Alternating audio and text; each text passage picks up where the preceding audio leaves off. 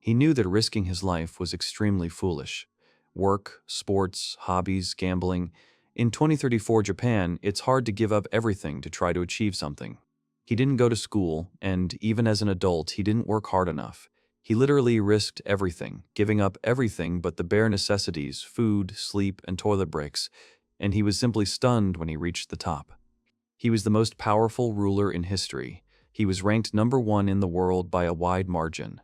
In the fully immersive VR MMORPG, Mobius Online, everything he achieved in life, everything he had in life, is now history. One day, his main character, Seven, was hacked and deleted from the game. And not just his own data, but everything from backups and everything else. He wasn't the only one affected. 3,000 other players were. The perpetrator was a high-ranking player. News reports claimed he committed this ridiculous crime out of envy of other players of a higher rank. There's no way he could have ridiculously done something like hacking the character data of 3,000 players. It was an act done out of a lack of desire to achieve more. The young man clutched his VR headset. The game administration announced that they are unable to restore any of the affected characters. The only compensation they can offer is accelerated character leveling when creating a new character and legal assistance. The hero threw down his helmet and cursed. No matter how many times people asked and raided their headquarters, their answer was the same. The whole situation made the young man sick. He ran toward the bathroom where the contents of his stomach vomited out. Then he lay down on the bed and sighed. He couldn't bring himself to wish for anything. Nothing came to mind. All he could do was breathe. He would never see his #1 status again. He stared indifferently at the ceiling. Then he stood up and realized he couldn't remain like this forever. With a wild look in his eyes, he made a decision, and that decision was tied to the end of his lifeline. A young man stands in the middle of some city. He doesn't understand what's happening. There are many people around, all busy with their own affairs. The hero recognized the kingdom of Castle, its capital, and the main street of Vincent, which was part of the game Mobius Online. A young man stands outside the Icicle grocery store, wondering when he managed to log into the game. A girl comes out of the store. She casually addresses him and tells him to get out of her way. He occupies the area in front of her store. It was Ice-chan, the girl from the Icicle poster. He was used to hearing her voice, but he'd never heard lines like that before. Had there really been an update while she wasn't playing? Suddenly, it dawned on her. She suggested that perhaps he wanted to buy something from her store. She apologized for her rudeness. The hero noted that her voice suddenly became gentle, and she even blushed. He called the girl cute out loud and thought it was a divine renewal. Ice blushed and asked what he was talking about. She hurried into the store. The young man was delighted by the girl's prescribed behavior. Most likely, some kind of mutual understanding had been established while he was unregistered. Suddenly, the young man caught sight of his reflection in a store window. It was the character, Second. It's an alternate character he created at the same time as his main character, Seven. He still hasn't trained it. It's just a character with 0 health. The young man sighed in despair. It was hopeless. He didn't have the willpower to level up again. He decided to simply quit the game. However, he couldn't. The settings menu wouldn't open. Maybe it's a glitch with the game exit? He can't press the emergency exit button? The hero shakes his head from side to side. Suddenly, it dawns on him. He grins and realizes that reality no longer exists. How could he have forgotten that? He took his own life, but he's still haunted by the question of why he ended up in Mobion. He died in its world and was reborn in the game. He's sure he wanted it with all his heart. If it were possible, he'd rather be born into the game. Even if he says so, those were pathetic last words. The hero can't believe what's happening. It can't be true. He pinches his cheek and feels pain. He ponders what's happening. Perhaps Ice-chan's linear lines and his inability to exit the game are somehow connected. The young man is confused. He fell to his knees and began screaming loudly. He had been reborn into the game world. He wept and thanked his fate. He danced like a madman for almost an hour, making strange sounds. He was deliriously happy. People looked at him strangely. Suddenly, a man in uniform approached him and announced that he was under arrest. The guard turns to Ice-chan and asks if this is the guy. She answers yes. The girl adds that the hero is causing a ruckus in front of the store and asks to be picked up. The hero is shocked. He is taken to the police station at the third knight's order of the kingdom of Castle. A girl in a knight's uniform grabbed the guy by the collar and asked him about his behavior. He replied that he was a little nervous. Those interrogating him from a layman's perspective are the police, but in reality, they are the third order of the kingdom of Castal. The knight suggested that the boy was a nobleman and began asking questions about why he was alone and where his companion was. The hero denied his noble origins. He looked at the girl. In his opinion, she was incomparable. He had never seen such a beautiful non-player character before. The young lady noticed his gaze and asked him why he was looking at her. She slammed her hand on the table and the hero flinched. She began to explain to him that his noble rights were of no consequence to the knightly order. No matter who it was, if they broke the law, it was a crime. Their duty was to protect good citizens. She continues to insist that he is a nobleman and demands the truth. The young man denies everything. The knight realized that the matter could not be resolved peacefully, and the hero left her no choice. She reached for her sword, hanging at her side. This startled the boy, and he began to persuade her to just talk. First, she asked his name. He replied that his name was Second and that he was an adventurer. The girl didn't believe him. The guy didn't understand what he was supposed to do. His outfit was so well tailored that it couldn't belong to an adventurer. It looks very expensive. The boy realized that his equipment was to blame. It was a rare item, so it looked beautiful. It was precisely because of it that he was being mistaken for a nobleman. This was a serious problem. The feud between knights and nobles was a well-known story. The girl harbored a grudge. She was essentially a constable, filled with a sense of justice. Judging by her appearance, one could tell it was stronger than that of the average person. This is bad, because he has nothing to prove his status. Suddenly, a man in a knight's uniform enters the room. He hit Sylvia on the head. Then he turned to the hero and said that the girl had been rude. He would conduct the interrogation in her place. He apologized again. They suspected he might be deliberately disrupting business, so they'd first have to ask him to elaborate on his social status and intentions. The hero replied that his name was Second, and that he was 17 years old. He was an adventurer. His real name, however, was Sato Shichiro. He was 28, single, and unemployed. He was 17 when he created this character, so he simply gave that number, not his real age. The knight then asked him about his strange behavior in front of the grocery store. He replied that he had unintentionally gotten carried away and apologized. The man asked again about the reason. Sato replied that he hadn't intended to cause problems for the store. He still had no ill intentions. This place made the boy fully realize that he was now in the right company. The knight concluded that the boy hadn't intentionally interfered with the business. Later, the hero apologized to the owner of the icicle store and was released. In any case, he'll have to repay his debt to society and pay the store 150,000 SL in compensation. They couldn't even afford the most basic armor in the game for that amount. He currently has a measly 2 billion SL in his account. Sato immediately changed his clothes so his outfit wouldn't attract attention. He also has a matching full-body armor suit, which he purchased. His budget is 2.3 billion, and he doesn't know whether that's a lot or a little. He's worried the prices won't be the same as Mobian's. He urgently needs to check the value of this world's currency. However, his stomach has other plans. It rumbled treacherously. Sato decided to have lunch. It would be easy and convenient to find out prices for food or lodging. He approached the building and thought the place looked nice. The girl behind the counter greeted him. He greeted me dryly and asked about the price for one night. The girl doesn't understand what the guy is talking about. Second thought the girl at the reception was acting rather suspiciously. The girl said the night would cost 7,000 SL per night, including breakfast and dinner. 4,000 SL without food. The hero was surprised by the price. He decided to stay for 5 days without food. The employee handed him the keys. Their fingers brushed, and she blushed and looked away. The young man couldn't understand what he was feeling. The hero is sitting at a table in a bar. There are a lot of people around. The girls turn around and look at the guy with interest. Sato realized he stood out from the crowd, especially to the girls with their strange attitudes. His avatar is to blame. It was the result of the artist purchasing a limited edition print, and it was exceptionally beautiful. Even if an ordinary character were beautiful in an online game, no one would even notice. But it's a completely different story if it turns out to be real. In this body, he begins to fully realize that this place is no longer part of an online game. This thought involuntarily brought a smile to the boy's face. His efforts here will not be in vain in any case, in this higher world where he believes there is nothing beyond it. That world where rational arguments continued to press upon him to this day. But now, the discontent deep within his heart had been extinguished.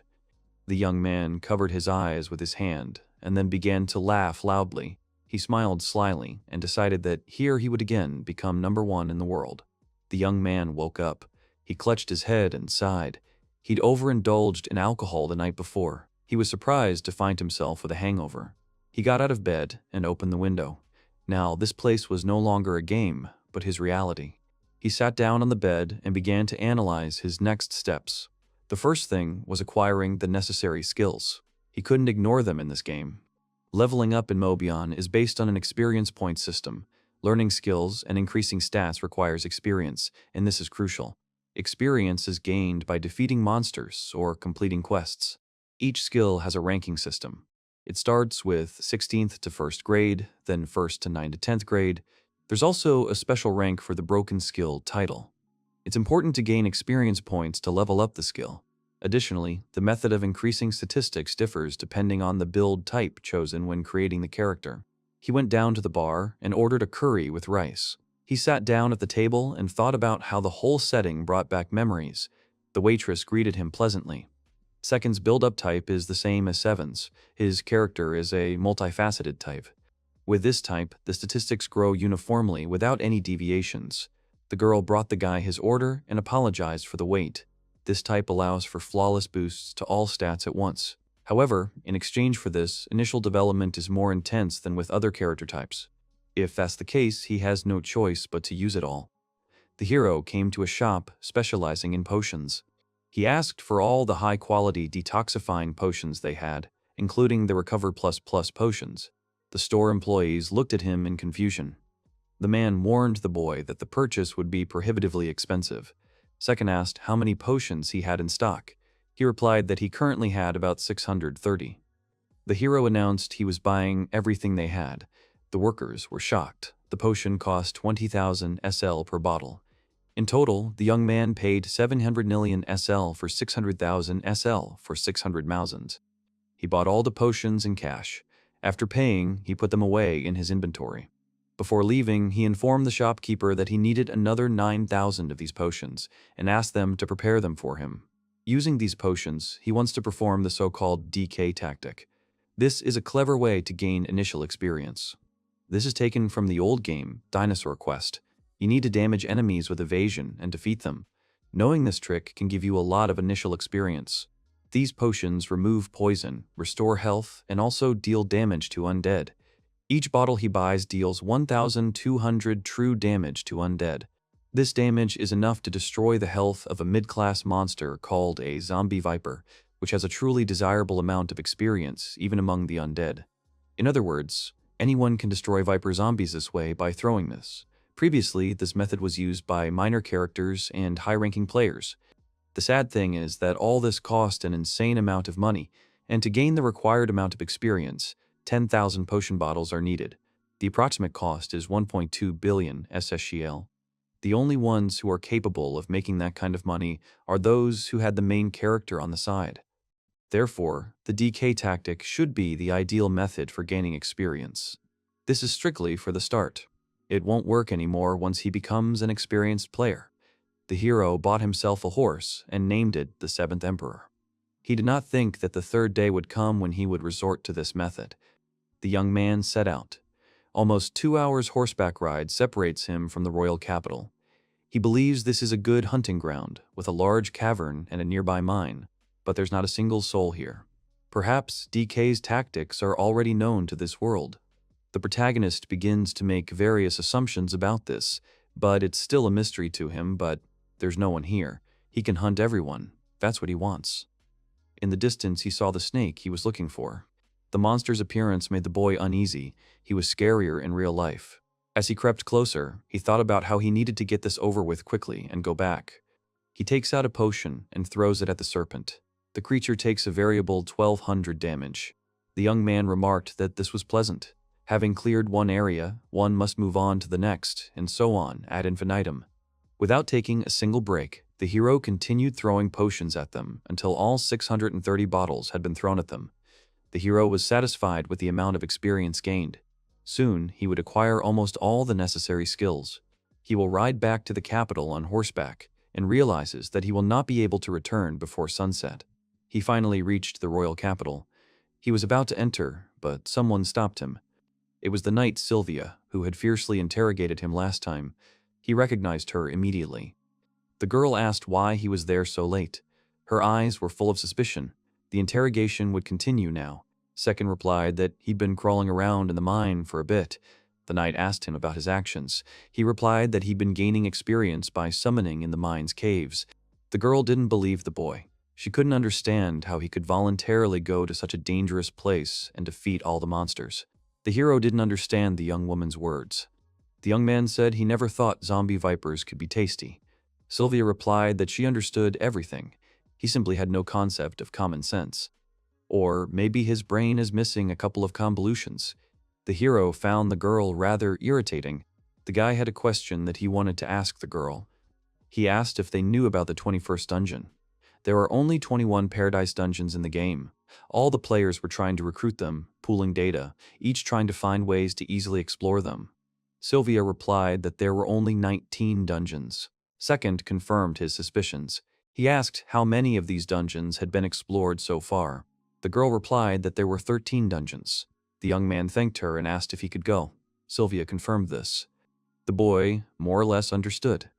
In this world, he would die if his life was taken. He already knew all the information, so he wouldn't have to risk his life 1,000, tens of thousands of times to acquire it. He may reach world number 1 sooner than he expected. If the player has gained enough experience, the next destination will be here. The young man went inside the building. It was the Great Royal Library. There are 2 conditions for acquiring skills in Mobion. The first is reading skill books. This library has numerous skill books. The librarian asked the boy if he was looking for something. The boy replied that he wasn't looking for anything. To fulfill this requirement, reading isn't necessary. Simply flipping through the pages is sufficient. So he plans to skim through these shelves at a fairly brisk pace. This time, he plans to learn 2 fundamental skills, fencing and archery. He also plans to master 4 different elements for a special event called One Way. There are many types of skills here. Each of these combat types has its own special skills. This time, he plans to obtain pawn, spear, swordsmanship, and archery. By closing the book, he was able to get rid of all this trouble. Now it's time for witchcraft. There are 4 elements: fire, water, air, and earth. And also 5 forms of magic: Ichi'i no kata, Ni no kata, San no kata, Shi no kata, Go no kata. This library only contains 4 forms of fire. He assumes he can obtain other grimoires either here in the library or by completing difficult quests. After some time, the hero finished reading all the books on fundamental skills he wanted to learn. As he walked toward the exit, the hero realized the library had revealed many useful things to him. His next plan is to study everything he has received in the following order: bow, sword, magic, sorcery. His first step is to gain experience through AoE fire element arrows, and then level up his skill using sword mastery. And then there are ready-made trump cards for strong enemies, the high fiery power of magic. And the 4th stage is witchcraft. This is where the spirit premium ticket and limited time avatar he bought when he created second will come in handy. When used, the chance of summoning a rare spirit increases. There's no reason not to improve your witchcraft. Witchcraft is strictly a support skill, so it's best to develop this skill after improving archery, swordsmanship, and sorcery to a certain degree. He quickly made plans. The hero decides to allocate experience points to increase the rank of acquired skills. You don't need a lot of points for archery to be effective in combat. For magic, increasing it to class 5 will reduce skill casting times, and swordsmanship is just a safety net. All experience points gained were distributed. Next, Sato needs to learn the essentials of archery. Accurate shot from the knight, powerful single strike from the silver general, swing and knockdown strike from the golden general, powerful piercing strike from the word, and incredibly powerful single strike from the rook. These skills are different from the basic skills of the pawn and spear, but by learning them, the number of tactics that can be applied can change from a single digit. The second requirement for acquiring skills is completing crosses. You can complete one of these requirements without even taking the quest. Killing a monster while riding grants the horse shooting skill. Defeating 20 monsters in a row grants the Silver General's shooting skill. Destroying 10 monsters in a row from 3 meters away grants the Golden General's shooting skill. By killing 5 monsters at the same time and 2 monsters from 25 meters away, using a combination of the spear and horse skills, you can move on to the archery, elephant level. The most tedious, but also the most powerful, is Power Strike. At level 16, single hits deal 250% pure firepower. At level 9, this increases to 600%. The hero finds that fulfilling all these conditions is tiring. Most of the conditions will be met as you progress, so they don't really matter. The real problem is the last condition. This condition is kill 3 monsters in a row that attacked and absorbed at least 50% of other players' health. He finds it exhausting just thinking about it, and having failed once, he has to do it all over again. It's pure hell. It would be possible to do this in a game, but this is the real world. When your health reaches 50%, it's life-threatening, and it'll be useless, even if he tries to ask. But he really wants this skill no matter what. It's an absolutely essential skill in archery. The young man decided to bury his desires and just sit and wait for the opportunity that came unexpectedly. It's been a whole week since his reincarnation here.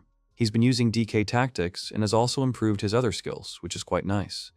The hero was riding horseback and thinking about how he needed to brush up on his fencing. Suddenly, he heard someone shout. The knight shouted to his comrades to retreat. He would make a way for them. Sato hid in the bushes and noticed that the knight's opponents were the scarlet mantises. People, monsters, fear, screams. It was a sight he had never seen, even in the game. There are 5 dead on the battlefield and 5 men ready with their swords. At this rate, they will be tortured and deprived of life. He could learn to shoot this way. He should wait until the health of these 5 people is depleted. The young man didn't like this idea. He realized that it was wrong.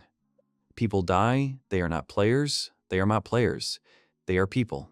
These people have lost what they risked their lives to get only halfway there, and now they are going to lose it again. The young man couldn't let this happen. He took out his bow and drew the string. It was unbearable to witness such despair. The hero shouted at the soldiers to lie down. One of the knights ordered everyone to lie down. The young man used the 5th grade skill, Spear. The monsters were defeated. Some of the knights remained alive. The night girl was delighted with the protagonist, who worked gallantly even in difficult circumstances. This fearless pose, it reminds her of the world's #1. Her first impression of him was terrible. She thought he was a young, noble boy who lacked common sense. But what happened? He dispatched 6 scarlet mantises in 20 seconds, using only a simple longbow and the incredible power of archery. And what about herself? Ever since childhood, she'd strived for the path of a knight, coming this far with just a blade in her hand. Her family ridiculed her for her lack of talent with a sword. The 3rd order of knights were the lowest of the low, and they were extremely weak. Her strength never manifested itself. She'd come to despise these pathetic dogs in power. Even now, with her comrades dead, these echelons are desperately trying to recruit their savior, Seconda Dono, into the knightly order. Is this what a knightly order looks like? Is this the image of the knight she so longed for and aspired to? The protagonist was invited to join an adventurer's guild. He was sure they were going to thank him for his help in the fight, but in the end, he said exactly that. The man remarked that he had acted too hastily. He had heard that the hero, although he looked like an adventurer, was not affiliated with any guild. He's definitely not affiliated with them, but there's no reason for that. The Adventurers Guild Kingdom is an organization that coordinates agencies handling requests like monster subjugation. In fact, they're not the cleanest organization. All their atrocities were recorded in Mobion's stories. Sato thanked the man and said she would politely decline. He wasn't particularly concerned about money and didn't like being associated with organizations. The man sighed and scratched his head. The young man asked what was going on. He replied that nothing was happening. He then added that the knightly order wouldn't want to miss out on exceptional freelancers like him. Now, all the privileged people were eager to recruit him. The young man thought about the Adventurers Guild protecting him. The man added that only if he joined. Sato thought it was suspicious. They said his true strength was completely normal, but the only witnesses on the scene were the members of the 3rd Knight's Order. Second announced that he would nevertheless abstain from membership. The knight understood him. He added that he would entrust Sylvia with his accompaniment. That way, they could keep a close eye on him to some extent. The hero didn't like this. Sylvia is known even in the royal capital as a knight who is strict with nobles. She would be wise to keep an eye on him. The young man ponders what is happening. However, he is unaware of their true purpose. Sylvia is strict with the nobility, and the upper echelon of the knightly order is tied to them. This is a unique chance for a guy to get a hot female knight as a companion for free. The hero inquired about how long Sylvia would be staying with him. The knight suggested asking her himself and called the girl over. She entered the room, and the man informed her that from that moment on, she would be responsible for escorting Seconda Dono. As for the time limit, the knightly order would try to take their opinions into account. The girl was surprised, which wasn't surprising. This was effectively a demotion. In reality, the man implied that one word from his mouth would be enough to resolve the matter. The order truly did think negatively of her. The girl agreed and looked sad. The man looked sad. The man looked at the boy. He cleared his throat and began to announce the deadline. He named the deadline of 2 years. That would give him more than enough time to take first place in the world. The man responded with something he understood. And that's how the female knight Sylvia became his escort. This is a demotion. The knightly order is getting rid of its dead weight. She is the second daughter of the Virginian knightly order. Becoming a knight and distinguishing herself in battle is the duty of those born into the Virginian family. However, it is hopeless for her. She had no talent with the sword, even after she finally became a knight. Sato offered the girl a deal. He thinks he told her to seduce him so he'd join the knightly order or something like that. Sylvia is shocked by his words. She didn't understand. Second, Dono suddenly started saying something like that. It was entirely possible that too many shocking things had happened. The girl agreed to listen to the guy. She had no idea that the deal would change her life forever. Sato is confident that Sylvia wants to work as a proud knight, so he wants to help her. The young lady reflected that until now she had never had the time to delve into anything. Mead opens up the senses. Sato told her that if she was tired of her current situation, she needed to decide to leave the Third Order once and for all. He also asked her out. The girl blushed and was very surprised. The hero asked her to calm down because he'd said he was making a deal. Sylvia mentally reassured herself and downed the glass in one gulp. He believes she simply cannot give in to these evil authorities. In that case, she needs to create sufficient power, and he has the means to make that happen. From the age of 4 until she was 13, she always trained with the sword, but she never performed a single act of justice. The young man scratched his head and suggested that she try a spear or a bow, since she lacked the talent for a sword. Sylvia got angry and grabbed the guy by the collar. She cursed at him. And then, letting him go, she said he was right. She'd grown stubborn. Even though people kept telling her she had no talent, she continued to train with the sword. Knights are champions of justice who wear armor, wield swords, ride horses, and gallantly charge into battle. She wanted to be a knight, a great knight, a champion of justice who would never yield to any evil. Tears welled up in her eyes. The young man told her to stop forcing herself to pursue such a knight. Anything could be used as a weapon. The important thing was to be a fighter for justice who gallantly rushes into battle. The girl paused. She realized she was right. There was no need to be obsessed with her appearance. The image of Second flashed through her mind at the moment he saved them, and the next moment the girl announced that she had decided to be with him. The guy smiled. The knight blushed at her words. Sato began to share his dream with her. It was truly a vague dream, surprising and funny. In that case, she just wants to try to help him. Interesting things are sure to happen. This is the first time she's experienced such a renewing night. Her future has become clearer. The hero returned to his room, sat on the bed, and began to laugh loudly. He didn't expect everything to work out as he planned. Intoxicating a broken-hearted girl and then winning her over was an extremely clever tactic. He was sure it would be to her advantage too. Sylvia probably had a talent for archery or magic. In any case, finding a comrade is incredibly important. This increases their safety in battle. Given his current status, it would be surprising if he didn't win. If so, it was a golden opportunity, and it means he succeeded in mastering the rook shooting technique he'd been working on. Tomorrow will be the beginning of exciting days. First, he needs to acquire the necessary fencing skills for Sylvia's training. He also wants to venture into the dungeon to gain experience. The girl asks the guy again about magical archery. The hero thinks she should focus on this specialty, as sorcery and magic might suit her perfectly. Dex is 21 and INT is 1003, but all other stats are in the double digits. She's a Dex type, but her INT is also unnaturally high. Therefore, she could become a magic archer. The girl had never heard of magic archery. It was one of the most popular classes in Mobion, and the fact that people don't know about it is bad. In any case, such a class exists, so concentrate on mastering it. The girl agreed. The girl's first order of business is to go to the library, and then they'll head into the forest, where she'll give her a couple of swordsmanship lessons. Sylvia is confused. Somehow, this felt a lot like teaching newbies the basics of Mobion. Sato said that was their entire plan, and the girl just needed to follow it. She looked at him with enthusiasm. Then she blushed, looked down, and agreed. The next moment, the girl asks how he learned all this. Skills like the bishop and the rook are highly secret. The nobles kept them a secret for generations. Now the hero understood the reason for such low levels in this world. After all, nobles like to have something special, something unattainable by mere mortals. The girl said that if anyone found out, they would be executed, so the young man told her to remain silent. If she used such an advanced shooting technique, she'd be exposed immediately. In that case, the hero told her not to use it in public. She could handle that. Sato trained her to the levels of knight, silver general, golden general, and bishop. Like him, she had no particular difficulty mastering them. Sylvia said there were enough surprises for today, but Sato said it was too early to be surprised.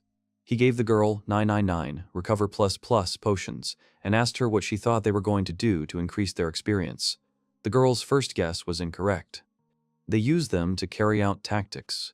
D, K, but, of course, the loudest "what" today echoed throughout the cave.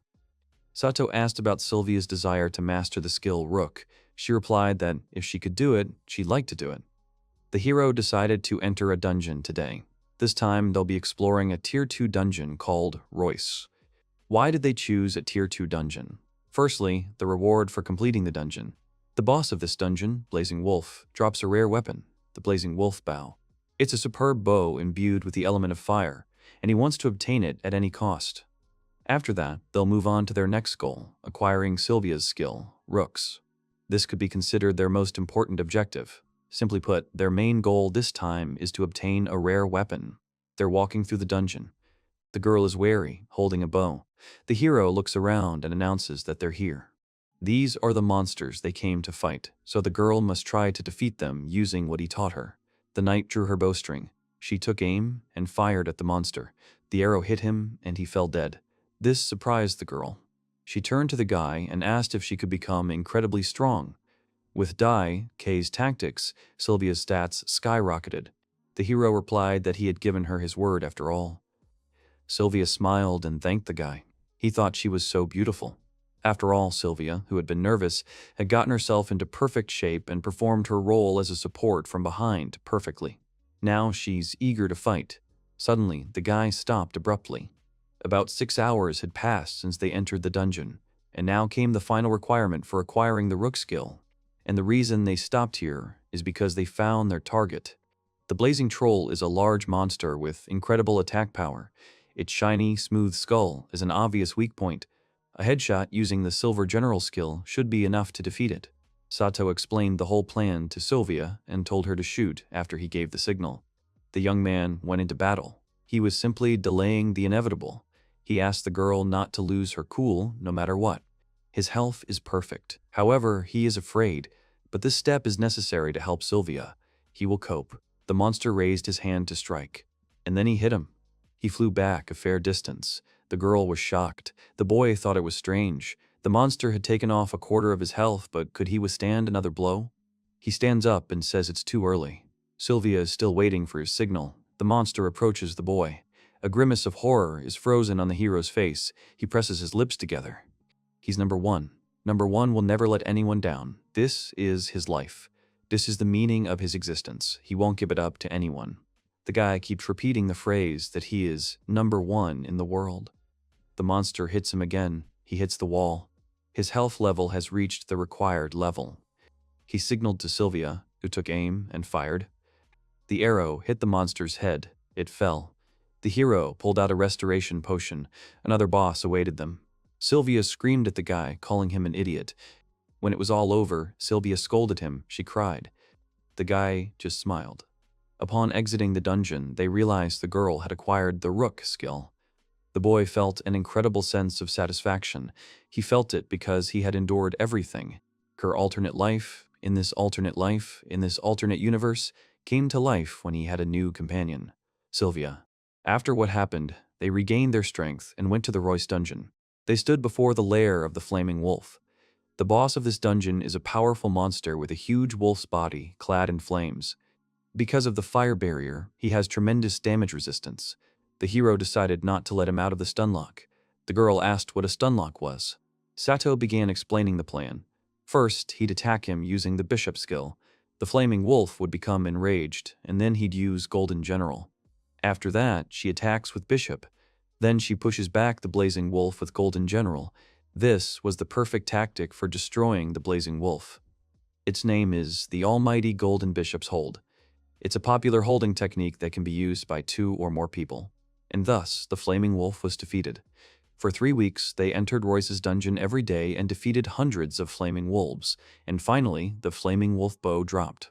The girl looked at the bow and said that with it, the hero would become even stronger. He replied that the bow was for her. She plans to become an archer who uses magic. It's no surprise that she'll be the one wielding this bow. He also added that he plans to study magic, so he won't need to use that type of weapon. The girl thanked him. Then she asked him again about his words. This was the first time she'd heard of him planning to study magic. Sylvia eyed the boy suspiciously. She realized that becoming number 1 in the world was no longer child's play. The hero still had a long way to go, and in any case, he had to tell her about his plans. The girl asked about her connections to the Royal Academy of Magic. The guy asked if she had any connections or anything like that. Learning magical skills involves reading grimoires. The Royal Academy of Magic has restrictions for those who aren't teachers or students. He can't even imagine how long it will take before he's accepted. That's why he wants to find some connections, so he can ask their permission to research the academy. Sylvia told him it was impossible. Her father abandoned her because she lacked swordsmanship. She can't even imagine him helping such a useless daughter. The hero suggested the girl show her father her worth, but he remains very strict, even though she did so. Her father is an outstanding warrior. In battle, he relies solely on his sword, which is why he became a knight. He'll likely say she abandoned her sword and fled to her bow. The guy had a great idea. Sylvia had a bad feeling about it. He called this strategy diversionary tactic. They begin executing the plan tomorrow. The old man bowed his head and greeted the boy. Sato couldn't understand how it had come to this. He'd been thinking of dressing up in expensive clothes and getting Sylvia's father to write them a letter of recommendation to the Magic Academy. It looked as if he'd actually deceived Sylvia's father, Noir-san. He couldn't bear it anymore. The young man told the man to raise his head. There was no turning back. Now he would try to play the noble person as best he could. Sato asked for his presence to be kept secret. The hero had little faith the plan would work, but it seemed everything was going according to plan. He informed them he had 2 requests. First, the young man asked to be put in touch with the Magic Academy. The man replied that he could write him a letter of recommendation. The boy preferred something shorter. Nori-san suggested becoming an exchange student. It was a wonderful idea. He preferred the exchange to be as short as possible, but if he ended up there for 2 or 3 days and didn't find the grimoires, it would be bad. Sato asked me to write him a letter of recommendation, including all the details. This should take 2 weeks. It was time to move on to the second request. The young man asked the Lord for permission for Sylvia to go with him, as she had a talent for shooting and magic. The man replied that she was an undisciplined daughter, but if the hero turned a blind eye to that, he could use her as he wished. But was he sure about Sylvia? She has no talent with a sword. However, her skills in archery and magic will make her world famous. Sylvia must leave the chivalric order to accompany him. The young man explained that he had invited her to join him and sign a 2-year contract. The man replied that he only wanted one thing, a bright future for Sylvia. Even if he had to sit here on the island, he would wait for their return. The girl blushed, and the hero thought that he didn't quite understand what he said, but he assumed it was yes. Sato said his fortitude was remarkable. His Majesty would never forget Virginia's family. The girl walked by and cursed at the guy. She was shocked by his actions. The hero has a bad feeling about this. He's even a little scared. No one should deceive people. Since then, Sylvia and he sold the flaming wolf pelts, gained experience, and enjoyed the magical lifestyle. They mined slugs for experience. They obtained a rare weapon, the magic recovery wand. It was very useful, because when a healer uses it, they gain double the effect. While it lasts, skills cast with the wand will be 2.5 times more powerful than usual. The heroes are currently heading to the Magic Academy. He and Sylvia aren't high enough to heal. However, the ability to restore health will be very useful. He and Sylvia, after receiving the necessary items and experience, waited for a while and finally arrived at the Royal Academy. They were met by two professors. The young man thanked them for changing their plans and meeting with them. Then the young man introduced himself and said they were counting on them for the next 2 weeks. The woman was the principal, Paula Memento, and the man was the homeroom teacher for First Form A, Kevin. The hero asked if Sylvia was in his class. The principal confirmed it. She also informed him that during the exchange they would be living in a house, not a dorm, so their rooms wouldn't be separated. They also prepared uniforms for them.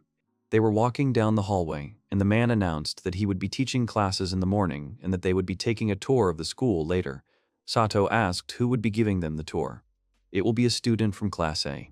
Everything has already been decided. Evenings are a time for self-study, but the best students have plenty of free time.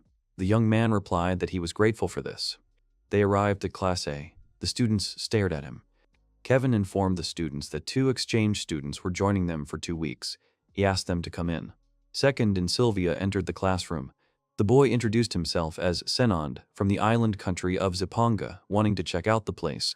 The girls were struck by his beauty and began whispering. Then it was Sylvia's turn. She introduced herself. The teacher invited them to sit down. The boys also noticed her. Since today is a special occasion, they'll go over the basics again. Sato is very worried right now.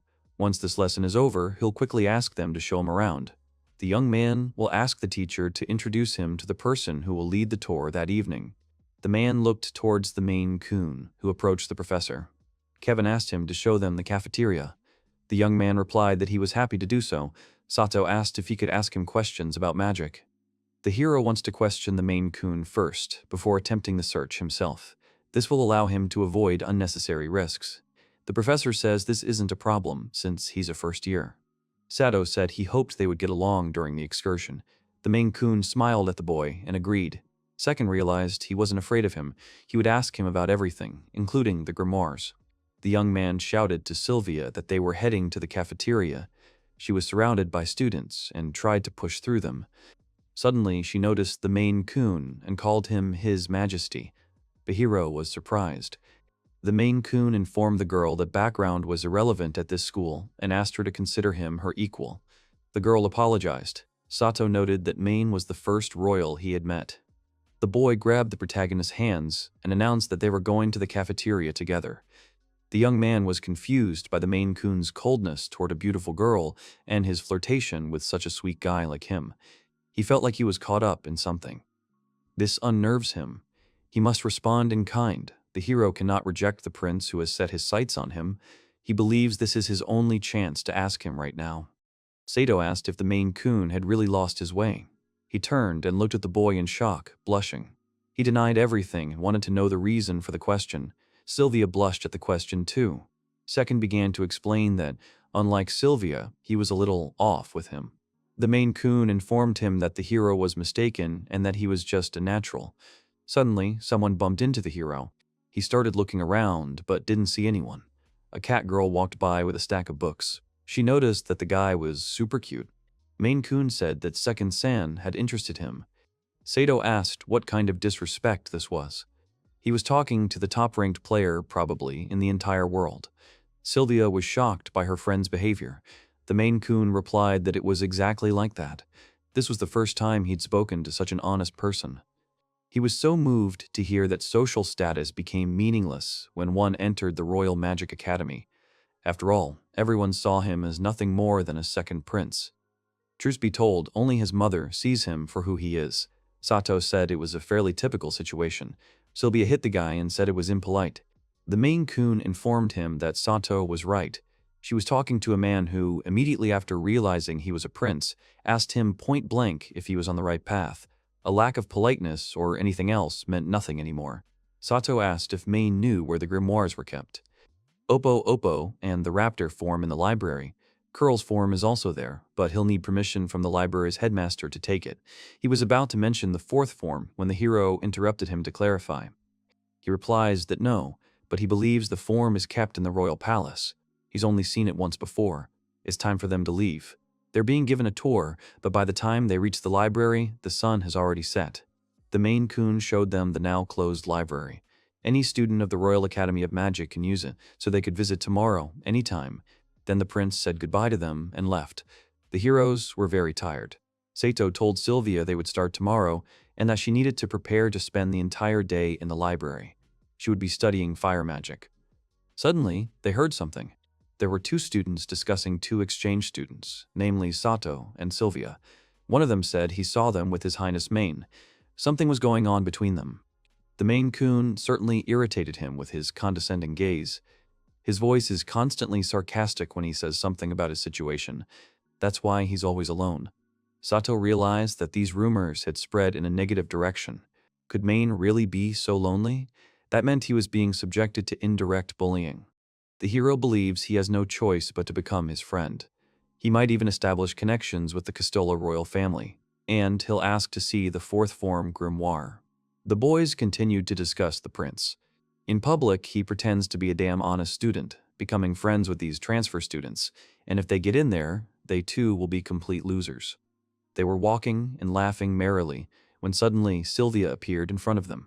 The hero was shocked by his companion's actions. Sylvia asked the guys who had spoken badly about Prince Main what kind of vile discrimination this was and who they were talking about. They started making excuses, saying they were talking about the girl from Class F. She's so incompetent. She just happens to be a beastman. They don't discriminate against her in any way. If that's true, then why did they call her and Second Dono bad people back then? The girl was furious. The boys asked for a chance to explain everything. Sylvia said it was too late and hit the guy on the head. They ran away clutching their heads. The girl was pleased with herself and the fact that justice had been restored. The hero looked at the girl and said nothing. He was thinking about the beast, girl all. He should remember her. The following afternoon, the boy came to the library and asked to borrow a grimoire of the raptor form and all the elements. The librarian agreed and asked him to wait. After leafing through the book, the young man mastered raptor form, fire. He handed the book to the girl and started reading another. She was surprised at how quickly the young man read it.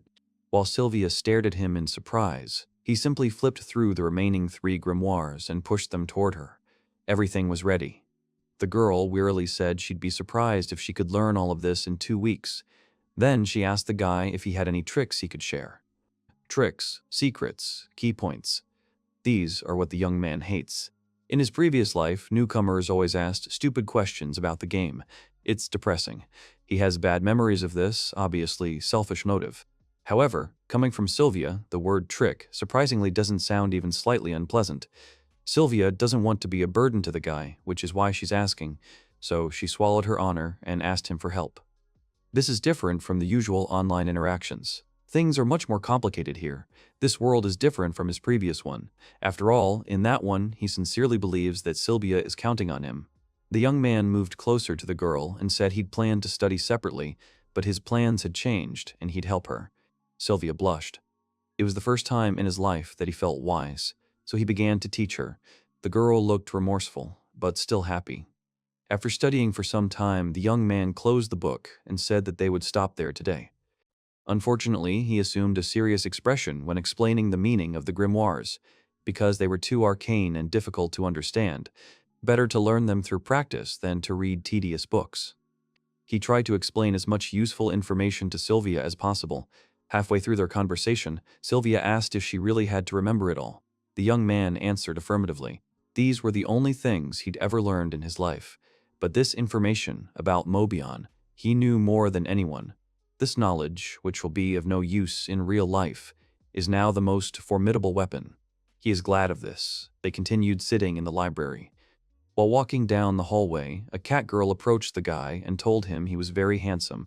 He asked if she was really telling him that, and she confirmed it. The girl's name was Ekko Leaflet. The young man immediately recognized her as the girl the boys had been talking about. The hero introduced himself as second. Ekko repeated his name. Then she looked behind him. She turned to the girl and asked her name. Sylvia introduced herself. Ekko grabbed her hand and started shaking it. She was glad to meet her. Sato asked her if she had any problems. She looked at him strangely, not understanding what he was talking about. The guy was confused, but he immediately added that if anything happened, the girl should tell him and he would help her somehow. Ekko thanked him.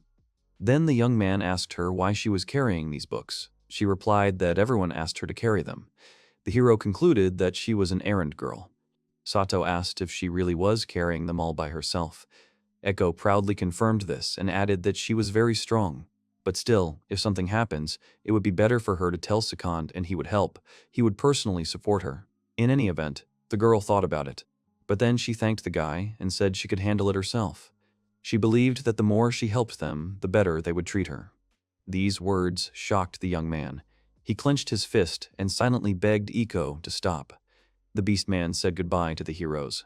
She began pushing the enormous cart laden with books. That honest, desperate look. Mechanisms of effort that never connect, no matter how long they spin. Sato understands these chains of pain. It's pointless. Even if he plays online games, it won't make a difference. Wasting your life on something like that is pointless. He is amazed at how pointless and vain his efforts were. As soon as he realized this, he died in disgrace. And after that, he woke up in a new world. A hopeless guy like him, by some chance, was miraculously saved. But will the same miracle happen to Ekko?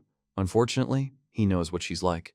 And that's why he can't leave things like this. He wants to save her from the clutches of helplessness. Sylvia turned to the boy. They stood in the empty hallway. Given that she's a beast woman, how could she have entered the prestigious Royal Academy of Magic? He's completely baffled. This is an academy for the elite. If someone were to enroll here, they would definitely succeed in learning magic. They should be able to use simple types of magic. What should they do now? After pondering all his options that night, he came to only one conclusion. He told Sylvia that they should recruit Ekko Leaflet. The girl started making jokes about chivalry. The hero asked her to stop. He was still unsure if Ekko would agree. If she didn't, he would demonstrate his power, after which he would give her some advice on developing her skills. Suddenly, Sylvia noticed something. Ekko was sitting on the ground in the mud. The boys were horrified. The girl ran to the beast woman and asked what had happened. The hero had a bad feeling. Something had broken inside her. None of the passing students stopped to help Ekko. They simply walked past, as if nothing had happened. He couldn't understand it. The young man tried to touch the girl and check on her condition. She suddenly slapped him on the arm and told him not to talk to her, as she was fine. The young man understood what it was. This was it. The worst of all evils. This is what he felt before. Despair. Ekko jumped to her feet, shouted for them to stay away, and ran away. Second and Sylvia ran after her. The hero doesn't know what happened to her, but he already knows that Ekko has also realized this fact. Her efforts are useless. A little beast girl lugged heavy sacks and piled them near the boys. They began to laugh at her for putting aside her wishes to bring them dirt, which would now be dumped on her. In the next moment, a bag of dirt falls on the girl, and those guys start laughing at her. She was forced, without a shred of hope, to confront the reality she had so far closed her eyes to. She can't continue. It's too sad to watch. Everyone should have a dream. Sato is determined to save the girl. They run after Ekko, but she refuses to be caught and continually pushes them away. Suddenly, she ran into a dead end and shouted at the heroes not to come closer. About an hour passed. Sylvia finally tired. However, Ekko still had stamina. They still had a chance. He began to explain to the girl that they just wanted to talk. She asked him to leave her alone. Ekko is crying a lot. Leaving her alone now would make the situation even more hopeless. She's at a disadvantage. She's slow, strong, has a lot of stamina, and at a chance she has low magic attack. It's a risky business. Very risky. But the gamble is worth it. The hero drew his sword and told Sylvia not to interfere. Ekko asks him not to come closer. The young man raises his sword. The girls don't understand what he's doing. And the next moment, the hero cuts off his own hand. The girls are shocked. The guy is in excruciating pain. Sylvia ran towards him, but he told her to stay put. He took out his magic staff. If he can convince Ekko to side with him now, He's confident he'll be closer to becoming #1 in the world. He tells Ekko that restorative magic is right for her. She should use the staff and heal his arm. She's most likely a paladin. The beastwoman shakes her head and says she can't. This is the recovery wand, an incredibly rare wand made with holy slime that allows anyone to use recovery magic. If the eco type is paladin, then the ++ bonus, which healers have a limited ability to, is activated. The guy screams about the pain and urges the girl to heal his arm. She tries to find an excuse not to. The young man shouts at her and asks her to tell him that she can do it, and as soon as possible. Ekko agreed. She took the staff in her hands. The young man mentally encouraged her and made her believe in herself. The wand in the girl's hands began to glow. She must understand. This is her path. She was surprised. Then she pointed the wand at the boy and began the healing. The boy's arm recovered. Everything returned to normal. Ekko sank to the ground, and second fell. He couldn't stand. In this world, even if you have restored your health, your physical condition does not immediately return to normal. Ekko's class while pursuing her. She's slow, strong, has a high stamina pool, and is a student at a magic academy. This means she has incredibly low magic attack. She simply can't be considered a mage. These factors in her life perfectly match the characteristics of a paladin. Her magic attack is low, so magic wasn't a good fit for her. Her agility is low, so archery wasn't a good fit for her. Her strength is solid, but her maneuverability is poor. Even though her attack is low, she has a huge amount of MP. However, some high-level players voluntarily choose this type. This is why, whenever a team achieved fame, it always included a paladin. Paladins channel their high HP, SP, and VIT to create a shield, becoming a wall for their allies and absorbing monster damage with one hand. As soon as they begin to suffer damage, they use restorative magic to restore their health. In other words, they can maintain the wall position until they run out of mana. If only they'd turned a paladin like Ekko into their fighter. Ekko, the well-rounded paladin, and Sylvia, the magical archer, would be able to create a complete team with a strong player, a mid-tier player, and a backline defender. He was very close to becoming #1 in the world and having the opportunity to aim even higher. He wanted it no matter what. That's what came to his mind. Sato did something similar with Sylvia. He exploited the emptiness in her heart and somehow persuaded her. He overdid it, trying to get her attention, and somehow managed not only to pull her over to his side, but also persuade her to join their group. But he wants her to follow them. He asks her to follow them. The hero opens his eyes. He's lying on a bed in the infirmary. Sylvia sees second come too. The girl asks him not to overexert himself. If he had lost his arm, he wouldn't have been able to become #1 in the world.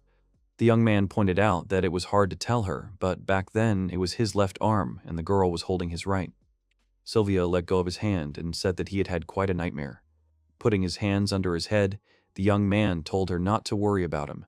Sylvia noted that these should be her words. Both she and Ekko were saved by him, by no one else. They were saved by him alone. She was absolutely hopeless, and second had saved her without any effort. So he didn't have to worry about anything. She would be his knight, and will follow them even to the ends of the earth. Having said this, the girl left the room. The young man stood up. The hero assumes that Sylvia saw through him from the very beginning, even his attempts to profit from her and exploit her, and even the unpleasant feeling he sometimes had, and so on. To think she'd take the responsibility of saying she'd follow him, he called her a good girl. Then Ekko bursts into the room. She looks at him, tears in her eyes, and then she jumps into his arms and begs for forgiveness. Sato stroked her head and told her that healing magic suited her perfectly. He invited her to quit school and join him. He found the perfect opportunity to ask her properly, to gain her favor. He believed it would be her salvation. Ekko asked if she could truly help him. He responded affirmatively and offered to travel together. The girl drooped and began to think. The young man realized she had things that kept her from dropping out of school. The girl was surprised at how he'd learned this. He replied that he was #1 in the world and told her to start over. Ekko was born in a beastman village far from the capital. She had an absurdly high amount of mana from childhood, something her father bragged about. This gave the villagers hope.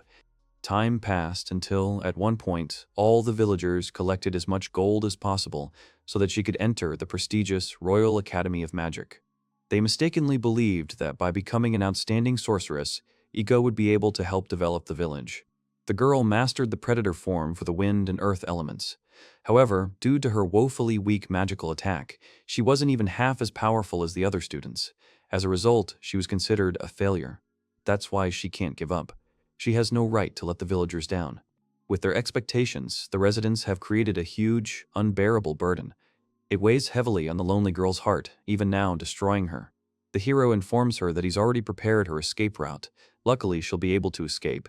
Here, she has a wonderful opportunity. Everything is different now, not like it used to be with her. Ekko clarified his words about a wonderful opportunity. He asked her not to dwell on it. The hero told her he was going to become #1 in the world.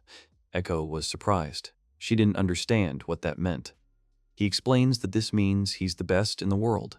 There's no one stronger than him, and she'll become one of his comrades. The Royal Academy of Magic is nothing more than trash. Being a mage at the royal court is banal. He's sure the locals will be happy too. No, they'll rejoice. They'll erect a huge bronze statue of her in the center of the village, spinning legends about her until the end of time. The girl laughed at the guy's words. He was talking about Ekko returning famous, and then her father will ask her to get Second San's autograph. The girl started laughing out loud. They were both laughing and having fun. Ekko confidently said she would go with him, and somehow, Ekko Leaflet, a beastman paladin, became his ally. Sato informs Ekko that she is being recalled from school today and asks her to obtain permission to join Class A as his chaperone. Ekko, Sylvia, and Second are standing in the principal's office. The woman rubbed her temple and asked the boys to give her a little time. The young man agreed and specified an approximate wait time. She replied that she had an urgent staff meeting scheduled for lunch, and then they would make a decision for them as well. The hero walked through the door and said that in that case they expected good news. Sylvia asked the guy why he asked for this. The hero noted that this sounded a little implausible. Nevertheless, he believed his request would be fulfilled. The girl couldn't understand why she was so confident. Sato replied that they were exchange students. Plus, he was a distinguished foreigner who had witnessed the persecution, specifically against a beastman. Now Sylvia understood. Zaipan is a country that welcomes beastmen. They'll perceive it as a problem. Moreover, even if it isn't, it will create an incredibly repulsive impression. Plus, the staff here are stuck in a situation where they can't do anything, even if someone points a finger at the cover-up. They don't want any more problems to arise. They'll want to resolve everything with the least amount of damage, so it's likely they'll agree to his request. Ekko exclaimed that Second was the smartest. He replied that it was because he was #1 in the world. The heroes entered the cafeteria, where Main spotted them. The prince immediately asked the hero if he would really make Ekko-san his escort. Sato replied that the girl was an excellent healer. The inability to see this speaks volumes about the nature of this school. Main laughed and said he simply adored his straightforwardness. This confused the hero. He was about to ask about the prince's sexuality, but Sylvia stopped him. She said his name angrily. Ekko didn't understand what was happening. Suddenly, someone called out to them from the side. Sato turned towards the voice. It was Kevin. The young man immediately asked him about the verdict. The professor replied that it had been approved without any complaints. Starting today, Ekko-san will be staying with him in Class A as his chaperone. The hero said he was glad to hear this, and then Kevin left.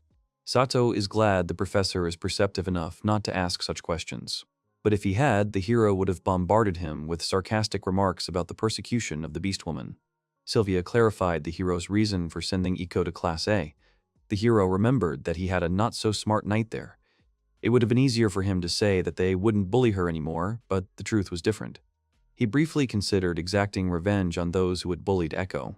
However, Ekko herself didn't want that. She just says she wants to be with him. That's all. The girls look at the guy and wait for an answer. He replies that it is because she is his comrade. In any case, they're in a library now. Since they're just exchange students, they should cherish their time. So Sylvia needs to learn magic as soon as possible.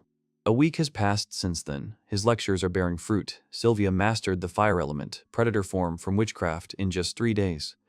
Moreover, Sylvia had learned something of a trick. After all, they ended up borrowing books from the library on all 4 elements of the curl form. It was also a chance to learn them himself, and he believed he had mastered them perfectly. Sylvia also gave it her all, burying herself in the library and studying obsessively. He'd already taught Sylvia everything she needed to know, so for a while, things were fairly peaceful. The heroes lay on the grass, talking and playing ball. That's how they spent the rest of those cozy days. At first glance, it seemed like he was slacking off, but the truth was he had a goal: to gain Main's trust. It seemed he was already achieving this goal, but he was thinking about what he wasn't finished with yet. He does this to look at the fourth form grimoires, as they are located inside the royal palace. The first rank dungeon is Al-Jin. It's the easiest of the first rank dungeons, but at the moment, it will be a challenge for him and his team. That's why he tries to get closer to Main. The boy looks at Ekko, who is holding a piece of paper in her hands. He realized it too late, but it turns out Ekko isn't particularly literate. That is, she has trouble with the common Japanese used in this world. In the game, the beastmen spoke their beast language. This means that Ekko learned Japanese specifically to enroll in this school. In any case, although she doesn't look the smartest, she may be incredibly smart. Or maybe it's his imagination. He took the piece of paper from Ikko's hand, which contained information about a witchcraft convention. It looked like an annual event. It also seemed like there was a prize for the winner. He decided to see what prize the winner gets. And the prize is the Ring of Persecution. The young man trembled. Ekko looked at him questioningly, and then the young man told her that they were going to a magical convention. The Ring of Persecution is an incredibly powerful item. Effect: 10% chance to deal an additional attack after casting a spell. People thought it wasn't such a cool effect. Sato understands that people are thinking about it completely wrong. In fact, this item can be upgraded 3 times. If the player is friends with a high-ranking blacksmith who can upgrade equipment, the Ring of Persecution will evolve, granting the player monstrous powers. This item costs 1.5 billion CL. At least that's how expensive it was in Mobion. Sato had to get it, no matter the cost. They were lucky, because the Witchcraft convention would begin on the last day of the student program. For a foreigner like him, for whom grimoires are more of a pastime, some would be suspicious, but if they left quickly, they could avoid any trouble. The day before the Witchcraft convention, Sato asks Main if he's going to the Witchcraft convention. He replies that, as the second prince, he must participate. He asks Second about his intention to participate. He confirms it. Sylvia is shocked. She asks him why she didn't know about it. Sato replies that he never said anything. The prince sighed sadly.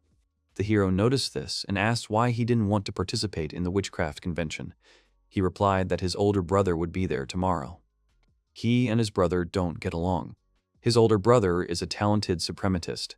While he's a gifted mage, his older brother, whose strength is swordsmanship, constantly looks down on him, calling him a weakling. His brother believes they are rivals for the throne, so he sees him as a threat. The young man is convinced his true goal is to humiliate him in public. So, the first prince is the commander of the First Knightly Order. Still, he seems like quite a man. Sato glanced toward Sylvia. The girl's face was gloomy. The young man realized that the first prince was one of those high-ranking members of the Knightly Order who were harassing Sylvia. That meant he was their leader. The second prince cannot miss this congress for any reason. Then his brother will call him a coward. Sylvia changes the subject, turns to Second, and informs him that she mastered the curl form this morning. The boy asks why he didn't know about it. The girl replied that she hadn't said that. The young man realized that she had repaid him in kind. It's the day of the Witchcraft convention. The stands are packed. School children are discussing the fact that there are fewer participants this year, and the rules have been revised, so everything is on the decline. The hero is surprised that even though these guys are future magicians, they do not know about the value of the Ring of Persecution. One of the boys heard that His Majesty would be in the audience this year. Then they began discussing the relationship between the first and second princes. However, wherever you look at the academy, everyone talks about the battle between the first and second princes. Sato doesn't think Main himself is the cause. There's a high chance the first prince is manipulating their reputation. Does he really hate Main that much? Then the second prince enters. The boys who were discussing him immediately fell silent. Sako asked if the prince was really selling out of turn. He replied that he was already in the semifinals. Second hoped they wouldn't run into each other until the finals. Main suggested they meet in the finals. The hero asked Main what they were supposed to do at a witchcraft convention. The boys were shocked by the question. The prince was surprised that he had signed up without any idea. Sato assumed the participants would destroy each other with magic. The prince denied this. Then it must be this. They're simply destroying each other. The prince asked where the magic was supposed to go. He clutched his head and sighed. The Witchcraft Congress is held at the crown of competition. Therefore, there is no need to destroy anything. This item allows the Congress to be held without risk to life. Everything that happens within the competition created by the crown is imaginary. If this is a competition, then even if his HP drops to 0, the competition will simply end and, no matter what, everything will return to normal. His attacks must be magical. This time, that's the only requirement. Listening to Main, the hero is absolutely certain of it. This game is complete crap. The third match, first years, second from Class A versus Dan from Class F. Ekko is really into this guy. A circle with a radius of 50 meters. The competition arena lies within its boundaries. Anyone who leaves it loses. The referee told the boys to get ready and begin. The battle has begun. Judging by the color and design of this magic, it's clear he's using his Wind Predator form. If you take damage while casting a spell, it will cancel. This means that spells with a Predator level or higher are useless during the competition. Was Denkun really trying to fool him like that? He probably heard somewhere that Second couldn't cast magic properly. To mock the world's #1 like that, the hero got angry and told the guy to get ready. He extended his hand forward and began to use Oppo Wind form, and then responded with Wind Predator form. The two forces collided. There's one peculiarity to the clash of magical forces. This defensive technique relies on canceling an attack. You can learn a bit, but compared to the Oppo form, the recovery time after Predator form is twice as long. Den is shocked by what's happening. Sato offers him a choice: be tortured or die in indelible shame. Then the protagonist uses his Fire Curl form. It's a Class 5 form, reducing the cast time by 2 stages and increasing the attack power to 300% of his intelligence. Dan realizes he's finished. Second launched a fireball at the enemy, which hit him and caused an explosion. Dan lay unconscious. Sato realized he had used too much force. The referee declared Second the winner. When the competition is over, the arena returns to normal, as if nothing had happened. The hero went to Sylvia and Ekko and told them that he had won. The beastwoman screams that the guy is too strong. The knight tells the guy he's overdone it. After all, he'll become #1 in the world. Besides, today they'll say goodbye to them. Once they grab the prize, they can run right away. The girl, however, warns him not to overdo it. Ekko, on the contrary, shouts at the guy to give it his all. Semifinals. Match 2. Class A, first year, second versus Class A, fourth year, Kate. The winner advances to the finals against Main. The guy was ordered to get ready, and then the match was announced to begin. Keith immediately launched into the attack. In a magic-only competition between ordinary students, the outcome depends on who attacks first. And, if that's the point, the basis of the fight in Oppo form, which is the fastest to create, is a clever move. Both guys used Wind form. The hero understands that now everything is heading towards a dead end. After that, they'll cast spells simultaneously. The magic created at the same time will collide and destroy each other, sending them back to the beginning. That's where the competition is flawed. It's one of the reasons this game sucks. Naturally, being newbies, they got along well. They managed to bring things to a standstill. Kate tells the guy she wants him to give up. He'll reward him accordingly. Sato asked the reason. He replied that he couldn't allow him to fight His Majesty Main. He would let His Majesty win, after which he would have a friendly competition with His Highness Klaus. The hero asks why he's telling him this. He replies that he doesn't deserve it, he just needs to lose. Is it really because he'll beat the first prince in Main? Kate denies everything. All because only the competition between their majesties, Main and Klaus, makes sense. So, to put it simply, they're imbuing this competition with a political agenda. Kate responds that at this rate, they won't reach an agreement. It seemed he'd been hired to help Main win. He must be one of Klaus's lackeys. Assuming the format was friendly competition, he beat Main up in front of everyone. The rumors in the waiting room weren't far from the truth. The hero is dissatisfied. This kind of negotiation with him in a hopeless situation and the attempts to force him to surrender for the sake of a good cause, this is what displeases him most of all. The hero asks if Kate really thought everything would go smoothly. It's no use. They began attacking each other. Then they both used the Oppo form of fire. He's perfectly prepared to confront him. Naturally, nothing will work out that way. This is a possibility, so the hero will show them all a serious fight. Kate realizes what's going on. Second man pulled out a bow from somewhere. How did he do it in a magical-only competition? It was too late to speculate, though. He told Sylvia to watch closely and fired a fiery arrow. Magic arrow is one of the magical attacks that uses witchcraft, and that's the second reason why games suck. Keith tensed. A magic arrow had hit him. He stood and clutched his side.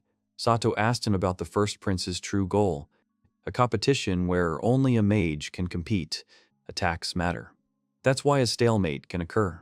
And Prince Klaus definitely has some technique for circumventing the rules. It's entirely possible he uses magic fencing. As long as he has that trump card, Prince Klaus will never lose to Maine. Sato said it was vile. He needed to see firsthand how stupid this act was. Stabilize your aim with Night Shot, boost your power with Silver General Shot, and amplify your momentum with Earth Curl Form. It's a combination of 3 abilities. Keith started running. The hero said it was pointless. An avalanche of rocks fell on the boy. He fell. The judge declared second the winner. The people rejoice. Someone tells the first prince that he's sorry. He replies that everything is fine. Now he needs to change his plans. It looks like he's found himself a pretty good gem. If he recruits second, his foolish younger brother will remain a fool. Kate says this guy is quite a powerful opponent. The first prince is surprised to find someone at the academy capable of combining magic. He made the right decision. Sato will make an excellent pawn. Now they move on to the finale. Maine says he has a feeling the hero is very strong. Sato apologizes for hiding it. However, the prince isn't upset. He likes him even more now. The hero asks to be taken to the royal palace next time so he can read the 4th form. The prince was embarrassed. The judge told them to get ready. And the next moment he announced the start. The prince and Sato used Oppo wind form, obviously, but second wouldn't use magic shooting. There's no fun in that. The young man suspects the prince intends to disrupt the attack again and take them back to the very beginning. It seems his expectations were immediately dashed. Maine will cast a spell cancellation. The young man forcibly changed the timing of the spell. If he's attacked while casting a spell, it will be interrupted, but if he starts casting it mid-attack, it will be stopped. Maine began casting Wind Curl Form, the hero hissed. He noticed the prince's gaze, which was absolutely unacceptable in PvP. He was literally saying that this was his ace in the hole. Sato didn't take Maine seriously. He lectured him about not underestimating others, but he still ended up doing the same. The young man will use the ultimate magic, which he performs with the dignity of a man who has defended the title of Wise General 22 times in a row. Sato told the prince to watch carefully. He begins using Fire Curl Form, and the prince uses Wind Curl Form. The hero attacks. At this range, it's simply out of range, and the feeling has deepened within him after so many years of experience. He knows it even without measuring it. The hero's magic has absorbed the second prince's. He's in shock. Maine noticed the hero starting to move on. He was confused. He doesn't see magical outlines. Magic isn't always offensive. It can also be used to conceal one's next move. And that move will be Earth Predator form. After casting this spell, something began to appear from the ground. Sato summons a wall to restrict the enemy's freedom. This is also a respected magical attack. Now it's time for the finishing touches. The boy uses Water Curl Form. The attack hit the prince. He fell to the ground. Sato looked at him. Maine smiled and announced that he had lost. The crowd cheered. The hero asked the prince why he was laughing. He was angry, and the prince was perplexed. The guy sighs, standing in front of the man, and tells Second that he is quite strong. Second says that if his curl form was at least class 5, he would have lost, a hair's breadth from defeat. Unknowingly, he would have made him look bad. There is no power here. He looks at Second plaintively and objects, asking him if he is really strong. Second looks intently. He asks the guy if he's mad. He lost to someone who looked down on him. Isn't he mad? The guy says not really mad. Second asks him not to lie to himself. If he doesn't get angry here, he will remain that way for the rest of his life. After that, they remain silent. The blonde boy's older brother comes up and claps, saying that this is a great perception. Just like Second said, his brother lacks courage. He keeps repeating it over and over again. He caught a glimpse of his capabilities. He is truly capabilities. He gives him his permission to join him and learn leadership with him. People watch their conversation. Being under the direct supervision of Klaus, the first prince, means he is guaranteed a position in the highest echelon of the First Knightly Order. Plus, when Klaus ascends to the throne, he will be promoted even higher, which is an incredible situation, and he is aware of it. However, if he refuses, it will be tantamount to publicly revealing that he has chosen Klaus, the first prince, as his enemy. It is impossible to refuse this. That is exactly what everyone thinks. That is, for a normal person. Suddenly, Second denies the guy's offer. All the people are shocked by this outcome. He asks him to repeat his words. Second smiles and says that he refuses. The guy is silently angry at him. Everything is fine, because the main character predicted it. Now Klaus couldn't knock all the bad out of Maine, so he decided that in the end he would come and try to recruit him. After all, he is the big boss of this suspicious knightly order. He gets angry and asks if he wants to. Seknod says that before the match started, he promised Maine that after everything, he would go to the royal palace with him. The meaning of these words is hidden between the lines. They mean that he has already cooperated with the second prince. He certainly made an agreement with him just a couple of minutes ago. The guy asks to take him to the royal palace. He agrees. The judge nearby can witness this. The guy remains angry and asks the dark-haired guy if this is true. He nods and agrees. He grits his teeth in anger. The contract between the second prince and him has already been made.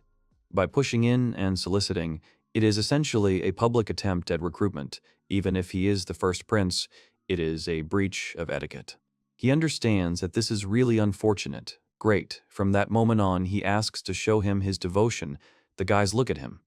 The blonde boy turns to Second, who realizes that the boy has forgotten the lesson he taught him before.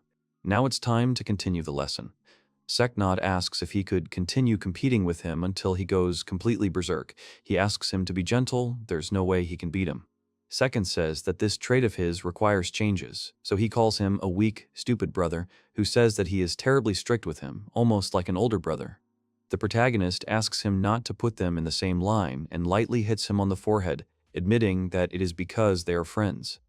At first, the guy looks at his friend pitifully, and then smiles and agrees with his words. An angry guy walks through the building, swearing at Maine. Then he goes into the principal's office and asks if Paula Memento is here. The girl in glasses asks him to calm down, but he rudely demands that she shut up and quickly give him all the information on this scoundrel. Second, the girl takes out some papers from the table. Suddenly, he takes the documents from her by force, and after reading them, he notices something. He asks if that's all, if it's not just a description of how he spent his time at the academy. The girl explains that he is a man of even greater mysteries. Even the island nation of Zipan, where he comes from, is still completely unknown. The guy angrily throws the papers on the floor and leaves silently. The girl gets upset. She heard that he is temperamental, but not to such an extent. She turns to Second and says that she should keep a better eye on him. After receiving the Ring of Ganesha as a prize for their victory, they manage to escape and leave the Royal Academy of Magic behind. And somehow, his plan to get magic was completed. Now he just needs to somehow learn the 4th and 5th forms, and everything is ready. He is standing in front of the estate. The protagonist raises his finger and asks the girls to listen as he explains the current goal. Anyway, they are going to focus on gaining experience in dungeons. They are going to do research until Ekko reaches intermediate level. The guy is sitting on the bed. The girl is listening to him, standing in front of him. He understands that in their case, he realized that raising their overall ability level should take priority. From now on and for some time to come, they will concentrate their efforts on exploring dungeons. The girl asks if they are going to Royce's dungeon again. The second girl with ears waves her hands and rejoices. The protagonist asks the first one not to be afraid, because this time they will go to the second-ranked dungeon. They will explore Limpta Fatha there. Both girls agree to his offer. Limpta Fath's dungeon doesn't spawn a ton of monsters, and each one has high defense but weak attack. This will be a good workout for their coordination. Plus, the stone shell shield drops from their stone turtle boss. Perfect Ekko item. The girl asks again about the shield for Ekko. For Ekko, the appropriate task is to repel attacks from monsters on the front lines, so shouldn't they go now and improve her shield skills? Then she understood. Even so, there will be times when you will get hurt through your shields, and to be prepared for such times, you need to learn healing magic as well. The girl asks if they are planning to put such an innocent young girl on the front lines. The protagonist says, it's okay, she will become indomitable in no time. That's not what she meant. The group enters an armor shop. They bought a large shield the size of Ekko. There was no armor suitable for Ekko's body, so instead they bought high-end small equipment. Afterwards, they stopped at the Great Royal Library, the whole thing costing 4 million, which was much more expensive than the guy's equipment, where Ekko learned the art of the pawn shield and the art of the spear shield. The protagonist says that they will go look at the healing magic grimoires in the church. He comes and says that he would like to look at the weak healing grimoire for healing magic. The girl brings him a book. The girl with ears reads the book, and after a while the magic of healing of small treatment is successfully learned by her. If you ride 4 hours from the royal capital on horseback, and another 30 minutes later, the agricultural town of Peiho, you can find the Lipta Fath dungeon. They arrive at the agricultural town of Peiho. Soon after the day of arrival, they began to explore this dungeon. For the first 2-3 weeks in their spare time, they focused on obtaining Ekko's shield art abilities. Ekko easily mastered the abilities of the art of counting, with which it was worth starting, excluding the 5 art of the bishop's shield. And they have the following effects. The pawn shield art, the usual defense, the spear shield art, acts as an armor-piercing reflection. The shield king's defense art and repulsion, and the golden general's shield art provides both area defense and repulsion. A few days later, and also on our 10th visit, Ekko began to clearly describe himself as a paladin. A monster that looks like a dinosaur attacks a girl, but she successfully blocks his attack with a shield. The second girl shouts to Ekko about whether she is okay. The protagonist reports that thanks to her skills, her health and defense have increased significantly. It seems that she is gradually growing into a promising tank. The protagonist thinks that it is time for the bishop's shield art, thinks that it is the right time. They advanced to the boss located at the deepest point of the dungeon. The boss of the dungeon is Lipta Fatha, a huge monster called a stone turtle. It boasts high defense, but it does not have great strength. The guy asks Ekko if she understood. Let her use his team's abilities to protect them even if they make mistakes. They will need 15 minutes to win, and if they make a mistake, they will start over again. Will she cope with this? The girl nervously says that she can, then she walks forward a little. The main character suggests starting. She stands in front of the monster and holds the shield in front of her. The protagonist blocks the attack. The conditions for obtaining the bishop's count art are: use the count art to fully defend against 100 consecutive attacks from a boss that is stronger than you.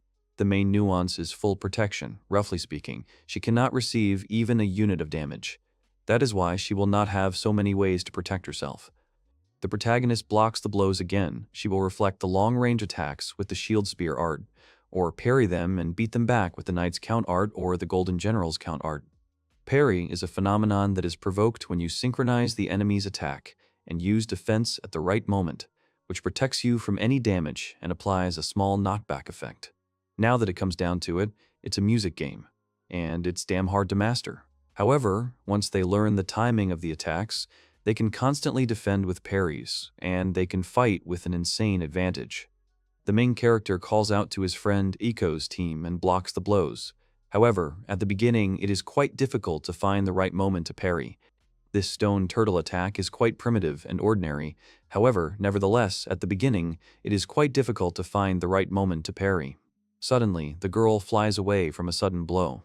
Her partners look at her in surprise. The main character reports that Anatoly has slowed down a bit, but can she continue? The girl confidently says that she can. She uses weak treatment. The monster rushes at the girl again with a scream. She hides behind the shield. From that moment on, they fought with the stone turtle for almost 2 hours, and eventually Ekko received the art of counting the bishop. The main character holds on to the wall with his hand and tells Sylvia that it's time for her to learn magical shooting, and she looks at him in surprise. The girl agrees and says that if she can, then with pleasure. The main character reports that she can. From this moment, they will begin to master magical shooting. The girl is not ready to hear this. The girl with the ears beamed with joy. She asks about what about her. The main character thinks and understands that this is a good question. The guy says that today he is going to the dungeon to test the shield art of the bishop at Ekko. She will fight with the stone turtle in order to get the shield stone shell. The girl suddenly rejoices. Lately, Ekko is always happy this girl should be like a cat, but inside she is definitely a dog.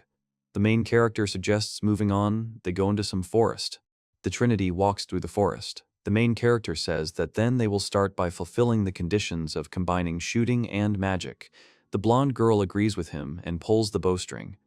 To acquire the combined ability of shooting magic, they need to use magic to kill 1,000 monsters whose 25% of health was taken away by shooting. She will easily fulfill this condition in about a week. The protagonist turns to Ekko and asks her to try art considering the bishop. She will surprise them. She agrees with his proposal. The girl stands in front of the monster, covering herself with a shield. The monsters are about to attack her. However, she uses the bishop's shield art, and her shield begins to shine. Both girls are surprised that Ekko managed to defeat the monster. The bishop's shield art has a defense-enhancing effect. It protects and enhances the shield at the same time. If the art reaches rank 9, they will be able to defend with 600% of your defense. If your character has high defense, it will be a strong ability that can even repel attacks from monster-class bosses. The guy says that this is an incredibly powerful ability, but it uses up quite a lot of mana. Let her use it only when needed. The girl looks at him in bewilderment. She's in tears. The guy asks what happened. The girl says it's amazing she's finally useful. So the stunning usefulness of the bishop's shield art somehow touched the notes of Ichi'i's soul. The blonde girl happily says that she has learned it. The guy suggests then to check it is necessary to use the form. The girl agrees. The girl is already standing with her bowstring pulled. Then she notices how big the monster is. She is shocked and asks the main character if he is sure. He agrees. After that, the girl releases the bowstring and shoots an arrow. The 5th rank pawn shoots, then the 9th class fire curl form. This is a combination. The monster explodes. The protagonist realizes that she has rank 9 fire curl form. The critical damage was 1.612, which is quite worthy of use. If they turn her pawn shooting into a rook or silver general and improve her curl form, then magic shooting will become a support skill for the rear. He wants her to give it her all. Ekko is happy with Sylvia's progress. The main character wants to do this. He suddenly approaches the girl. She looks at him in shock. Sylvia doesn't understand what came over him. He tells her that he wants to do it here and now. The girl asks him to stop. Isn't it too early for this? Maybe they should get to know each other better first. He says he can't help except to become stronger. The girl is confused. He says that when they got to the ring of persecution, they should become stronger. The girl gets angry and sarcastically agrees with him. She hit him on the cheek with her palm, which left a mark. The guy apologizes for this, but she must understand that it also affects her bow of the fiery wolf. And Ekko, just like her future stone turtle shield, she'd already fallen asleep on the bed. In any case, he asks her to listen carefully. The reinforced equipment is insanely important. How much damage will she now do? Using Rook's shooting, she assumes about 3,000. The protagonist says that if she enhances the Flame Wolf Bow to the final version, this number will increase to 12,000. She is shocked. 3,000 added to the upgrade will give you 12,000? That's 4 times more. If the upgrade is that significant, then it's definitely important. The girl asks what happens when it comes to improvement. The guy understands that she understood. They will need a blacksmith. How will he get it? He has 4 possible paths. Create a team and register in the guild, and then accept new recruits. Recruiting people as a member of a group is easier than doing it alone. However, it is impossible to say exactly when he will meet a good blacksmith, and there may not be a blacksmith at hand. It sounds problematic. The second is finding and recruiting people who are capable of learning blacksmithing. If they are lucky enough to find one, there are a lot of advantages, but the chance of encountering one is not even 1 in 10,000. The third is to recruit an active blacksmith. This is the most realistic way, but not so much prospects. A blacksmith is a valuable profession. It is foolish to ask him to give up his work for strangers. The fourth way is probably the best. The girl looks and asks what came to her mind. The protagonist offers to buy a servant. The girl says that in this case, it will be easy to find him. He is surprised that she is not angry. She says that he is looking for a servant with a disposition to blacksmithing. A good one is coming. If we are talking about the servant market, then no one will be against looking at their characteristics. The guy is surprised that she agreed. He thought that she would get angry, like he wants to make fun of the servant and then hit him, but this did not happen. The protagonist says that's fine. In that case, they'll go back to the capital tomorrow and visit the servant merchant. She understands. She thinks he should wear that very outfit. This is a rare outfit. Rich looking, he will be served better. It is a good idea. Then everything is decided. He will prepare it.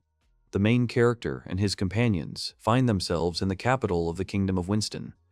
They enter the servants' market of Maurice's company. where they are met by a cheerful man who greets them and says that he is pleased to meet them. He is the president of the company, Philip.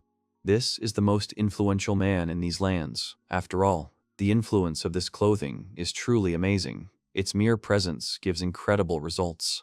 The protagonist says that he is looking for a blacksmith's servant. Is it possible to look at the characteristics of several to analyze them? The man allows and asks to allow him to introduce them to him. There is a cup of tea on the table, and several chained men enter the room. The protagonist now understands why Sylvia was not angry with him that time. He sits with his arms folded. It seemed like it was a misunderstanding on his part. They were looking for blacksmiths here, but even so, the servants encouraged him since he expected them to be young men. The guy sighed in disappointment. Philip asks if he likes anyone. The guy asks to give him some time. He was surprised by the fact that they are all grown men. Because of this, he didn't like anyone. Now they showed their characteristics, and he sorted them. As for the desired characteristics for a blacksmith, you need strength, dexterity, and luck. A good intellect would not be superfluous, and a class that completely fits this description is a blacksmith. Besides, since they can become the blacksmiths who service the weapons of the man who is going to become #1 in the world, he would want them to have naturally high stats. The protagonist thinks hard. The main character reports that this is not good, because the one he is looking for is not among them. The servants silently look at him. Philip asks for forgiveness, in which case only criminal servants remain at his disposal. The protagonist does not even know how they differ from ordinary ones, but as long as there is an excellent blacksmith among them, he does not care. The protagonist agrees and asks Philip to show him. He agrees and says that since they are criminals, he cannot bring them here. He will need to go with him to the slave-holding cells. The guy asks Ekko and Sylvia to stay here in that case. They agree. It seems that Maurice's company is quite wealthy. Apparently the servants here live in reasonable conditions, and only a handful here look desperate. Philip shows that here are the cells of the criminals' servants. One of the prisoners is a blacksmith. A blond guy sits and looks at them. However, the main character informs them that he will not suit them. Philip understands this. He is terribly sorry that they could not live up to their expectations. Suddenly, the guy notices something. He notices a secured door and asks who is hiding behind it. Philip says that this is the least he can do for him and opens the window of the iron door. There is an elf there, fixing her hair.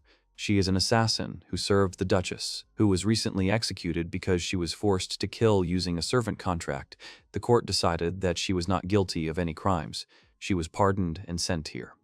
The boy is amazed by the race of the dark elf. She is talented, however. She was assigned the clause of peacefulness in her contract with the kingdom of Castle.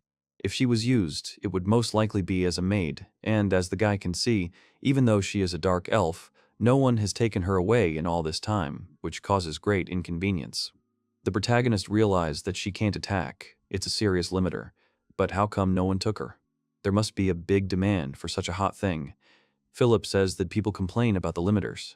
That's right, because in the kingdom of Castle, there was discrimination against beastmen and persecution of dark elves. They must have established some rules to deal with it. In other words, not to mention dark elves as maids, even the very existence of such a servant is shameful. The main character looks at her through the window and asks to show her characteristics. The elf looks at him and sighs. He looks at her with interest. What immediately stands out is her agility. Her strength and intelligence are quite high. Dark elves are a versatile race specializing in fencing, shooting, and magic. Her characteristics match the game design. However, how come her luck and speed are both so high? The guy asks her what skills she has. The girl names fencing, shooting, magic, string manipulation, stealth assassination. Now he understands. Abnormally high agility improves not only magic but also string manipulation. The reason for its speed is that it improves stealth assassination. This means that her class can follow the blacksmith branch. The protagonist asks how much is her price. Philip was happy. At that very moment, he decided to buy it. It cost 16 million. The brilliant embryo of a magnificent blacksmith for such a price means that this world is already doomed. If so, Philip will draw up a servant contract. It is used for serpent magic. He saw it before in Mobion. The master and servant bound by the contract cannot go against the points specified in the contract. And this magic is not about what happens after the violation. It is about the all-powerful mystical force that does not allow even to try to violate it.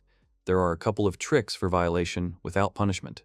Philip asks about the points of the agreement. The main character thought so much about unnecessary things that he didn't even read the lines. The meaning of the contract is this: the master treats the servant humanely, and the latter obeys him. These are normal points. But there is one thing, that last point. A servant cannot attack any people. This is serious. Doesn't that mean that if she's attacked, she will just be beaten? Can't Philip do anything about it? Philip says it's a government decree, so it's okay. The protagonist signs the contract with these points. The servant also signs the contract. Philip uses the magic of service. The elf and the guy shine. Now the magic is concluded. He thanks Second for the purchase. The protagonist asks the calm elf what her name is. She says that she has no name. The guy says that they will go up to the reception now. Second understands that his joke didn't work, and besides, this elf makes a look full of disgust. Despite the fact that she is a servant, she is not simple. However, she doesn't have a name. What kind of life did she have? In that case, it would be problematic to ask her if she would mind if he gave her a name. She agrees. Second is thinking about a name. Sweet chocolate skin, purple-violet hair. He thinks about the color purple, thinks for a while, and makes a decision. Second asks the girl what about Yukari, and she calmly closes her eyes. She bows and agrees. Her name is Yukari, and she will be at his mercy. He calls her master. The guy introduces Second. Later, he introduces his comrades. The girls are surprised by Second's arrival, because he didn't come alone, but found a good blacksmith. Sylvia looks at the two who came with a smile. Sylvia asks the guy if it is possible that this lovely elf girl is a blacksmith. The protagonist explains that from today on, Yukari will study blacksmithing. Sylvia is shocked by this. She never expected the blacksmith girl. Why didn't she think about such a possibility? Yes, they are gigantic. Ekko introduces herself to Yukari and says that they should get along well, and Yukari hopes that they will get along well too. Ekko has her own amazing and unique communication style, and now they also have Yukari, who never loses her composure.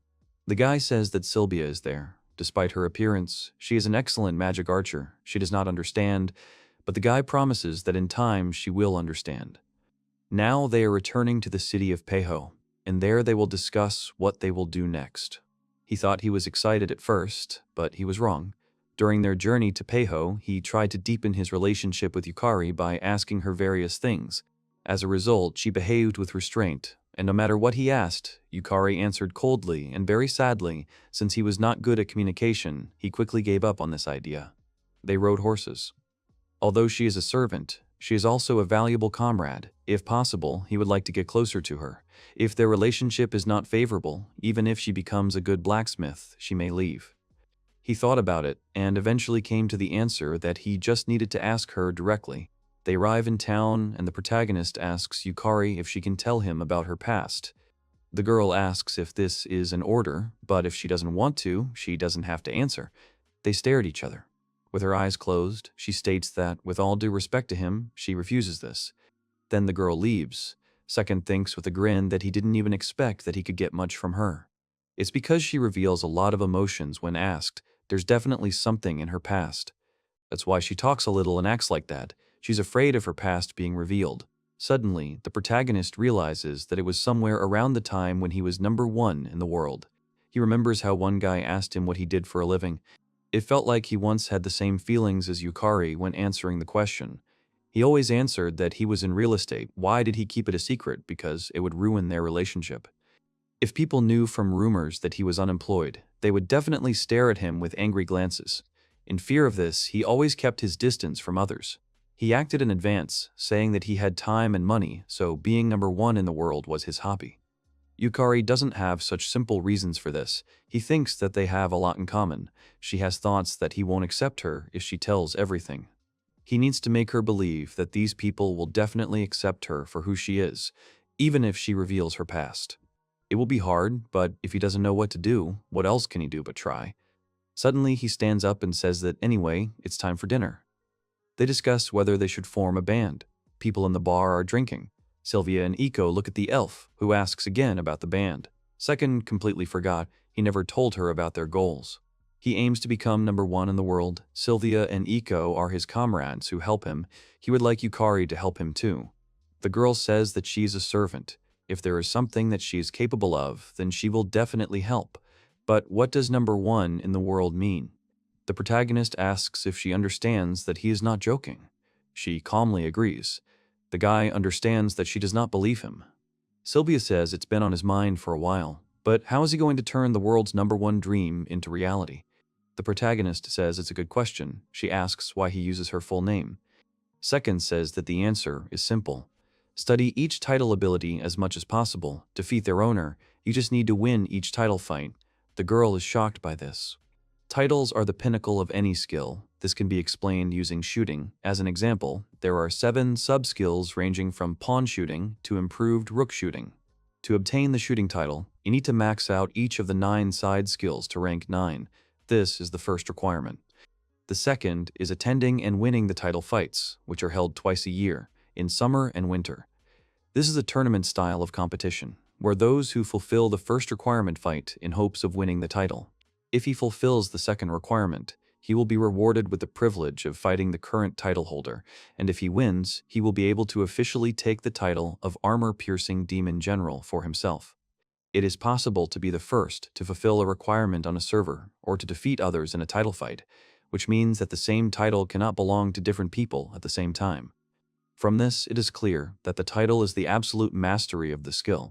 It can be considered that in theory and in practice it is the highest status. If they were able to achieve it for each skill, they become the best. Winning each title is a significant factor to consider him number one in the world, but it is not enough for him to proclaim himself as the real number one. Mobion's ranking system included other criteria. The first thing to do is to aim for every title. He asks if she is familiar with title fights. The girl says yes, and asks if he will take part in them. The main character will aim for world number 1. There is nothing surprising about this, but the elf says that this is impossible. The guy asks again. She repeats again that it is impossible. Seknad asks why she thinks so. She explains that this is the way the world is. You can't be that powerful. That's not the reason why she thinks that. She says you can't be that powerful. The girl says that she thinks he shouldn't talk so frivolously. They both look angry. The protagonist asks her to stop avoiding the question and let her show him the reason she thinks they can't become stronger. The girl again answers that this is the way the world is, but the protagonist does not give up and asks why she thinks so. The girl wants to finally give an answer, but suddenly remains silent and then asks him to forget it. She asks if she can take her leave first, and second gives a positive answer without hesitation. The protagonist wonders what she wanted to say. If you think about the fact that she no longer has the status of an assassin and a name, the answer suggests itself. It is quite possible that she was not raised as a person from childhood. So hard is the life of an assassin. The pain and cruelty of becoming stronger, the inability to protect someone with such goals, that's why she got angry, saying it was frivolous. He would tend to agree with her if she wasn't talking to someone like him. Sylvia asks the guy that she is quite dangerous. The main character says that she is probably morally unstable. Considering how she was chained up in prison before he bought her, it's innate. She's not able to control herself. She wanted to say something, but it was obvious that she was holding it in. That's what she thought. But what did Second think? He thinks she was afraid that her secret would be revealed. The girl smiles, and the guy asks about it. She says that she was not laughing at him. She winks and tells him that women sometimes have conflicting feelings, and she wakes up Ekko, who had fallen asleep. For the first time since they met, he thought Sylvia looked hot, but the tissue stuck to her thighs as she walked away, and he abruptly took it back. The group ends up in a rank 3 dungeon called Asia's Parm. The protagonist wonders why they went to a rank 3 dungeon at such a time. It's all for the benefit of forming a team. To form, you need to complete the quest. You need at least 3 participants to complete in less than 2 hours. Any rank 3 dungeon will do, so this is a pretty easy quest. He hadn't completed a 3rd rank dungeon for a long time. He had only entered the Asia Sparn dungeon once, a long time ago. At that moment, he completely forgot that Asia Sparn's nickname was the Dungeon of a Kick in the Ass. The group is met by several armed goblins who stare at their potential enemies. Sylvia is surprised by them. The goblins suddenly start laughing. Then the girl is going to defeat them with magical shooting. She uses a combination of pawn shooting and Oppo fire form. The goblin looks at the girl who flew up and chuckles. The elf calmly watches this and understands everything. Sylvia won and happily says that it was as easy as pie because it was only rank 3. Ekko realized that it was easy and happily went to attack the goblins with her shield. The elf asks the guy if it is normal. Second says that it is a fair question, now she will see for herself. The girl shouts the word Oryagasai and uses the Golden General's shield art, pushing away 2 goblins with it. Then she defeats several more with her shield. The elf says that this is incredible. The guy explains that with strong warriors both in the vanguard and in the rear, they will be able to pass the dungeons without any danger. At this rate, if he joined the slaughter, it would only hinder their coordination training. He was simply watching for an ambush and protecting Yukari. A huge monster appears from the tunnel. This is the boss of Asia Sparn, a monster nicknamed the Knockout Goblin. He is huge, but slow, and has almost no defense, so he is considered an easy boss. However, he has 10 goblin sorcerers who can use magic. It can be annoying to fight against the boss and them at the same time. With their current firepower, they will kill the boss in 2 hits, and the mage requires 1 hit, so there should be no problems. Ekko behind the guy asks him what their strategy is. The guy says that they don't have one right now. With her delight and sparks on her face, it is simply impossible to refuse her. Second says that Ekko will distract the big guy in the center of the arena, let him hold him back with the art of the bishop, and he and Sylvia will kill him. The guy asks Sylvia to act as usual, and Yukari to stay behind him. Both girls listen to the guy, then he says that it's time to start. Ekko happily walks to the center of the arena to bait the boss. It works. He swings and strikes. After the girl blocked a powerful blow from the goblin with her shield, which only took 3 points of damage from her, the main character shouts to her that it was well done. Sylvia then shoots magic at one of the goblins, defeating him, but it becomes rather boring for her. The monster continues to hold the club on Ekko's shield. Then the protagonist pulls the bowstring and suggests to hurry up and finish. He uses rook's shooting and hits the boss in the stomach. Yukari is surprised and watches silently. He used a combination of night shooting and silver general shooting, and 2 shots were enough to kill the knockout goblin. And Sylvia had just managed to clear out all the goblin sorcerers. The guy asks her if she finished. It's strange. The team formation hasn't finished yet, as he remembers, after killing the boss and his henchmen, everything should have ended immediately. Suddenly, he understands something and gets scared. The body of the knockout goblin should have evaporated after a while. Behind the goblin's body, there is a smaller goblin hiding. The main character notices him and understands that things are bad. Then the goblin aims his club straight at the elf. The main character rushes to her. The guy moves the girl behind him with his hand, which surprises her. He wants to protect her. He then uses his Oppo form of fire, forming a ball that is aimed at the goblin, causing it to burst into flames. Suddenly, the boy and the elf find themselves on the beach and in confusion. They are in a blowing dungeon. Asia Sparn is so called because of the magic of random teleportation that goblins can use right before they die. It forcibly transports the target to a random location 4 kilometers away from the battlefield. The protagonist does not understand where he ended up. One day, a topic appeared from the Mobion Wiki, an online encyclopedia that was the first resource for sharing knowledge between players. A case of very distant teleportation from Asian, and its contents were amazing. It was expected that it would teleport 4 kilometers from there, but to this user's surprise, it was transported 255 kilometers. The idea is that if, while the knockout goblin's body is evaporating, the goblin sorcerer uses random teleportation while touching the body, that place of movement will be from 4 to 255 kilometers away from the dungeon. It was a funny, strange case. In teleportation spells, the place of movement depends on the spent mana. The system will move it as far as the mana is enough. Since the teleportation location is unknown, if they didn't let the knockout goblin spend even a little mana, they would end up being teleported 255 kilometers away. The guy completely forgot about this detail. All because the pumped players do not monitor the 3rd rank dungeon, only newbies go there. The main character looks around with displeasure and rubs his neck. The elf also looks around. The elf is horrified by what is happening. She does not understand what happened.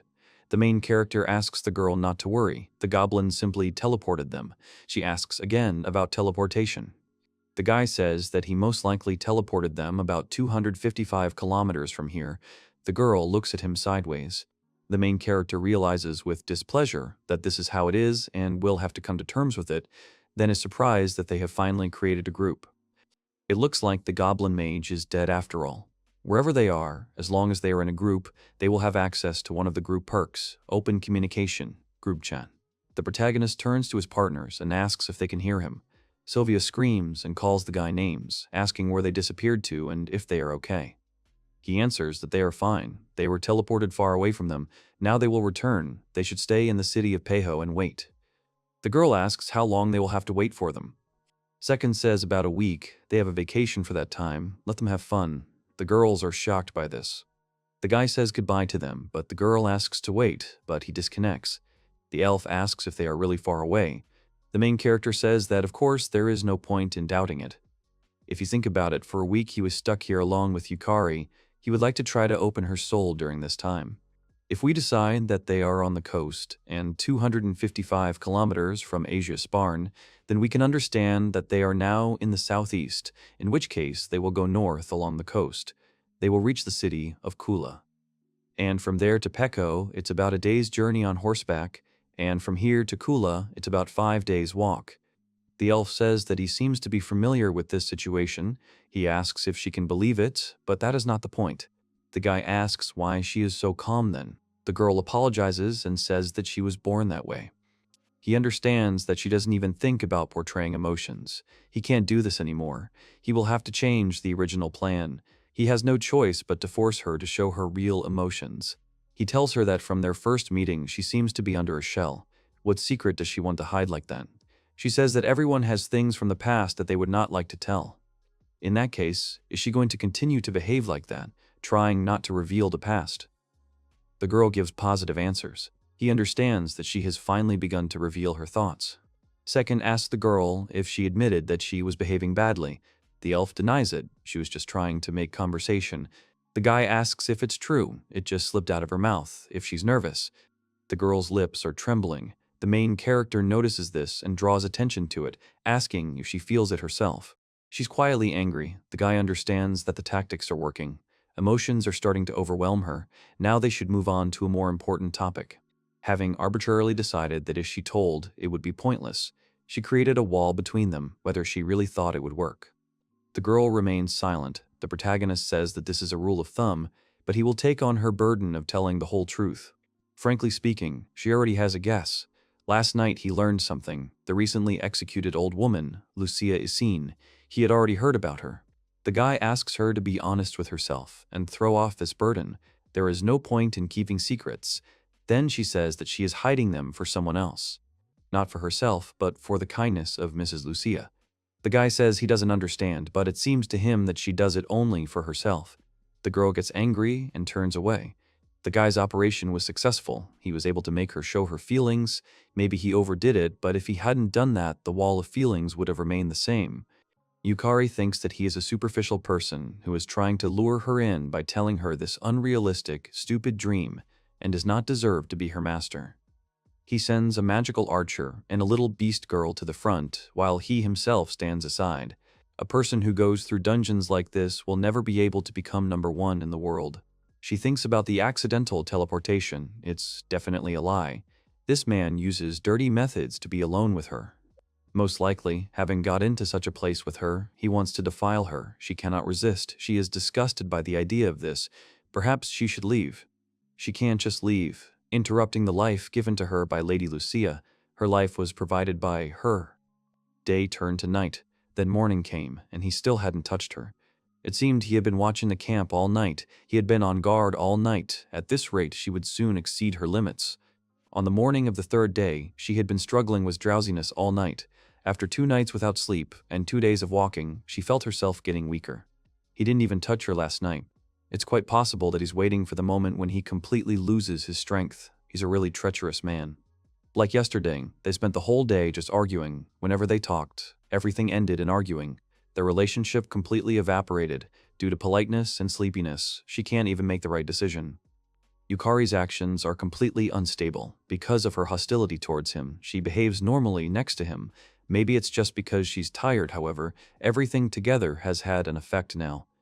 Watching her fiercely try to protect herself, he was convinced of something. As long as the servant contract existed, he could not harm her. It was impossible that she did not know this. This means that she was brainwashed, perhaps to make her careful with the master. The The culprit of this was definitely Duchess Lucia Iseine, who had the ability to brainwash. She was a famous character in Mobion with the nickname of the brainwashing old woman. There was only one way to dispel her spell: the concentration of strong emotions in a life-threatening situation. In the story of Mobion, the character who was brainwashed by Duchess Lucia was able to get rid of the curse only when his beloved was killed in front of his eyes. Such a nightmare actually existed. This magic, which is unique and unrepeatable and which is only suitable for soap operas, it is completely different in the real world. It is too complicated. He has no choice but to force her to show her feelings, and not simple ones, but very strong ones in a life-threatening situation. It's very difficult. What should he do? He thinks about it for a very long time. Suddenly, someone attacks the guy from behind and stabs him in the back with a sword, and also grabs the elf by the hair. A guy with scars on his face grabs her and smiles. They shout at him not to touch the girl. They ask if he killed the guy. They are about to leave. They walk and discuss how much they will pay for her. She looks special. They will give 40 million on the black market. The fire remains burning and the guy lies on the ground unconscious. However, he is alive, gets up on one knee and realizes that their target was Yukari. They were so intoxicated by the idea of 40 million that they didn't even think to collect the equipment from his body. They thought he was dead, and so they completely forgot about him. It's obviously impossible to survive after his heart was pierced. However, even though he was pierced, his build has a terrible amount of health, so even half of it wasn't taken off. Their actions are not forgivable. The girl looks at her master's body. He is still too slow. He just didn't have time to react. For a guy who so wanted to become #1 in the world, he died so easily. She will become nothing more than a toy again, and then she will be sold and end her life at the very bottom. She feels sick at the very thought that this is her fate. She does not agree to this. She will never agree to this. Why does she have to go through all this? She can't stand it anymore. She can't do it anymore. At that moment, it was as if an electric shock had struck her forehead, and then she remembered everything. She remembers how her grandmother told her that now she would become her shadow. Let her address her as a mistress, and she does so, and her grandmother praises her. Grandma says that she needs to work a lot. Does she understand this? She must be useful. This is her duty. She was trained as an assassin, was an acolyte of Lady Lucia. Then that day her last words were. The grandmother asks to open her forehead, because she has undergone training. The girl asks what she wants to do. Grandma casts a spell that will make her happy, and then she passes out, and when she wakes up, it's all over. Lucia was executed for plotting a rebellion, and her servants were also destroyed, only she was made a servant in Maurice's company. She was saved. It was her mistress, whom she respected, Madame Lucia, who did this. The girl lies on the floor in despair. The girl realizes that she's been brainwashed and holds back her tears. Suddenly, she throws up. The guys call her names for it. One of them kicks her, but they order him not to damage their goods, but it's just a stomach. They won't look at it. It was all confusion when Lady Lucia smiled at her. She did it only at the very end, touching her forehead. She created a murderer out of an orphan. Can she be a mother? Has she forgotten this life filled with blood? Why they freed her? Why they erased her memories? She screams and asks, why is this happening? The guys ask, what happened to her? Is she completely crazy? The girl cries and realizes that no one has ever loved her. The only man she clung to lied to her. The guys understand that they can't let her bite her tongue off. They need to shut her up, so they tie her mouth with a rope. Night falls. The protagonist approaches the house. Among those entering the hut, he notices 5 people and the tied-up Yukari. There are 2 more on guard. No one knows how many more are inside. He must not hesitate, or all is lost. This magnificent seed of the future blacksmith that he found, he must not lose it here.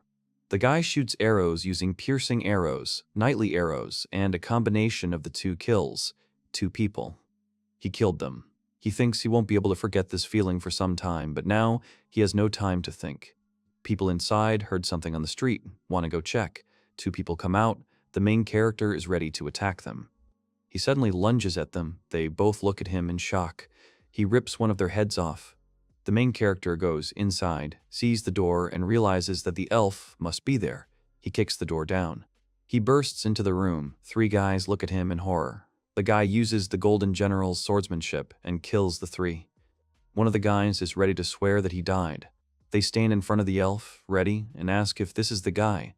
They rush to attack, But the protagonist uses the bishop's fencing and defeats them all. One of the guys asks the guy why he is so bloodthirsty. The elf is surprised when she sees the owner. He notices all the hostile caution in Yukari's eyes. The brainwashing spell is cancelled. The guy demands that the protagonist not move, then holds a sword to the girl and demands that he drop the sword. The main character does just that, and then the guy is about to do something when suddenly he feels something. He concentrated too much on the sword and didn't notice the spell circle under his feet. Suddenly, he screams from the fire on his head. At that time, the guy rushes towards him. The protagonist pierces the enemy with a sword using Silver General's swordplay, water curl form, and magic swordplay. The guy approaches the elf and frees her, asking her if she is okay. They need to go because it smells like burning. It's already dawn outside. The main character says that he is very sorry because of his carelessness, Yukari got into danger. They sit in the forest opposite each other. Yukari says that she should be sincerely sorry. The protagonist asks if it is for her early actions. The girl gives a positive answer. Second seriously reports that he already knows that she was brainwashed. Most likely, it was brainwashing, so that she would definitely be careful with her mistress. This is the brainwashing effect that Duchess Lucia owned. The girl does not understand how he knows. She can take her time, we can talk on the way. Yukari reveals that she lived as a pawn for the assassins of the Duchess of Lucia for many years. She adopted her, did not even give her a name, raised her as a pawn for murder. The protagonist understands this. She must have been brainwashed. She is happy and glad to be a mercenary. But in reality, she did not fall into despair after the attack of these bandits. She idealized her past as a shadow. It was a stupid misunderstanding. She was blatantly brainwashed, but real despair came after the spell was lifted. She cries, realizing that Lady Lucia never loved her. She lived a lie all this time, relied on fictitious love. She was not a good housewife, much less a good mother. The main character listens to the elf. The girl asks permission to talk about her silence, although it would be better to talk about what she kept silent about because of brainwashing. The guy asks if she means the execution of the Duchess. She agrees. Officially, Lady Lucia was executed for plotting a rebellion, but this was a lie prepared by her enemies, one of whom was Prime Minister Moro. Second asks how she found out about this. The girl says that it was the shadow of Lady Lucia. Her duty was to kill for her. He probably already knows about this, but she was brainwashed because if she told that information, Lucia would be at a disadvantage. The guy asks if she could listen to what he thinks for a second. At first, she is silent. The protagonist says that she probably thought about it, but nevertheless, Lucia Isein definitely loved Yukari. The girl says that this is impossible, because all her memories were washed. The main character asks if the brainwashing was also done to protect her. However, this cannot be. If it were so, she would at least have given her a name and would not have raised her as a murderer. The guy explains that the reluctance to give her a name and the memory washing, all this was for her protection. She created the image of a pathetic servant who was forced to kill with memory washing magic. Yukari says that it's not an image. She really lived as a murderer, but she was happy, at least once, but she thought about it. She already said that it's just a memory wash. The protagonist then asks her to listen carefully and tells her that the memory wash can only be used once on a person. The conditions for washing memories in Mobion are the same as in this world, so he felt that something was wrong with this situation and decided to take it apart. In their case, the brainwashing was to be careful with the new owner. He is sure of this. It means that she was truly happy. The reasoning was half truth and half sweet lies. She had to believe it unconditionally. To be honest, now she wants to say that she doesn't believe him, but if he tells the truth, then she and her life, love and faith will cease to be a lie. He asks the girl why she doesn't escape from captivity. He thought about it after the memory wash was over. Well, in simple terms, he means a loophole. To be more precise, he will be able to illegally avoid slavery, and as a bonus, he will also get rid of the ban on fighting. Maurice's company will keep an eye on them, but it doesn't matter. There are more important things. She must trust him because he needs her, no matter what. The girl looks closely at the guy. She thinks it's absurd. He needs to think about Maurice. Escape from captivity, in other words, he wants to free her without officially canceling magic, but it's impossible. Since she has decided to escape from captivity, then why doesn't she trust him? She doesn't mind. She is obliged to trust him. The main character says that in that case, let her hit him with her head with all her might. The girl looks at him in bewilderment and agrees, But according to the contract, she still won't be able to do this. But she can. Let her not be afraid, just try to do it as hard as possible. Let her hit him very hard. Suddenly, the girl swings and does what the guy said. She hits him with her head. He writhes in pain. The girl understands that she did it. She somehow managed it. He didn't lie to her. It was definitely an attack. Second says that it seems she did it. She thinks he really plans to become number one in the world. He let those two clear the dungeon by themselves to train them. That teleportation was true. That stubborn behavior was to remove the wash. Just saying, trust me, it was all for the sake of making a blacksmith out of her. He did it for her. He went for it. The guy asks if she trusts him, and she tearfully replies that it's a matter of time, but she will definitely trust him. The plan to remove the spell was successful. If the player headbutts the servant, any spells between them will be broken, perhaps because of the absurdity of this rule, no one even trying to fix it. It was considered a minor bug. One could say that this detail was not worth paying attention to at all. The girl tells the gentleman that they have finally arrived. They are in the port city of Kula. They both admire the views of the city. The sea waves could be heard from afar, while the morning breeze hit his face, a wonderful time to immerse himself in his thoughts. Did Prime Minister Balmoral really kill Duchess Lucia Aisene? Yukari personally participated in those events, so she is unlikely to be mistaken. But he is interested in something else. In his gut, he feels that there is something else behind this case. Some huge mystery shrouded in darkness. For a start, the Prime Minister of Moreau is the head of the Order of the First Prince, given his power and character. They can get away with anything. As for his father, King Bevel Kestel, he's probably some selfish old man who puts profit above all else, but he's already convinced that this world is different from Mobius. Therefore, in order to become number one in the world, he cannot ignore the existence of the king, whom he did not even remember in the original game. Besides, there is also Maine, the second prince, in the balance. He does not want his friend to be dragged into this political war. He must solve this mystery. It is necessary for the realization of his dream to become number one and for the bright future of Maine. The guy tells Yukari about the minister she told him about. He will deal with him, maybe not right away, but he will definitely come up with something. He shouldn't throw around such promises. Her ear twitches, and the guy notices it. In the farming town of Peho, Sylvia meets them and gets angry, asking what they've been doing for so long. Were they on a honeymoon or something? After a week of separation, her mood was the same as when they first met. Ekko throws herself into his arms. The protagonist says they are sorry. Sylvia asks where everything is okay. They had a cavalry of problems. She looks at them both. All three girls leave the guy. Sylvia says that they all need to talk alone. They start chatting. The guy realizes that this is women's gossip that he has only heard about, and he wants to eavesdrop on it. The guy thinks that they are arguing about who will get him. They probably missed him. He is so glad that they were able to become such friends with Yukari. Ekko beams and asks what their plan is for the dungeon. The guy tells her that it's pretty late, so they won't be going on raids today, and the girl gets upset. But instead, as she gets the idea to discuss the raid plan over dinner, they walk hand in hand. The girl says that it is wonderful. Now their task is to gain experience. Is it necessary for Yukari's development? They will gain experience for Yukari. It is necessary to bring her blacksmith skills to rank 9. The raids will be directed to the Liptafoth dungeon. They will enter it until she becomes a blacksmith. Fortunately, it will not take long. The dungeon is located in the vicinity of Peho. Yukari asks the guy if they have chosen a name for their team yet. The guy completely forgot about it. The girl is right. They need to choose something. Sylvia has an offer, but he immediately refuses her. Yukari will gladly listen to her. She will start by saying that she is a knight who took a blood oath under Lupin. The protagonist realizes that she definitely knows something. Her words are dangerous. Yukari says that most of them are not knights, so the name will not work. Sylvia suggests the name Knightly Order of Rebirth, but is silenced with a bottle. Yukari came up with his own version. S, in honor of the head, O, the common goal, S, aspiration, U, success. In the end, he gets SOS. The guy does not understand where they come up with these names. The guy says, let Ekko choose, but she's asleep. Second thinks he'll have to come up with something himself. They become a lightning team. Yukari listens to him and Sylvia gets drunk while Ekko sleeps. Yukari says that if they don't become the best, it will be quite a shameful title, but they will manage, and inadvertently he is going to become number 1 in the world.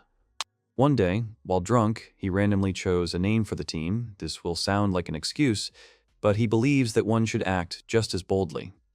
They are in the second-rank dungeon Lipta the next day. Sylvia and Ekko stand ready. They attack their enemies. The main character is pleased to find himself in Lipta after a long break. What is pleasant, people will ask? Killing everyone in the dungeon and gaining experience. That's what is pleasant. Even a month would be enough for Yukari's blacksmith skills to reach rank 9. What was she thinking about? She didn't expect it to be so fast. They were very lucky among all her skills. The ones that reached the ranking system were first rank of pawn shooting and first rank of night killing. Only 2, the rest couldn't reach it. Rank 2 monsters fall dead before his eyes, as if they weren't there. He never thought he'd see something like that in real life. The guy says that if she becomes a good blacksmith, she will be able to forget about upgrading her combat skills and will be able to explore the world with them. Thanks to her, his dream has become much closer. They are approaching the goal step by step, so he hopes for her, of course. She should also follow the path of number 1 in the world to be worthy of her master. The number 1 blacksmith in the world. She considered these words a joke, but now she seriously decided to become number 1. These are the same words that in the past angered her, made her doubt human strength. He thinks about her smile. Just the sight of it was enough. He was in 7th heaven. He is glad that she became his friend. It's been 2 weeks since they continued their routine life of farming Lipta, and for once they got the desired item, the stone turtle shield. However, something unexpected happened. The girl with the shield in her hands was breathing heavily. Her eyes were watering. The elf tells Ekko that she is not going to steal the shield, she just needs to upgrade it. Sylvia confirms this, because even her flame wolf bow became stronger after Yukari's upgrade. During these 2 weeks, Yukari has been pumping up the equipment improvement skill from the blacksmith branch, and thanks to this, she has already reached rank 5 of this skill. Just starting from rank 5, the pumping sharply increases the chance of successful improvement. Yukari will be able to improve weapons to the final stage. Ekko asks if this is true. Yukari says that it is, so will she give it to him now, but Ekko doesn't give it and says that the elf is now scaring her. She looks so much like a cat that doesn't want to give up her toy. I wonder if all beastmen have such instincts. They didn't bring up the topic for a while. There was no hurry anyway. Ekko apologizes. Sylvia explains that she misunderstood everything. She decided that they wanted to take away her first gift. Now, the main character is almost sure that the beastmen have their own instincts. The guy asks to upgrade the shield to the 3rd stage with an emphasis on durability. She carries out his order. The girl gives him a ready-made shield. He thanks her. He didn't expect anything less. She says that it wasn't that difficult. He realized this a little later. When Yukari was happy or embarrassed, her ears would first turn red and then tremble slightly. The protagonist gives the joyful Ekko her shield, and she thanks the elf, causing her ears to tremble. Sylvia asks if they changed the dungeon. They do. Sylvia asks why. They go through Lipta very quickly. They give a lot of experience there, and they can earn several dozen million for selling shields. There are 3 reasons for this. The first is that in the new place, they will get even more experience than here, which sounds really good. The second is that new monsters will drop ore, from which he wants to make new equipment. The boss of the next dungeon will drop tons of mithril, and from it you can create equipment needed for intermediate and advanced players. Third, they will receive much more gold there than in Lipta. Sylvia asks if there will be more gold. The protagonist says that they will save up for a house. All 3 are surprised by this news. They will choose a mansion in the suburbs of the capital and will use it as a team base. In his past life, he hadn't had the chance to delve into the property management system, but in this world it would be quite useful, and if he decided to take a break from the main task, he was counting on a magnificent mansion. Their goal is 50 billion. And they will achieve this figure with the help of mithril alchemy. Both girls raise their hand. The protagonist first asks Sylvia, who asks why they need exactly 50 billion. It's pretty simple. The most expensive estate costs about 25 billion, so they need a house twice as expensive. His logic is that if the most expensive properties are worth 25 billion, then his house will not be the number 1 mansion until it becomes at least twice as expensive. Now Yukari can ask a question. She asks what is mithril alchemy. This mithril alchemy in the world of Mobion is a well-known way of earning money. The ore is mined from the golem, the boss of the 2nd-rank dungeon Proline. It is located in the vicinity of the Forge City Black Gold, where they will go.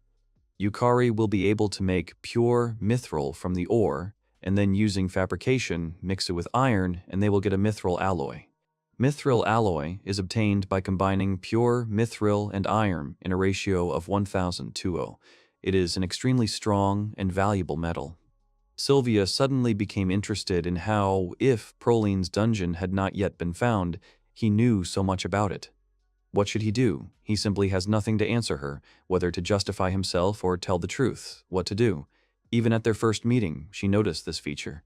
He has a reason to know this. She's right. There's a reason she knows all this. It's a damn long story, a reason that's hard to believe. Even if he knows that it is not so, he cannot shake off the fear that he will not be accepted. He feels this because of the guilt hidden deep inside him, and if so, then maybe he should just accept himself and tell the truth. The main character in reality lies in glasses. He can't. His very existence is far beyond the understanding of these girls. People are afraid of the unknown, so he won't tell them. He feels it will only take him further away from his goal of becoming number one in the world.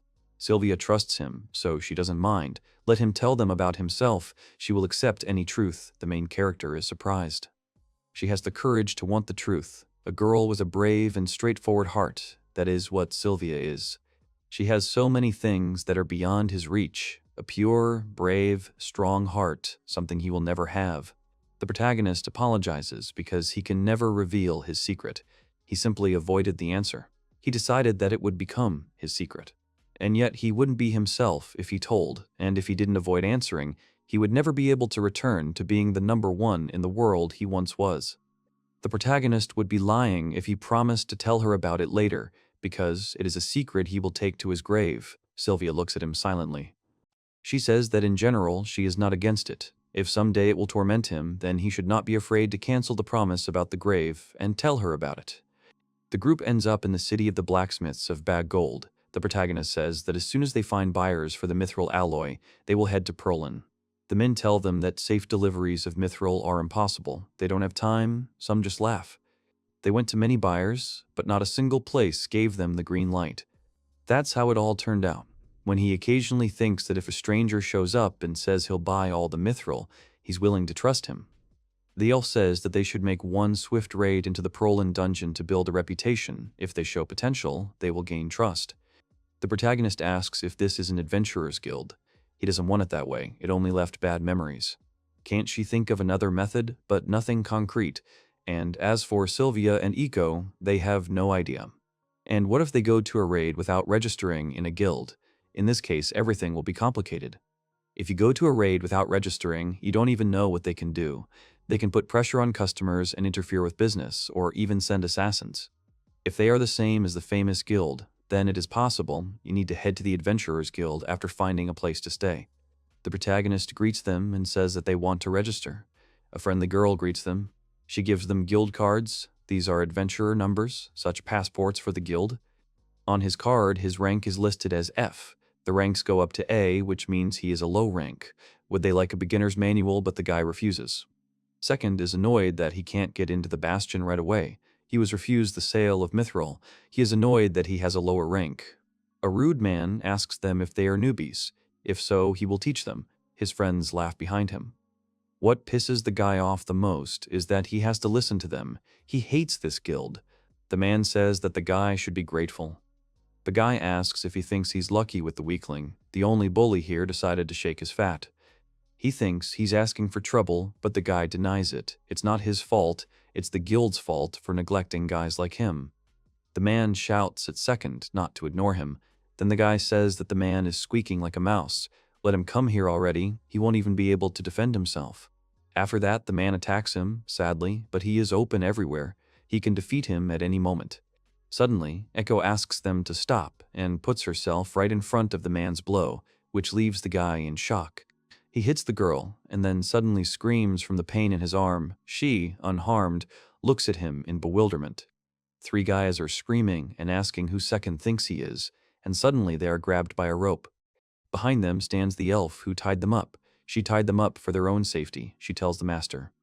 Sylvia understands that there is no role for her. He does not understand what she wanted to do with her bow in this small room. The girl demonstrates what she has been practicing, a kick from the firewolf's bow. The protagonist thanks them all and offers to go. They all head forward. The guy notices that he is shaking. The guy doesn't understand whether he was afraid of that giant. He was afraid of himself. If he hadn't allowed himself to lose his temper and fought with them, there might have been a massacre if he had won. It wouldn't have been killing the player. It's not a game, he knows, but he didn't understand until now. The guy lies on his bed and stares at the ceiling, thinking that becoming the absolute and flawless #1 in the world will probably be somewhat difficult. At the table, the guy is talking about how he thinks they should go to the proline today. The girls are looking at him. The elf says that she understands, but even if they go there themselves, the blacksmith's guild will most likely not approve of this. He asks why. Dungeon raids are conducted by large groups and are organized on a regular basis, like mass raids conducted by an adventurer's guild. If an unfamiliar group claims to go voluntarily, it will seem like a lie. Then how about collecting mithril by the end of the week? They could do this for weeks. She forgot about that possibility since it seemed too weird. In this case, there is an opportunity to skip the mass raid and make a deal with the blacksmith's guild. But will it turn a blind eye to their invasion? Sylvia asks why they don't join the raid and let the Second Lord show his full fury. If only they would agree to accept a rank F group, Sylvia says. That's a good point. Warriors from the kingdom will gather for mass raids. Even if they conquer it, no one will believe them. How many months will it take? He won't be able to motivate himself for that long. It's all because he thinks of it as a game. He suddenly asks Yukari to tell him if his rank was higher, would they be able to join the raids? The girl says yes, it is an extreme case. The protagonist says that he named the best method. In the past, when he played in Modion, he was of no use. That method was a soaring bomber. They will rush to the dungeon. The soaring bomber is a method that will allow them to instantly raise their adventurer rank. The method is simple. There are items that appear in their place in the dungeon, mana crystals. They will collect them and give them to the guild, that's all. Proline Dungeon generates 128 crystals every day. To reach rank A within 6 days, it is enough to donate 83 crystals, so they get rank A if they bring in about 500 mana crystals. Why exactly 83? It is because crystals are not born in huge quantities at the same time. They are restored over certain intervals of time, forcing one to be patient. You can take them in a secret room. They contain tons of mana crystals. The name of the soaring bomber is justified by the way it reaches these rooms. It uses a technique, a rocket jump. The protagonist explains that the moment she jumps, he will cast Curl's wind form on her legs. Then she and Sylvia set Ekko's legs on fire with the Curl fire form. She defends herself against it with the Bishop's defense art, the Knight's defense art, and the Golden General's defense art. The secret technique allows her to jump higher than he can. If everything works out, she will be able to jump higher than 20 meters. Sylvia asks if she's sure about that. With Ekko, it should be fine, but testing is needed. The protagonist offers Ekko some practice and orders her to jump. The girl jumps up and down happily, and the protagonist uses Curl's wind form at this time, directing the wind towards her. Ekko uses Bishop's shield art, and Sylvia uses Curl's fire form and Night Shot. Ekko covers himself with a shield. Then they do this procedure again. The girl again blocks everything with the art of protecting the Golden General. The girl starts screaming with joy. Trinity looks at her and asks if she'll be okay. She starts falling, and Second didn't think about landing. The protagonist shouts at Ekko to use protection, but he uses Curl's water form. The girl falls, water splashes. The protagonist looks at her with excitement. The girl beams with joy and asks the main character to repeat this procedure again. She really wants to. All three breathe a sigh of relief, and then the guy suggests something serious next time. The girl takes off again. The girl says that she took everything from here, holds mana crystals. The main character says, in this case, to go down. Now it's time to give them to the guild. The girl who sees this is very surprised by their find. She understands that they are real, and there are many of them. Second asks if their team will rise in rank. The girl answers that this is exactly the case. He gives all the mana crystals to the guild. They also contribute all their money. Let them raise the ranks of the participants and the team itself. The girl agrees. The protagonist winks and thanks her. He will bring more tomorrow. The girl looks at him lovingly. It was strange that he got goosebumps. It seems that the results are great despite the things he did with such an air. In the notorious Adventurers Guild, it is very important to have a good relationship with the administration, as from a strategic point of view, it can be beneficial in the future. Sylvia and Yukari glare at the protagonist, who awkwardly looks back at them. While they are collecting crystals, they need to earn experience on golems. Getting rank A, they will be able to walk around Proline and explore it. Sylvia agrees, with the experience gained along the way, whether they will continue to rely on Yukari's blacksmithing skills. There is no need for this anymore. You need to distribute the experience equally in the group. They will be able to improve each of their skills again. Yukari says that Sylvia is working on a magic arrow, and Ekko is working on her defensive arts. But what the master will do is something he wonders about. From tomorrow onwards, he will be improving the enchantment, the guy says, raising his finger up. 5 days passed quickly.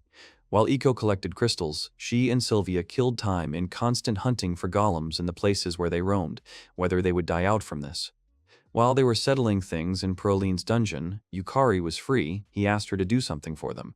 Paying a visit to the Guild of Blacksmiths and Adventurers, as he expected from a former assassin, was a trifle for her. They received information, firstly, that the next mass raid was planned in the next 3 days. Second, the Blacksmiths Guild is racking its brains over a chronic shortage of mithril. Upon learning this, the boy changed his plans. Maybe they should build up a reputation as an A-rank adventurer to gain the trust of the Blacksmith Guild and clear the dungeon without waiting for the mass raids, and then sign a contract as the owner of the dungeon. In the first case, they would avoid conflicts, but it would take time to earn money. In the second case, they would get a lot of money, but would definitely become enemies of the Adventurers Guild. The guy is thinking when suddenly Yukari approaches him and asks if she can ask for 1 day. He asks if she has something in mind. She says that the owner does not like to waste time, then she can offer a primitive plan. They can use the third option, the Merchant Guild. They will be charged a commission, but it will bring more benefits. The protagonist asks if this will make them enemies of the Adventurers Guild. Yukari says that they will participate in the raid. It will show the public that they are building relationships with the guilds. Why shouldn't that make them enemies of the Adventurers Guild? The more bars they sell, the more they make. As long as they can maintain the deal, no one will judge the master. He understands that they need to grow and protect the money tree. The Blacksmith Guild will become dependent on ingots. Then they will be able to unite the two guilds into one ally. The guy agrees to stick to this strategy. Yukari asks to leave it to her. Tomorrow, she will present this plan to the merchants. He is very glad that Yukari understands these things. She solves issues that even he has problems with. The guy thanks the elf. The girl accepts his thanks, after which her ears begin to turn red from embarrassment. The next day, they brought more crystals, and he easily became an A-rank adventurer. They visited Prolin again to gain more experience while Yukari negotiated with the Merchant Guild. To pour every drop of experience into sorcery to improve the spirit summoning skill, which has almost reached level 4. The monster summoning skill will allow you to control tamed monsters, and the spirit summoning skill will allow you to control one spirit unique to each. Raising spirit summoning to level 4 will unlock the possessed skill. This will allow the summoned spirit to possess a body, a buffing skill that a high-level player should definitely have. He will immediately open possession once the spell reaches level 4. He still hasn't chosen the spirit. Summoning situations are rare, so he plans to use the premium ticket he was given when he purchased the temporarily available premium avatar. He was promised that his strength of spirit would be at least 2005-1. It's so cool that it's even worth shouting something. Spirit power is an indicator of the strength and rarity of a spirit, something that will be encountered in typical gacha games. The question is when he should use the ticket and summon the spirit. He worries that in Mobion, spirits were considered natural, but now that they are in the real world, he realized that even spirits have the ability to exercise will. If this is true, then another comrade will join the group. In such unstable times, he does not really want a new member in the group. Sylvia, with Ekko sleeping on her lap, says that she received a message from Yukari. She received their consent, but they have a condition. The protagonist asks if they need to prove their strength. Yukari agrees. She received an answer and a contract from the Merchant Guild, but it will be approved if they prove the strength of the group. A bald man comes in and introduces himself as the current master of the Merchants Guild. His name is Shinsei. He asks if he is second. He hopes that they will get along. The main character also hopes for this and shakes his hand. The master says that they are grateful, but the Merchant Guild is interested in results. With all due respect, they do not care how great the A-rank adventurers are. After all, you can declare anything you want. Ekko notices that he has a scary face and hides behind the main character. The man says that he still has hope, so he would like them to prove their strength. They are going to conquer Proline as if it were easy. If they can do it, they will accept their offer.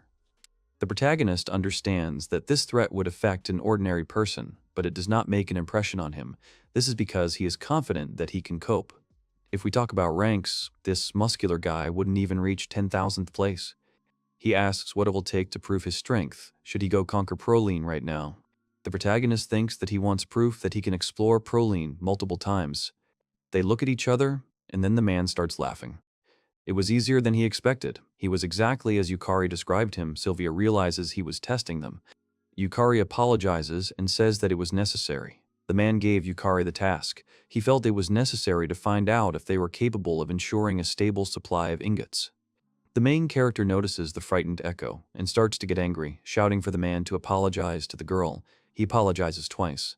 And then, a few moments later, they came to an agreement with the Merchants Guild. Maybe it seemed to him, but in reality, there was one problem left. The man says that they still need to prove their strength. If his judgment is correct, Second has reached a high level. But no one except Shin trusts him.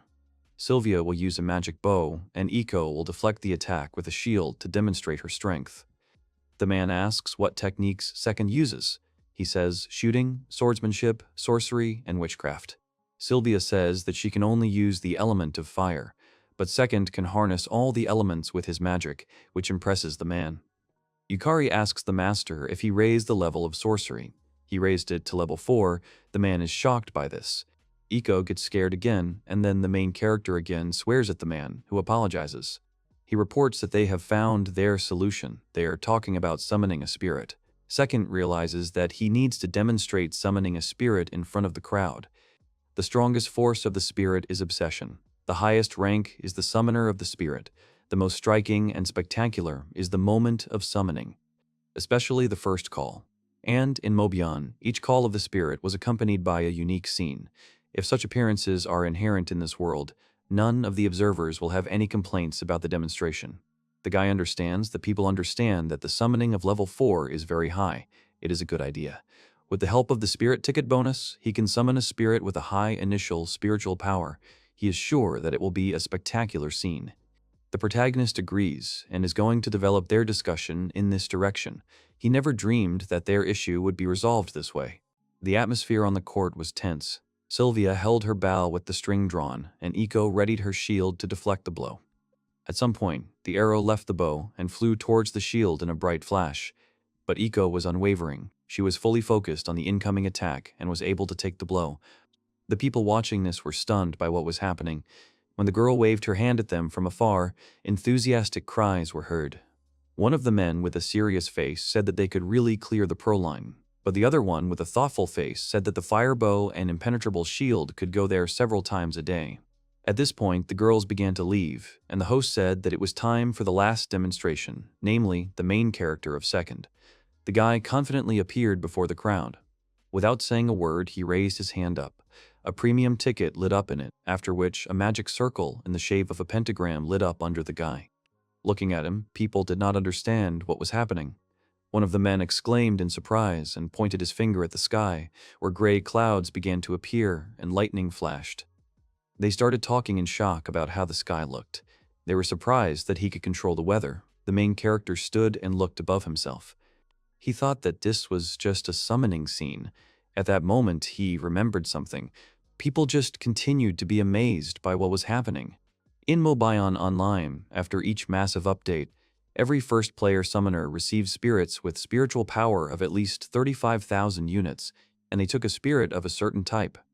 In the past, the game that went through 29 major updates had 29 people playing who owned it. Of all the spirits, there is one powerful and rare one whose spiritual power was equal to 41,000. Shocked people continued to watch the sky, where at that moment something began to form. At some point, the giant cloud outlines turned into a human hand. It gradually formed, and you could see that it had a vague tattoo on it. Straight from the sky, this hand landed next to the protagonist with such force that cracks appeared on the ground. A strong wind blew towards the people, causing them to scream, but the protagonist only slightly narrowed his eyes. After that, the hand disappeared, and threads began to form, which formed a ball. The main character was surprised by what was happening. A young man appeared before him and introduced himself as Manhwa. He was the great master of all spirits, the owner of the four elements. The protagonist was puzzled and looked at the real front spirit, who was smiling calmly, after which he bowed his head and bent his knee, saying that he was waiting to meet with my lord second. People looked at the scene in horror, saying that the main character had summoned a demon. They began to run away in fear. The boy thought that they were right. Every cell in this boy was draining evil, and naturally, the ruler of evil bending his knee before him would cause such a reaction. He thought in panic about why he got this guy now of all people. The probability of getting a spirit with a spirit power of over 35,000 was 1 in 10. You would be satisfied with a spirit power of 35,000. He apologized to the spirit tensely. He told him that he would chat with him next time, but now he was letting him go. He also asked him to show up normally next time. The spirit asked if he was unhappy, after which he apologized, as he was delighted with his first summoning. After that, the protagonist said goodbye to him and returned him back without listening to him. He was constantly thinking about how he could explain everything that was happening to the people around him. Looking back, he saw that their negotiators had disappeared as if they had never been there. In the end, the merchant and blacksmith guilds had fled in panic, shouting words that they would never deal with him. The guy himself was stunned that he was able to summon him. The character Manhwa, the great master of spirits, standing above all other spirits and controlling the four elements. In the end, the scene of his appearance was too unique. The guy apologized to the girls who were waiting for him, and they asked him not to worry. Second was number 1 in the world even in his past life. Manhwa was a rather rare spirit that no one had ever owned before. For his goal of becoming the number 1 in the world, this could be a great opportunity, but due to some circumstances, he could not be truly happy. Yukari bowed her head and offered her sincere apologies.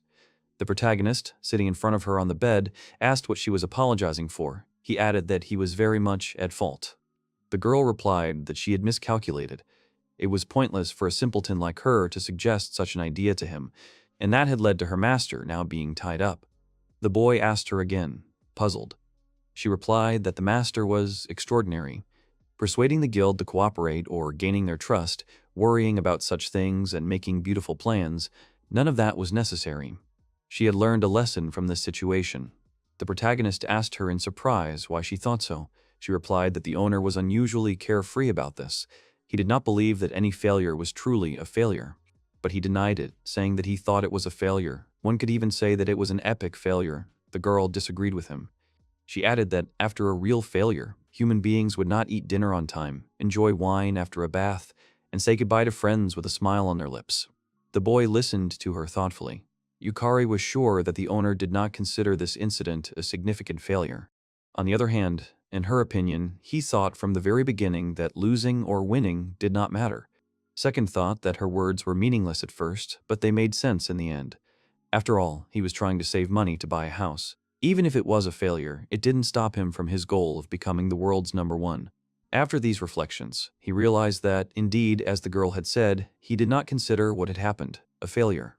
He told the girl in amazement that it was amazing. It seemed she knew him better than he knew himself.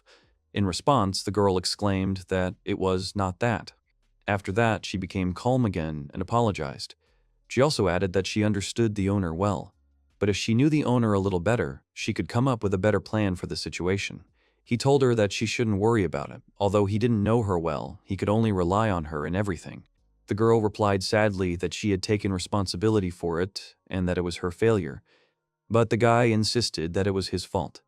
There was nothing she could do to prevent this incident, and she has nothing to worry about. Only he made this decision. Moreover, he took full responsibility for it. The girl kept her head down and remained silent in response.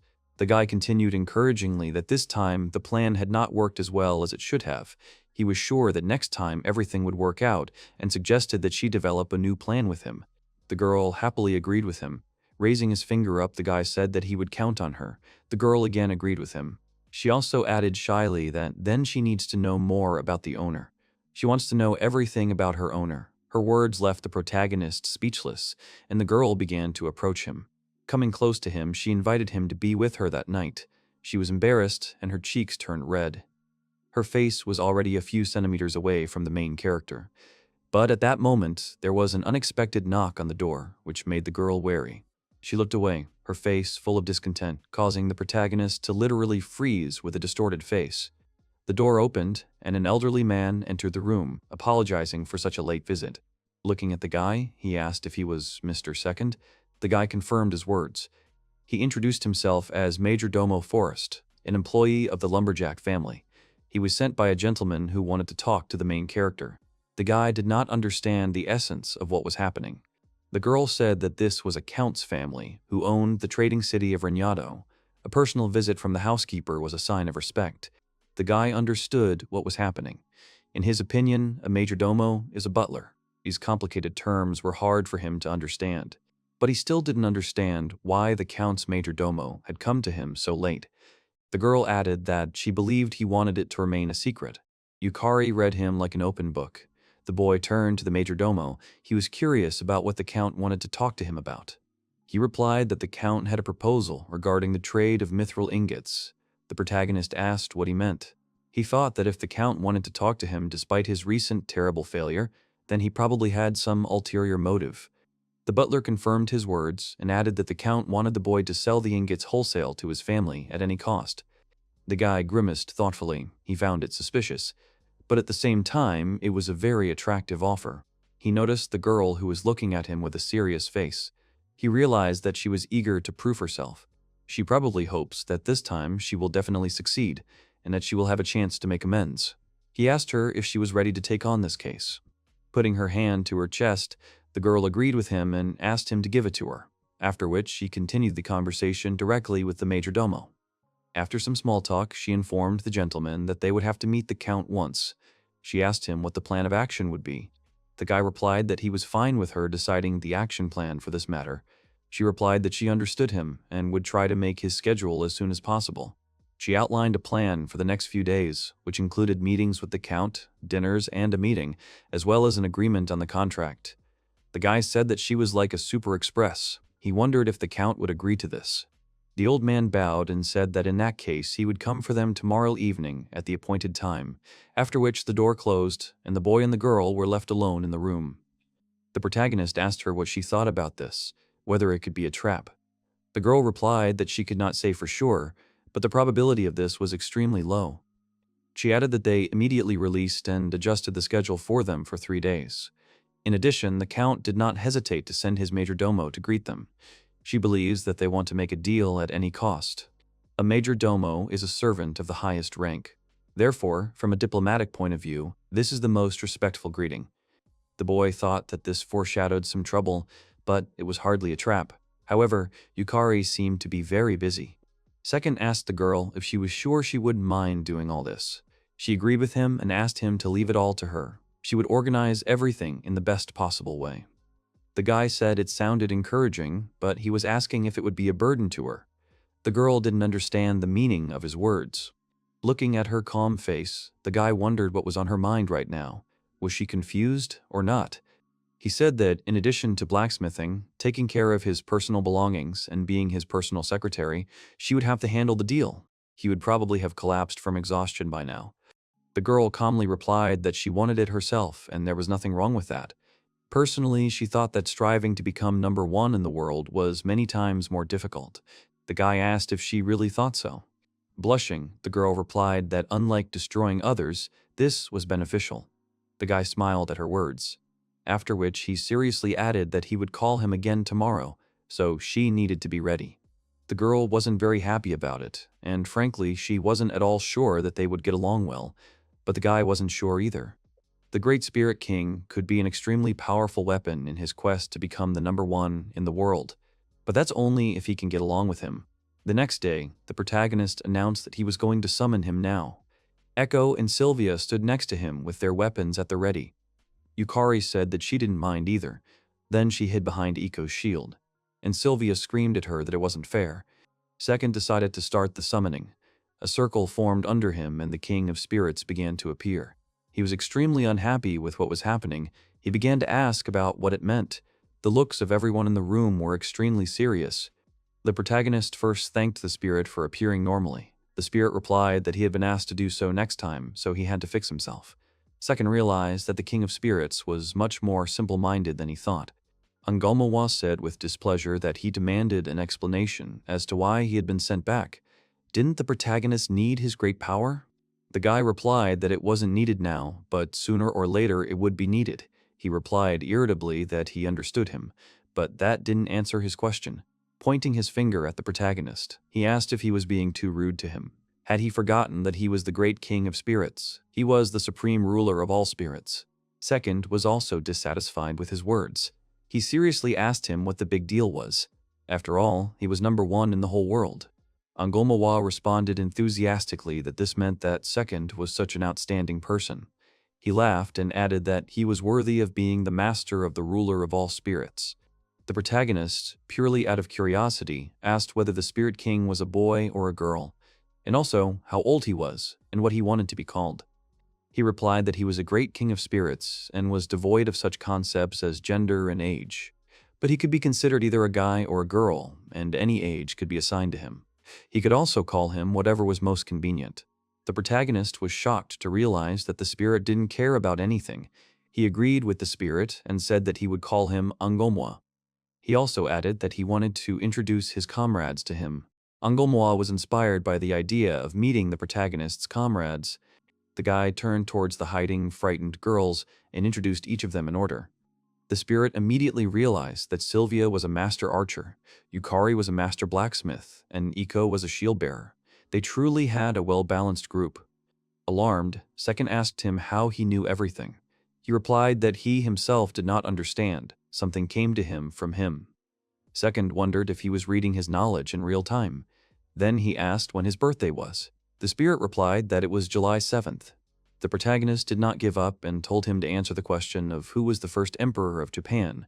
The spirit definitely should not know this, but he, without thinking, said that it was Emperor Jimmu. Thoughts about the knowledge of the spirit excited the boy. Manhwa laughed and asked him not to underestimate him because he was the great king of spirits, the ruler of all spirits, and he added that he could not compete with Sekai. After that, he asked if he should call him Seven. The protagonist's face literally froze in amazement. The spirit asked him in confusion what was going on. The protagonist irritatedly mentally told him not to reveal information about him. He hoped that this would get through to the spirit. The spirit replied that he understood everything. Second, looking towards the girls, decided that they did not understand anything. He guessed that this strange feeling of unity was a system for such telepathic communication. He asked Manhwa to think of something too. He then mentally asked if Second could hear him. The guy answered happily that he heard him perfectly well. The spirit was inspired by this pleasant feeling. The protagonist completely agreed with him. He understood what was happening to them. The protagonist thought that this was a high-class thing. It significantly expanded his tactical capabilities, the telepathic communication system that does not exist in Mavion and the Great Spirit King desired by all players. They make a significant contribution to his path to becoming number one in the world. Manhwa has a feature that surpasses all spirits. The element of lightning, inherent only to the great, controlling all four elements, the king of spirits. In Mavion, it was called Unlimited. He can use elemental attacks that go beyond the absolute system of interaction between the elements, fire, earth, air, water, fire. It has no counter-element, so it can be called a cheat. Also, thanks to the sense of unity, the protagonist knows how to use lightning element magic. As soon as he tried to look at his own magic skill table, he mastered all the lightning element forms from the 1st to the 5th of the 16th grade. Suddenly, he saw something he didn't even know about. As far as he knew, there were no players in the game who had lightning element in their magic skill. He excitedly told the spirit that he had learned an amazing thing. The spirit replied that it was not surprising. It seemed that they had good compatibility. The guy thought about his words. He thought that this problem clearly could not be closed with such a banal explanation, but he had no ideas at all, so he just decided to be happy. He laughingly told the spirit that he thought they would get along very well. The spirit also laughingly agreed with him completely. The girls watched the two laughing men with confusion. They were wondering what they were doing. Yukari said that it was probably some kind of telepathic communication. Sylvia was surprised by this, because she didn't know that spirit casters had such an ability. Yukari wondered what it could be. Perhaps it was due to the Great Spirit King, or perhaps it was the Master's unique ability. The girls' faces became extremely serious. Sylvia decided that it was both. At that moment, Ekko looked out from under the shield and asked with frightened eyes if the King of Spirits had already disappeared. Sylvia pointed towards the two men and said that they were still there, to which the girl began to howl with tears. After a while, Sylvia was greatly shocked by the words about the Count's family. Second said that their major domo had come the night before. He asked if she had ever heard of them. She replied that nothing at all, although wasn't this the same famous feudal lord known as the Lumberjack Count? The guy wondered what kind of stupid nickname that was. Yukari said that the trading town was originally a thriving forestry town. It is believed that the family's acumen contributed greatly to the town's development. The boy frowned and thought that everything was clear to him. In that case, this nickname really suited him. Sylvia added that this was not all. Their fighting skills had been renowned for generations, no less than their acumen in forestry. Rumor has it that the current head of the family is a very capable man. He is intelligent and well-developed physically at the same time. In addition to this, she heard that his son and daughter were extremely skilled adventurers. Second was amazed that the Count's children could work as adventurers. He realized that their family was quite free. Yukari noticed that the Count's son seemed to be an outstanding swordsman, who was no worse than the first principal Klaus. But his younger sister, at that moment, she hesitated, and the protagonist rushed her with a question about what was wrong with her. Looking away and putting her hand to her face, she replied that she seemed to have been called a genius spirit caster. Second asked her again. Yukari answered that she was a powerful spirit caster and a genius who had become an A-rank adventurer at the age of 16. The guy thought that he was already in anticipation of the 16-year-old genius spirit caster with a smug face, just because she had reached A-rank. At this point, Sylvia thought about age and asked Yukari how old she was. She calmly replied that she was 19 years old and also asked a counter-question. Sylvia said that she was 17, and Ekko said that she was 16. This made Yukari nervous. Her face darkened at this knowledge. The girls began to tell her that she was the eldest and call her big sister. Embarrassed, she replied that by dark elf standards, she was not yet an adult. Her age was approximately 16 years. Second wondered what kind of standards the dark elves had. He realized that, naturally, everyone had forgotten about him. He even felt lonely. He wondered if he should summon a spirit as a companion. After that, the spirit appeared before him again, wondering why he was brought back again. The protagonist apologized and said that Ekko was just scared, but now he needed someone to talk to. He was amazed that Second had summoned the Great Spirit King for this, but he didn't mind. The protagonist apologized again. And Manhwa decided to tell him the story of how he had destroyed the great spirit of the land, Nomu. The protagonist asked him again, and the spirit continued that it had happened deep in the night. He had rebelled against him, planning to take his place as ruler by crushing him. Second thought that if such conflicts also occur in the spirit world, then something like this is inevitable. Meanwhile, the spirit, sitting on the bed, puffed and told him that not only had he stained his favorite pajamas with earth, but he had also left a crack in his favorite mug, and that was unforgivable. He shouted that he should be ashamed for attacking him in his sleep, but he ignored it and attacked him without a twinge of conscience. Enraged, the spirit instantly turned Nomu into embers with a deadly bolt of lightning. The protagonist looked at the boy with distrust. Manhwa added that he shouldn't worry. His daughter had taken the place of the next great spirit of the earth. At that moment, there was a knock at the door. The majordomo had arrived and announced that the Count was waiting for them at the nearest establishment. The protagonist realized that it was time for the spirit to return. After some time, they were at a table with a variety of dishes on it. The Count laughed and wished everyone a bon appetit. At the table at that time were the man himself, the main character, Yukari, Sylvia, and Ekko. The majordomo stood at a distance. Second thought about the Count. He was an outstanding man who was an experienced merchant and a brave veteran warrior. He had a clear mind and a seasoned body. And he doesn't act arrogant with him. This is a real trick. The guy was wondering if the Count really wanted the alloys so much that he treated them to obvious surpluses. The Count asked them how they liked it. In front of them was vegetable soup with mushrooms, picked in Regnado. The children simply adore it. He added that he heard that all the members of the A-ranked first team were teenagers. His daughter was 16 now. She was a bit stubborn, so he hoped that they would get along well at the banquet tomorrow. After the meal, the men shook hands and said goodbye. Second thought that this was perfect. He had simply humiliated himself. He had everything: position, glory, power, and pride. So why did he have to humiliate himself like that? The Count smiled and, spreading his arms out to the sides, asked if there was anything else he could do to help. The guy asked the Count seriously why he attached such great importance to this deal. The man's gaze became more serious. He replied that his credo was, "Fighters are strong and serve the country when its people prosper. The production of weapons and armor using mithril alloys will increase the state's power many times over, because they will be strong, light, and last a long time, and they must do this in his regnado, the trading center of the kingdom of Castal." The guy asked if it was really for the good of the country. He disagreed and added that it was for the country, the fighters, and the people. All three of these elements had to be in harmony in his business. Second thought, he was well aware of the difference between the people and the fighters. In this case, by fighters, he meant not only soldiers in the service of the kingdom, but rather those who fight, including all sorts of adventurers. The Count understands very well how this world works and the difference between the strong and the weak. Therefore, he will not fool around with him under any circumstances. It seems that betting on this deal will be the right decision. The boy said that he would look forward to their meeting tomorrow. The Count confirmed this and added that he would be expecting them in his domain tomorrow. The next day, the carriage moved through the fields. Sylvia and Ekko slept peacefully inside. Second and Yukari watched the scenery outside the window. Looking at the girl, the guy asked her how she planned to conclude the deal. She replied that she thought that long-term wholesale trade would not meet his needs. Therefore, it would be most reasonable to conclude short-term contracts. For example, to sell wholesale alloys for $1 billion within a few months.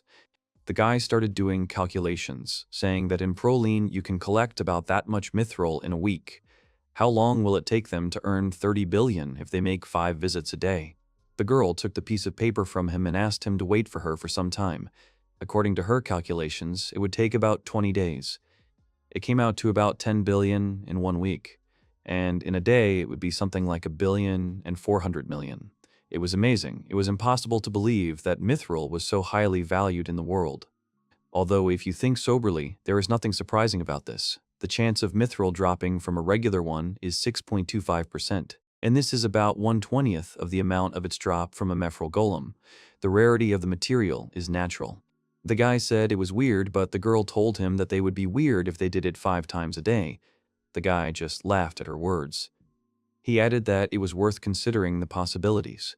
For a 30 billion deal, 2 or 3 times a month should be just right. The incomes given assume 5 trips a day without rest. They must leave room for rest 2 days a week and sometimes finish after the 3rd trip to laze around in the afternoon. They decided to stick to this course. After some time, the girl called out to the sleeping gentleman. At that moment, their carriage entered a city with a large number of low-rise buildings. Once in the trading city, they saw a large number of different stalls and people making purchases. A little later, they reached the Count's mansion. They were led into a large office where a large number of people had gathered at a long table. The protagonist realized that the meeting was beginning. Sylvia began to tell them the offer.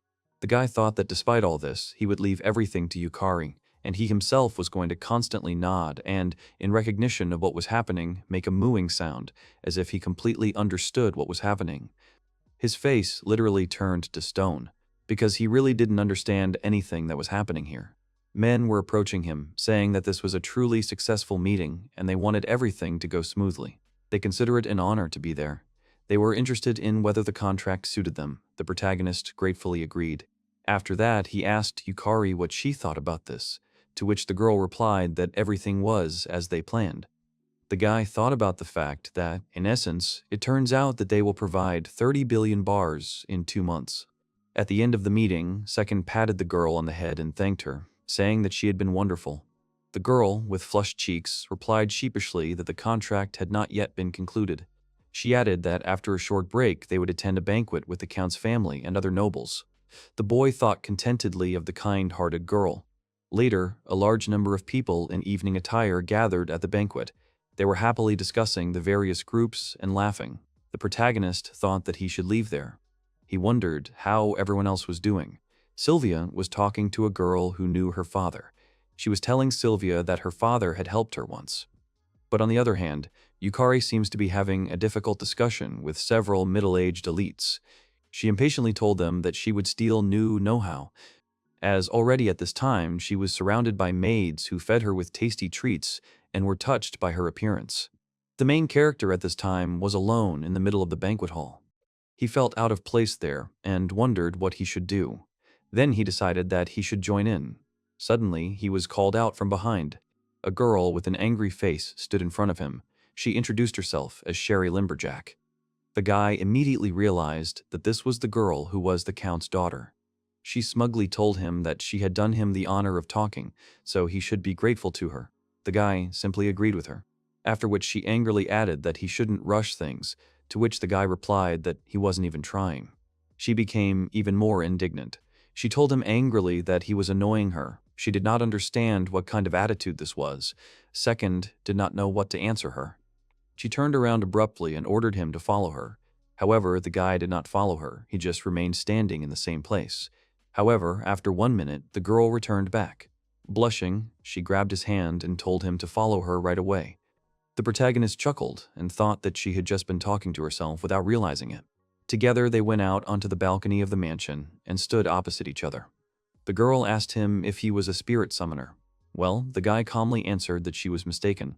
The girl was shocked by his words. She fell silent and began to look at him questioningly. The guy realized that she was puzzled. He must have overdone it. He added that he was using spirits. This angered her again, as she realized that he was a spirit summoner. Pointing her finger at him, she said that now was the best time to warn him. He shouldn't even think about pushing his luck just because her father had taken him out of sympathy.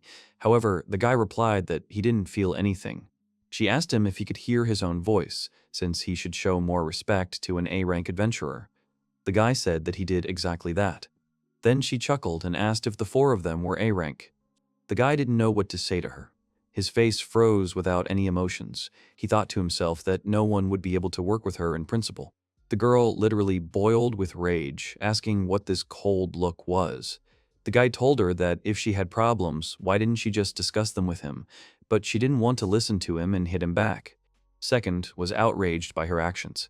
But she proudly replied that it was because he did not know his place. Therefore, he got what he deserved. The guy literally grimaced with rage, not understanding what she wanted from him. He indignantly asked why she had called him. She pointed her finger at him again and said that she had to, that she just wanted to show him the difference in status. The protagonist did not understand her words, and she simply repeated them again. The guy thought he was looking forward to it and asked her how she wanted to show him this difference in status. With a laugh, the girl answered that he would soon find out about it. Turning around, she asked how long his endurance would last. After that, a summoning circle formed between them and her spirit appeared. The spirit's name was Terra. She asked why she had been called. Cherie ordered her to show the boy who she was. The girl agreed with her. Terra said that she was a great spirit of the earth. The boy shook her hand and thanked her for her kindness, introducing himself in return. They were glad to meet each other. Cherie was extremely angry. She ordered her to stop being nice, as she wanted her to just say her name. The spirit apologized in response. The protagonist thought that the spirit of the earth is quite rare. He thought the spirit's number was equal to 32,000.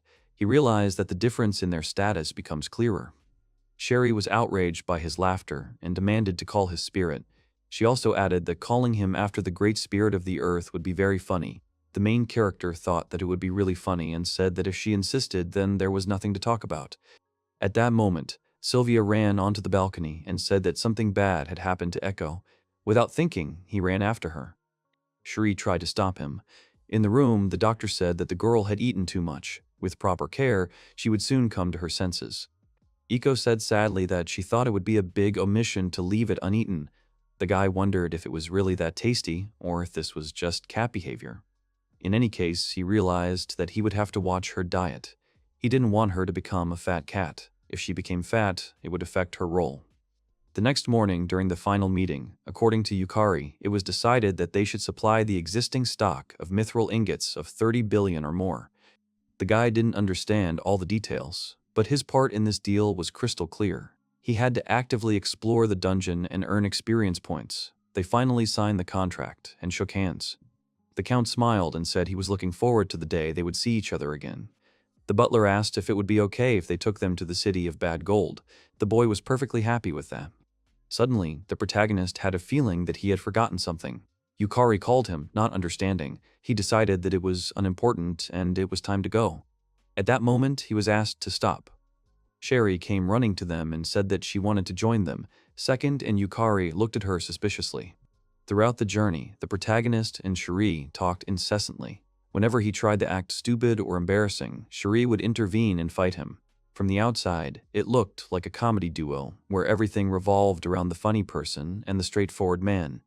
The guy realized that overall, this girl always seemed happy, regardless of her complaints. He decided to ask her what made her go with him. She thought about it at first, and then said that it was a competition between her and Second. She wanted to know who was the best at summoning spirits. The guy asked her how she wanted to test it. She asked indignantly why they would do it that way. They were spirit summoners, so obviously they would be measuring their summoning skills. The guy thought about it, because, strictly speaking, he was not a spirit summoner. So he decided to ask her how they would do it. She thought about it, and Second realized that she was making it up as she went along. She said that it wasn't quite right. There were too many ways, so she was choosing which one to use. Suddenly, she became inspired and said that she had an idea. She proposed a competition based on points for contributions to the Adventurers Guild. Based on her words, the guy realized that she had made it up, but the girl denied it. He asked her how such a competition was related to summoning skills. She replied that since they were spirit summoners, they earned points using summoning skills. Hearing her sigh, the boy thought that she was doing it with an expression as if everything would be so easy. He could contribute even without using the summoning skill. The boy decided to check how long this competition would last. Cherie thought about it again. Then she said that it would only be for one day. At dawn the next day, it would begin. The winner would be the one who got the most points for the contribution. Second simply decided to agree with her. In town, Cherie has taken a room next to the protagonist's room. Apparently, she will also join them for dinner, which will create the most annoying situation in the world. All the people around her recognized her as a spirit summoner. They admired her, which made the girl turn her nose up. The guy said it was sudden. It turns out she was an amazing person. Cherie hit him back and told him he shouldn't say that. The boy realized that with her hands and words, she had become a truly outstanding child of a straightforward person. However, he gradually began to get used to her. Moreover, he actually becomes a little happier when she interferes. Sylvia was too serious, Yukari didn't care, and Ekko was too cute. He didn't expect any good comedy breaks from them, so in a way, she might be the one to bridge that gap. Later in the room, lying on the bed, the protagonist remembered and used the summoning. However, the spirit, saying that they had not seen each other for a long time, was very irritated. He stared at the protagonist. He apologized. He apologized and said that he was tired because of a lot of things. The spirit brought his face even closer. He asked if he was going to tell about them. After he learned everything, the Spirit King became interested in Tara, whom he had met earlier. Second said that she made a pleasant impression. The spirit replied that perhaps she was, but that she was not so easy to understand. The protagonist remembered that the spirit had dealt with her father. He wondered if everything would be okay if they met. Angomoyas laughed and asked him not to worry about it because everything would be fine. Moreover, she was happy that she could become a great spirit. Second did not believe his words. He thought that Tara might be an unexpectedly cold spirit. Just in case, he asked again whether it would be scary if they suddenly met. He confirmed and added that he could scare this Cherie at the same time. The protagonist said that if he wanted, they could go right now. They were in the next room. At that moment, something caught Angomoise's attention. Second asked him what had happened. The spirit asked if the neighboring room he had mentioned was to the left of them. The protagonist confirmed it. The spirit replied that he did not sense anyone in the room on the left. Second wondered where they could have gone so late at night and why they were not in the room. He realized that something was slipping away from him. Cherie said that there would be a competition based on points, and it would start the next day. They wondered why not tomorrow. What was the point of such a random contest that seemed like she had just made it up?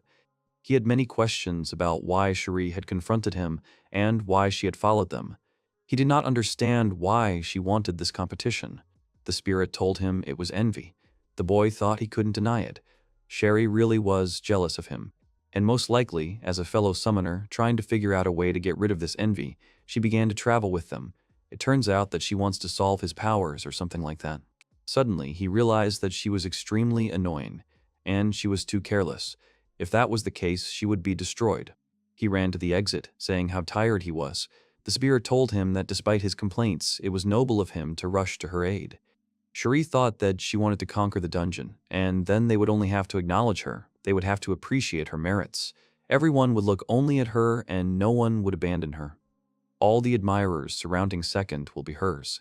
She will never be alone again. She will change and use her envy as a stepping stone to rise above herself.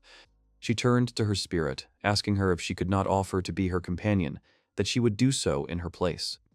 Second rode his horse and thought that Sherry had fought regular golems in her life. He should slap her and go back. The trouble would start if she got to the boss. The boss of the dungeon is known for always destroying on the first encounter, and this golem is much larger than the others.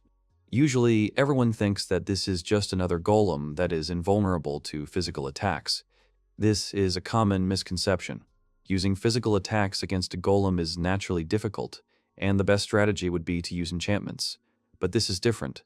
Physical and arcane attacks are not particularly effective against him. Players who encounter him without the necessary knowledge will attack him with simple spells, but this is ineffective. The golem then turns towards the player who caught its attention while the player is exhausted and unable to move after using the spell. Those doomed to await their fate are crushed without giving them a chance to make contact. If they start the fight with a spell, then destruction is almost guaranteed for them. It's very easy to deal with this. You need to develop skills that deal physical damage to the required level. He knew that Sherry probably had no chance of dealing high-level physical attacks. Even if she could defeat a normal golem, she wouldn't be able to crush the boss. They reached the dungeon. The Spirit King said he would show them the way. He felt the presence of another spirit, which meant that Sherry was still okay. Second moved forward, taking apart everything in his path. He tried to avoid aggression as much as possible, and tried to engage in combat as little as possible. Either way, he ran as fast as he could. Sherry had been alone since she was a child. She knew the reason. She hurt people, and no one wanted to be acquainted with the heiress of the Count. It was inevitable. After all, her character had never been such that she could bring herself to change it, or even admit that it was possible. But honestly, she was lonely. She decided to study the art of summoning spirits precisely because of the feeling of guilt. Tara was her only good friend and an entity that would never abandon her. She used this spirit to get rid of her loneliness. She laughed and said that she was an amazing spirit summoner. After all, she was the heir of the Count, and she had a beautiful figure and face, and she was also a seeker of switching. She had always survived on her own until today. That's why she never felt this pleasant feeling. Talking to someone who could accept her harsh nature brought her pleasure. Isn't it wonderful to want to be a friend to a person? He is the first companion she has encountered in her 16 years of life. Sherry realized that she will definitely not give up. She will make him speechless and make him acknowledge her. At that moment, she attacked the golems, directing her spirit. Powerful attacks flew towards the monsters. Sherry suggested hurrying when suddenly a huge pile of mountain stones appeared in front of them. The spirit screamed at her mistress to retreat. The shocked girl looked back towards the rocks. At that moment, the giant dungeon boss rose up in front of them. He froze, looking at them. Tara said that they couldn't defeat him. Realizing what was coming, Sherry ordered an attack. Tara tried to convince her otherwise. The girl commanded the spirit to prepare to use the fifth form. This was her most powerful spell, which she had recently learned. It was also her most powerful attack, which she could currently perform. She commanded to attack. Giant boulders began to fall on the golem from above, causing its shell to crumble into smaller stones. Sherry thought they had done it. She thought about how they had defeated the boss and conquered the dungeon before Second did. However, when the field cloud dissipated, she froze. In fear, she realized that he was completely unharmed. Tara was already exhausted from the spell, meaning she was completely defenseless. The boss dealt a powerful blow. The girl's face froze in pain. She flew into the nearest rock and crashed into it with a roar. The spirit tried to bring her mistress to her senses. Sherry sank to the ground and thought about how many seconds had passed and why she had come here in the first place. Everything began to blur before her eyes. Tara looked at the boss in horror. Sherry realized that the spirit was trying to protect her. She couldn't say it for sure, but she hoped that Tara heard her gratitude. The girl was grateful that she was with such a stupid, lonely, and hopeless person like her. At that moment, her eyes widened. She saw Second stop the boss's blow. He kept hitting him over and over again, causing the boss to take damage. He literally flew around him without stopping. Watching his attacks, Sherry realized that this was the fortress of a master swordsman. She saw it performed by her elder brother, who was a first-class swordsman. Second was too strong. He has a truly extraordinary power. He was on another level. He crushed that massive golem. And he claims to be an A-rank adventurer like her. She thought all her titles sounded stupid. The spirit happily said that they would be okay now that they were saved. Sherry thought about how she couldn't even bring her back. She apologized to her spirit again. As she lost consciousness, she thought that she just wanted to do something. Maybe she should have gone there alone. She kept berating herself.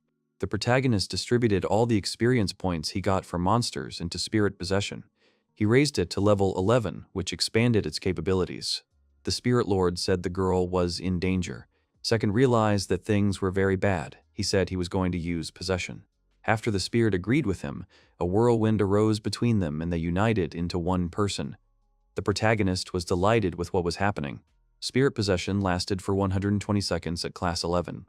However, after recharging, it can be used again. It increases its characteristics by 2.5 times. Ahead, he saw a giant golem trying to attack the girls. He managed to run up and stop the powerful fist with his sword. From this collision, the giant's hand began to crumble. As long as one has enough physical attack power and the enemy follows relatively predictable patterns, such as these, are easy to defeat. However, one must gradually get used to it. Sadly, people of this world lose their lives before they get used to it. Second stood on the defeated monster. He exhaled and released the spell. It was a stunningly amazing feeling for him. He thought it would become a habit. At that moment, Terra called out to him, congratulating him on his victory. Second began to scold the girl. If he had not intervened, they would have been destroyed. The spirit only bowed her head. The guy remembered that he needed to give Sherry a potion. Looking at the girl's face, the guy realized that everything would be fine with her. She said that Sherry was a good person deep down. Second replied that he knew she was a good person. She just had a slightly different character from the others. She was limited, stupid, and lonely. The spirit agreed with him and added that she had no friends except her since childhood. The guy noted that he understood it that way. The girl added that she believed that Sherry had taken a liking to him, but she is not sure how to deal with it since birth. The protagonist asked her why she only said this now. Did she really do all this just to get his attention? Terra confirmed his words and said that her parents understood it at first, but she believes that there are many reasons involved. At this point, Second could not stand it any longer and shouted at her to watch her more closely. She replied with a smile that she was a spirit and could not contradict her mistress. She hugged Sherry, apologized, and asked not to scold this child. The guy thought that she was annoying him. Scratching his head, he said that he was not scolding her. He decided that it was a big problem, but suddenly the thought came to him that he could use the Great Spirit Master, after which he summoned him, which greatly shocked Terra. Standing in front of the spirit girl, Manhwa asked her threateningly why she was still standing. He then pointed his hand at her, causing the girl's legs to buckle. Her face was covered with sweat. She bowed low before Manhwa. Second asked him not to do that, but the spirit did not understand what he had done wrong and apologized. Suddenly, Terra felt relief and was able to straighten her back. Second asked his spirit to read his thoughts. It thought for a while and said that it would answer his request. He began to explain to the girl that spirits gradually become one with their owners. The higher their compatibility, the longer they live. The dwarf's daughter was controlled by this girl. He didn't understand what emotions she was feeling, but not being able to obey sounded like an excuse. She must never let her mistress get to the edge because she was no longer a competent great spirit. Second wondered if becoming one could possibly make her submit to her mistress. The spirit replied that the masters cannot have unilateral control. To be united means to reach mutual understanding with each other. Nomidia is too close to her master. Second thought that sounded a little pathetic. He thought that when you find a lonely child who has no friends, you want to be there for him and for him. Manhwa asked if his master was angry with the girl. He replied that his compassionate side had taken over after hearing the story. The spirit laughed and said that then he would justify her. Second asked if he was sure of his actions. He replied that he was simply exaggerating. He had no interest in a relationship with the owner of some random spirit. He was simply picking on her for fun. The protagonist thought that this guy had a really bad character, and he didn't understand when it started. He decided that it was time for them to head back, and then he picked up Sherry on his shoulder. Suddenly he felt that the girl's clothes were wet. His face was confused from the realization of what was happening. He woke up Sylvia via group chat to help him at the base. He asked her to prepare a change of clothes and boil water. Soon, Sherry woke up. Sitting on her bed, she tried to understand what had happened to her. At this time, Tara ran up to her with hugs, pleased that she had come to her senses. Cherie apologized to her for everything, but she asked her not to apologize. She should have talked her out of it earlier. But the summoner denied her guilt. She said that there was nothing shameful for her in this. It was all because she had run away carelessly of her own free will. She replied that she knew that Second liked her mistress. Blushing, Cherie said she must be joking. She couldn't possibly like him. Spirit replied that her face was the clearest proof of that. But Cherie kept insisting that it was impossible. So Tara began to ask her why she was so careless and decided to go to this city with him. She added that this is what she calls liking. Cherie doubted her words because she wanted him to acknowledge her and look at her. She wants to talk to him as much as possible. Could this really be all a manifestation of sympathy for him? Tara added that she should have pointed this out much earlier, and then the mistress would not have been on the edge and would not have gone through such humiliation. Not understanding, the girl asked her again. The spirit explained that when the mistress fell with a nosebleed, Second saved her, then gave her a potion and carried her on his back. The girl thought that she needed to pay him somehow. Cherie thought about the nosebleed and decided that was what was humiliating. At that moment, she noticed that she was wearing different clothes. Then Tara decided to explain what an embarrassment had happened to her. The summoner asked her again. However, the spirit repeated it again with a smile. Cherie blushed very much and began to curse with tears in her eyes. The city was already in a bustle. An unexpected knock on the door woke the protagonist. He got up, opened the door, and asked in a not displeased voice what they needed. Cherie stood outside the door, extremely embarrassed, holding a note in her hands. After handing it to him, she quickly left, thanking him and saying that they would see each other later. Tara bowed to him and said that they would never forget his favor. She also asked him to convey her words to the great ruler. Watching them go, the boy did not understand what was happening to them. The letter had 3 topics: apology, gratitude, and reunion. All of them were described in great detail. But the guy just decided to go to bed. Later, the guy said with a serious face that it was time to hold a strategy meeting. Ekko was very happy about this event. They all sat together at the table, waiting for food. Second thought about the fact that Cherie eventually returned to her place. They were informed about this by the owner of the tavern, who handed over the package that Cherie left for him. It was a bag filled with gold coins. Probably payment for help. There were almost 2 million gold inside. She is a surprisingly honest person. The protagonist said that he would first let Sylvia in on their plan. The girl replied that she was listening attentively. Sylvia, who had grown up unexpectedly later, was highly motivated in her training. Second said that her goal is to raise all skills to the 9th stage and learn multiple and variable attack for magic shooting. These are 2 offensive skills that will strengthen her. And finally, if you have some free time, she should take the advanced rook and bishop shooting. The girl thought for a moment and asked, "Didn't Second call the advanced rook and bishop useless?" He replied that it was because these skills were hard to use. Not only did they require a lot of sacrifice, they also required a ton of experience. If used sparingly, they were useless. However, this was strictly at the beginning of her training. Professionals must know them, and they must be effective. More importantly, besides getting the title, all her skills must be level 9. This means that the most important requirements will be an advanced bishop and rook. At first, the girl thought about getting the title, and then her face distorted with shock. She did not understand who needed to get it. The main character confirmed once again that she needed it. The ultimate goal is to obtain the title of demon-slaying archer. The girl repeated his words. The boy thought about how he originally wanted to take it for himself, but decided against it. Afterwards, he turned his attention to Ekko with a smile and decided to tell her what to do next. First of all, she must obtain the advanced Shieldmaster Rook. Once she obtains it, they will instantly rise to the 1st stage. Afterwards, if she has free time, she should acquire the remaining skills of the Shieldmaster. Her goal will be the title. The girl happily accepted his task. He replied that he didn't quite understand her, but decided to consider it accepted. Then he turned his attention to Yukari, who instantly appeared behind him. Second sweated as she came too close. He said that she would continue to follow the path of blacksmithing until she reached the 9th stage, and then she would receive the gift and also raise it to the 9th stage. She asked what talent he meant.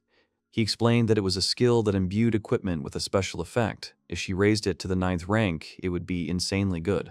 The girl's eyes literally lit up from these words. She happily agreed to accept this task. after which she asked what her master planned to do. Second replied that he would first take the advanced rook and bishop of the swordmaster, and secondly, he would raise the obsession to the highest level. Thirdly, he will learn transformation, and what he has as his fourth point he decided not to tell yet. And fifthly, he will extract the fourth form, and sixthly, he will receive the titles of Master Swordsman, Sorcerer, and also in the field of the art of summoning spirits. Sylvia responded with fear that he was planning too much. Ekko didn't understand what transformation meant, and Yukari said that it was very frightening how concrete his vision seemed. Second was going to acquire a transformation skill similar to spirit possession. It allows you to radically increase your stats temporarily. Learn it, and its preparations for achieving a specific goal will be completed. He added that they were getting experience anyway, and also getting rich and mithril along the way. They would be going back and forth between the dungeon and the tavern for the next 2 months or so he would expect them to do their part. Ekko shouted encouragingly that they should all try together. The others looked at her with smiles, and even on the street their agreement could be heard. In the distance, around the corner of the house, Cherie stood watching them with a flushed face. She asked her spirit if Second had read her letter yet. Tara told the girl that someone was coming towards them. The guy approached and asked if she was Cherie. The girl replied that it was very rude to sneak up on her like that and asked who he was. He apologized and replied that he was a big fan of hers. His name was Harem. He was 19 years old and a C-rank adventurer who was still practicing summoning spirits. The girl replied that he irritated her and that she was not interested in him at all and, in general, couldn't you see that she was busy right now? But he replied with a smile that he had always dreamed of seeing the great spirit of the earth up close. He said that she was magnificent, and if you compare her with a nymph, then her aura was on a completely different level. At that moment, a wind spirit appeared nearby and apologized for being a spirit without an aura. She introduced herself as a nymph, a wind spirit. It was an honor to meet Nomidia. She replied that she was also glad to meet her, and then she added that earlier in the night she had met a great lord. The nymph was amazed by these words. Harem, delighted, asked again if she really meant that very lord of spirits. Tara confirmed his words and added that he was a truly terrifying person. The guy asked her where he could find him. Tara pointed towards Second and said that he was his servant. Sherry asked her in shock why she didn't tell her. She couldn't believe that he had such an incomprehensible spirit that served him. She immediately remembered her recent words, to which the spirit replied that she had forgotten and asked for forgiveness for it. Shire exclaimed that she should not have forgotten something. This was a very important detail. She thought about how she would never be able to compete with him in her life. She asked Tara where the long-haired guy had gone. The girl pointed out that he had gone towards the main character. Cherie said that they needed to catch up with them urgently. Meanwhile, the protagonist looked at the man who approached him with incomprehension. He introduced himself as the summoner of the serum spirits and added that Sherry told him about him. Second did not understand what was happening to this guy. The nymph also introduced herself to him, asking if he was the master of the Great Lord. The reason she, an insignificant spirit of the wind, was here now was because she was sending him her greetings. Second thought that she was expressing herself very strangely. The protagonist was more than sure that the nymph's spirit power was equal to 17,000. He asked if they had any business with him. Serum replied that he would very much like to see the Great Lord of the Spirit. Second thought discontentedly that he hated guys who thought that they would live carefree if they buttered up another person. Suddenly, he received a message in the group chat from Yukari, who said that this guy knew about the assassination attempt and asked him to be more vigilant. He looked at the guy and thought that she must be joking with him. Gray ingratiatingly asked again whether there was something wrong with his request. Second thought that perhaps this was a technique used in assassination, which consisted of establishing contact under the guise of an ordinary person. If that's the case, what's the guy's motive, and what benefits does he get from being called up? The protagonist asked him why he wanted to see him. It was typical of the protagonist to ask if he didn't know something.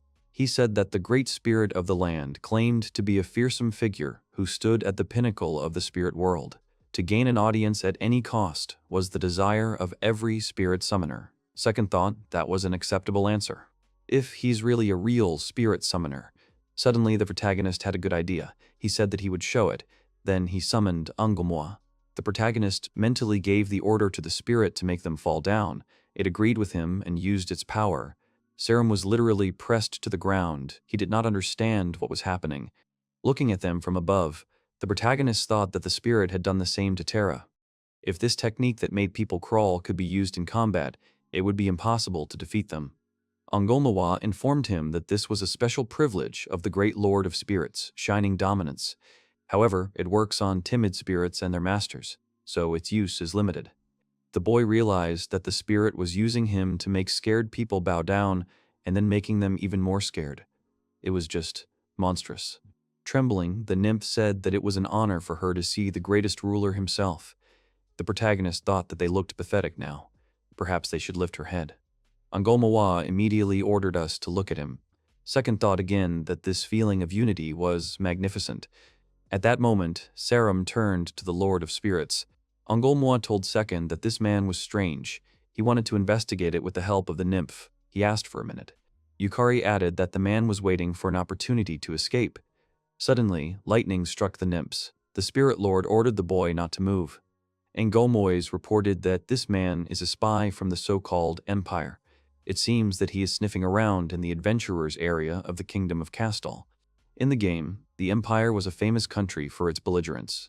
They gave the impression of a powerful country with a penchant for aggressive warriors. Second is confident that they will eventually come to war with the Kingdom of Castle. A spy from such a country attracted his attention. Perhaps he was simply observing or trying to recruit him. Second didn't know for sure, but it didn't seem like the real reason. He asked the spirit to raise his head. The man was crying and asking what he had done to offend them. The protagonist thought that if this was a game, then the situation was serious. Maybe he was just a dog of the Empire. He was still a first-class agent. The main character didn't care about the Empire. They seized power over neighboring countries with face-to-face battles, and the sudden rise of their powerful nation is somehow connected to the #1 place in the world. The protagonist decided that he would just do something that he would always remember, the name of the person who would eventually become #1, and then he would send him on his way. He told Serum with an angry face that he had done a good job. In order to investigate the potential enemy empire of Marbel, Serum infiltrated Castle in that kingdom. It is extremely fortunate that he was able to investigate Sherry's spirit so closely. She will cause problems. It would be nice to count on her in the coming war. But there is someone else he is counting on. He didn't think that he actually existed. He wasn't the only one who noticed that there was a spirit world ruler in this potential enemy country, so he couldn't leave it as it was. He couldn't let go of this opportunity. However, he was exposed. He thought anxiously that this man might have known everything from the very beginning, but he didn't understand how he could have known it. Maybe the Great Spirit Lord had done something, but he didn't even say a word to his master. He couldn't understand how he had given himself away, because there was not a single factor that would expose him as a spy for the Empire. Perhaps he could read his mind. He realized that here he had lost in his own arena. This man was superior to him in every way possible. He realized that this was the end of his struggle, and that here he would meet his destiny. Serum said that he had lost, and if possible, he would like to write a letter to his family. He decided to report the real state of affairs to the Empire at any cost. This was the last mission he had to carry out. Second wasn't going to deal with him. The guy asked him again, to which the main character replied that he could do whatever he wanted. If he wanted, he could even go with them. They were just about to go on a raid. Serum thought about his words, because not only did he know from the start that he was a spy for the Empire, he was trying to confront him before letting him go. He was testing him, manipulating him, leading him on.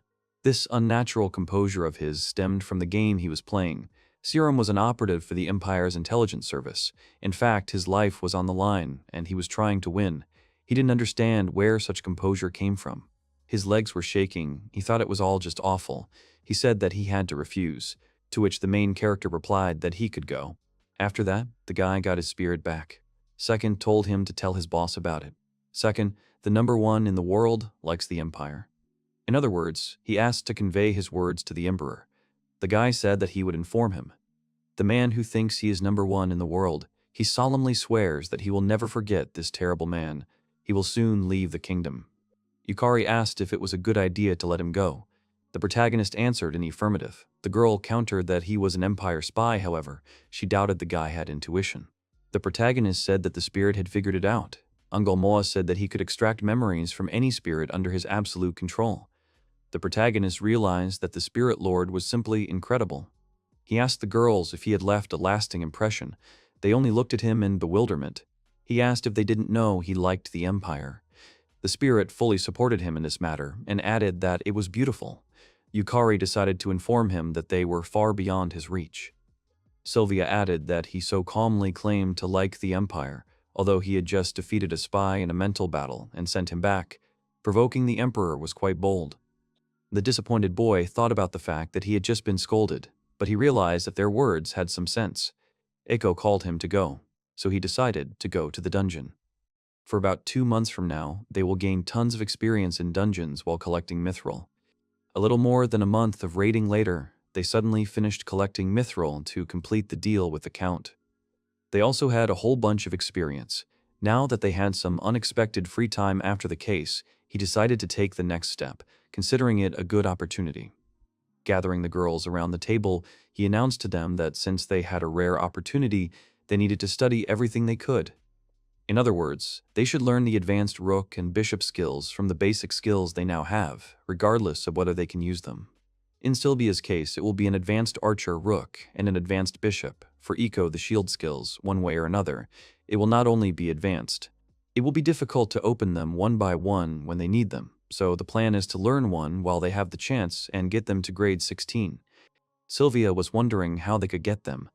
The guy realized that the girl was enthusiastic and told her that all she had to do was defeat the dragon. The girl was horrified by the thought of it. The guy added that it was more important how they did it. In the case of the technique, the final attack had to be made by the archer. To do this, you need to use various skills, from the minimum to archers. Yukari was interested in whether such effective actions were possible in a battle with a dragon. The boy confirmed her words and added that it was very simple. If they repeated this sequence, as he said, in battle with 5 different dragons, they would be able to learn it. Sylvia was simply speechless. It sounds quite complicated. There are a lot of different dragons in the game. The main character believes that they can satisfy all the conditions. He does not believe that there can be anything more complicated, so it will be very simple. In the case of an advanced archer, she simply needs to defeat any 10 dragons using only the archer's castle. The girls looked at the main character carefully.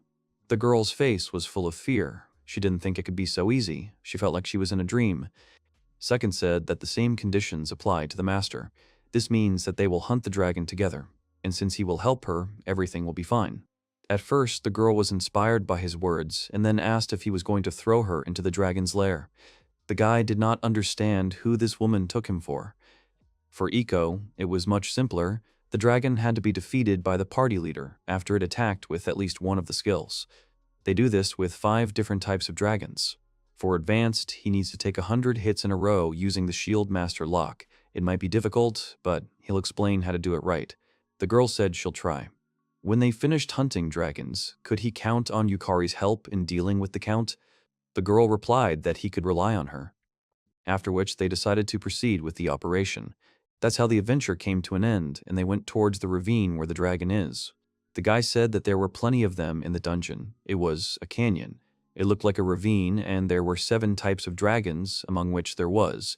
In other words, it was a dragon's lair. Strong asked if she had heard him correctly. She noted that this lair had not yet been captured. Second had guessed this. The boy thought that this was the hardest dungeon in the second rank.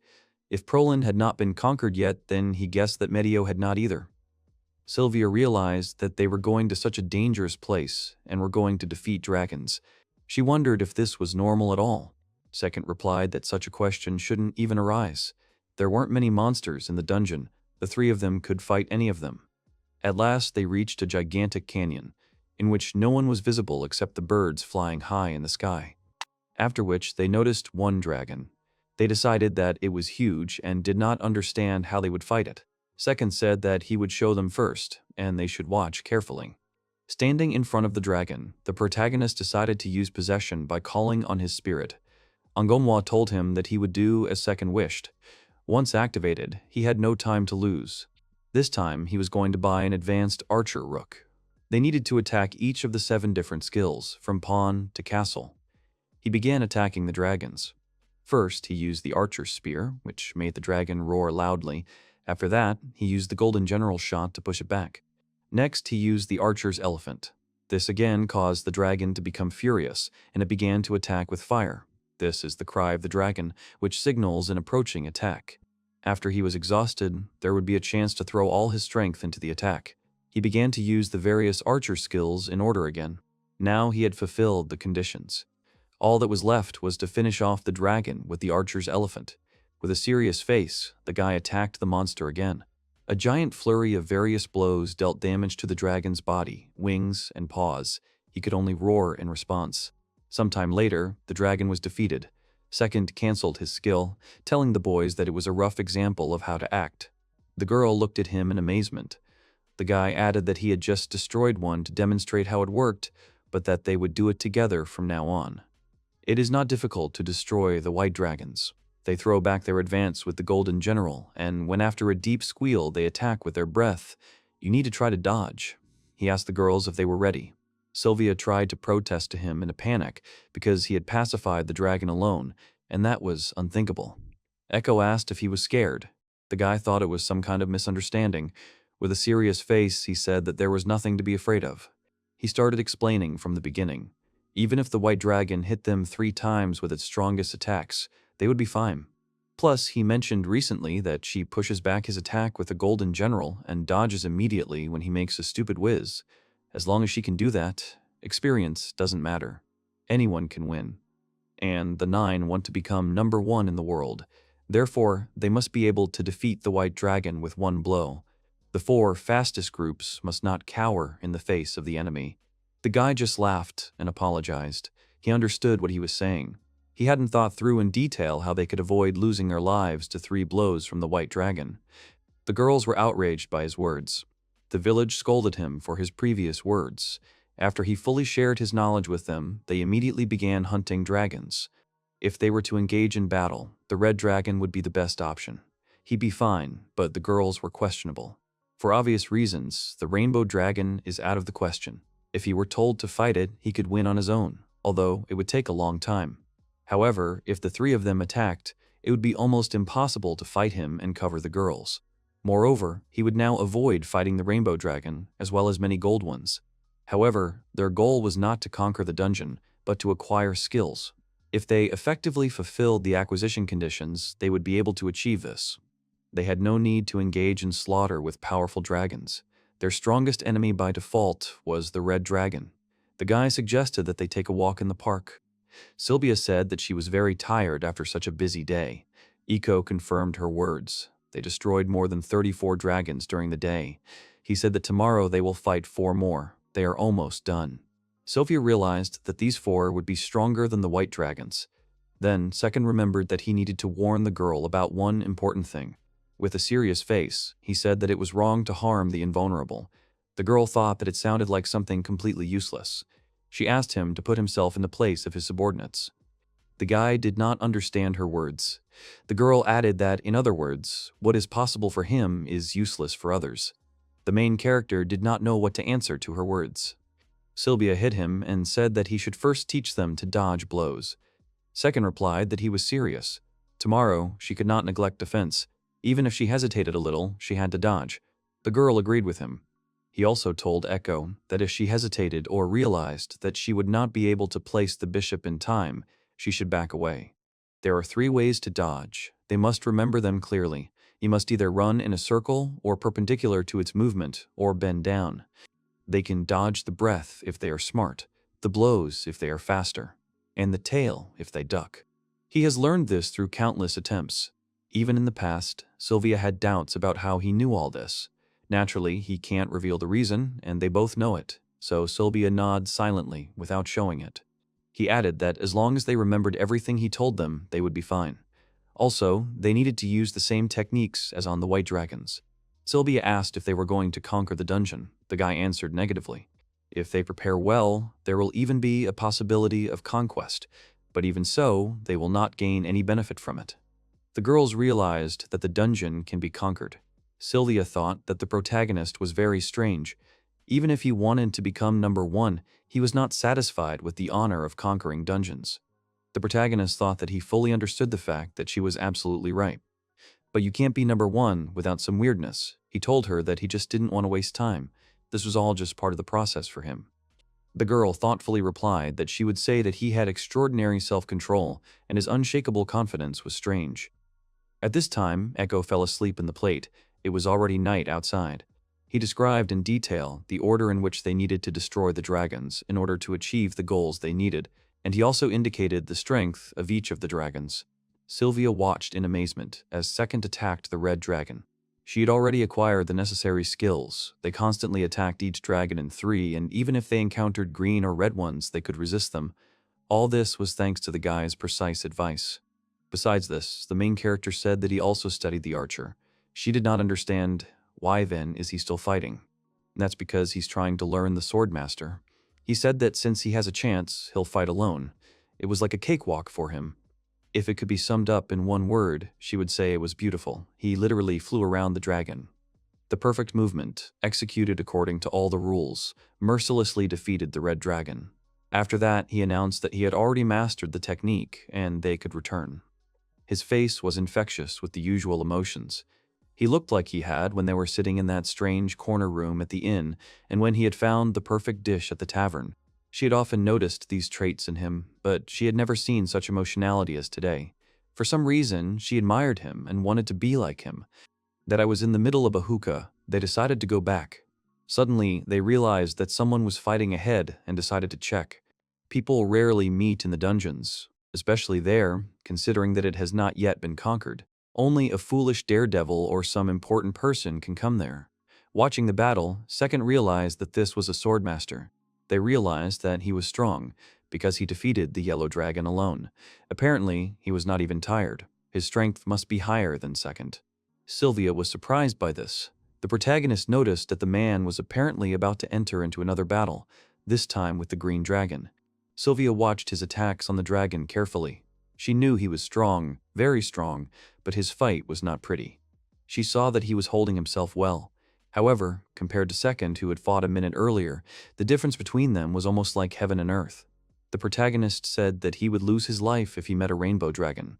Even with a golden one, he would have a problem. The girl wondered if they should warn him. Second noticed that they were already leaving. The girl thought that perhaps he could be considered more of an important person. It seemed that he knew his place. The protagonist, taking Ekko by the hand, decided that it was time for them to go back too. He wanted to meet Yukari as soon as possible and see the mansion tomorrow. At this time, Yukari paid a visit to the Count's family to receive payment for the ingots. She was politely received by the manor's majordomo.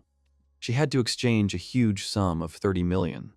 Until the owner returned, she would remain in the Count's mansion. She was not so stupid as to wander the streets with such a large sum. However, she was not idle. Since they were planning to buy the estate, she organized negotiations to buy it. She gathered a large number of workers, but even they may not be able to cope with the demands of their master. After a preliminary inspection of the estate, Second said that it was half the size of what he had expected, and this was the largest and most expensive estate on the outskirts of the royal capital, but he did not care. He was thinking about buying several estates and combining them into one large territory. As much as Yukari loved him, hearing such words made her think he was stupid, but she wanted to make his dream come true. According to calculations, the estate, lands, and reconstruction will cost 200 billion. She did not expect less from the owner. He wants his house to match the name of the world's #1. Now that everything was finished with the estate and all that remained was to select the servants, she was informed that President Philippe of Maurice's company had arrived. This made Yukari tense. She thought about the possibility of them being followed. She knew it could lead to confrontation, but she didn't think it would happen so quickly. She decided to consult with Second about the matter. The girl had a bad feeling, but if the owner said that everything was fine, then she would believe him. A man entered the room. The man smiled and said that he came to pay his respects, but it seemed he had become boring. He began talking about people who illegally break contracts to sell them on the black market. The girl decided that he understood something, but it did not seem that he had come to threaten her master. The man added that for this reason her master was great. After all, he handled her so well. The girl realized that she had finally escaped. The man reached into his pocket and told Sylvia that it was for her master. He had been entrusted with something by her previous master. The girl did not understand why the Duchess was handing over the letter to her master. The man explained that the Duchess had asked that if the girl and the boy had a good relationship, he would have to give it to him. The girl tried to find out from him what he knew. The man said that it was just a misunderstanding and that he only knew that they had a wonderful relationship as master and servant. The girl did not understand why the Duchess did this, the reason why she was spared and why she was taken away, and why the president foresaw her escape, all point to this letter. In fact, she wanted to send this letter to the master.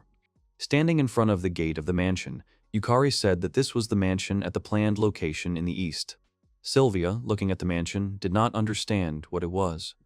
Ekko ran happily through the rooms, asking if they would live here. Finally, it dawned on second that this was too much. Even for them, this was too much.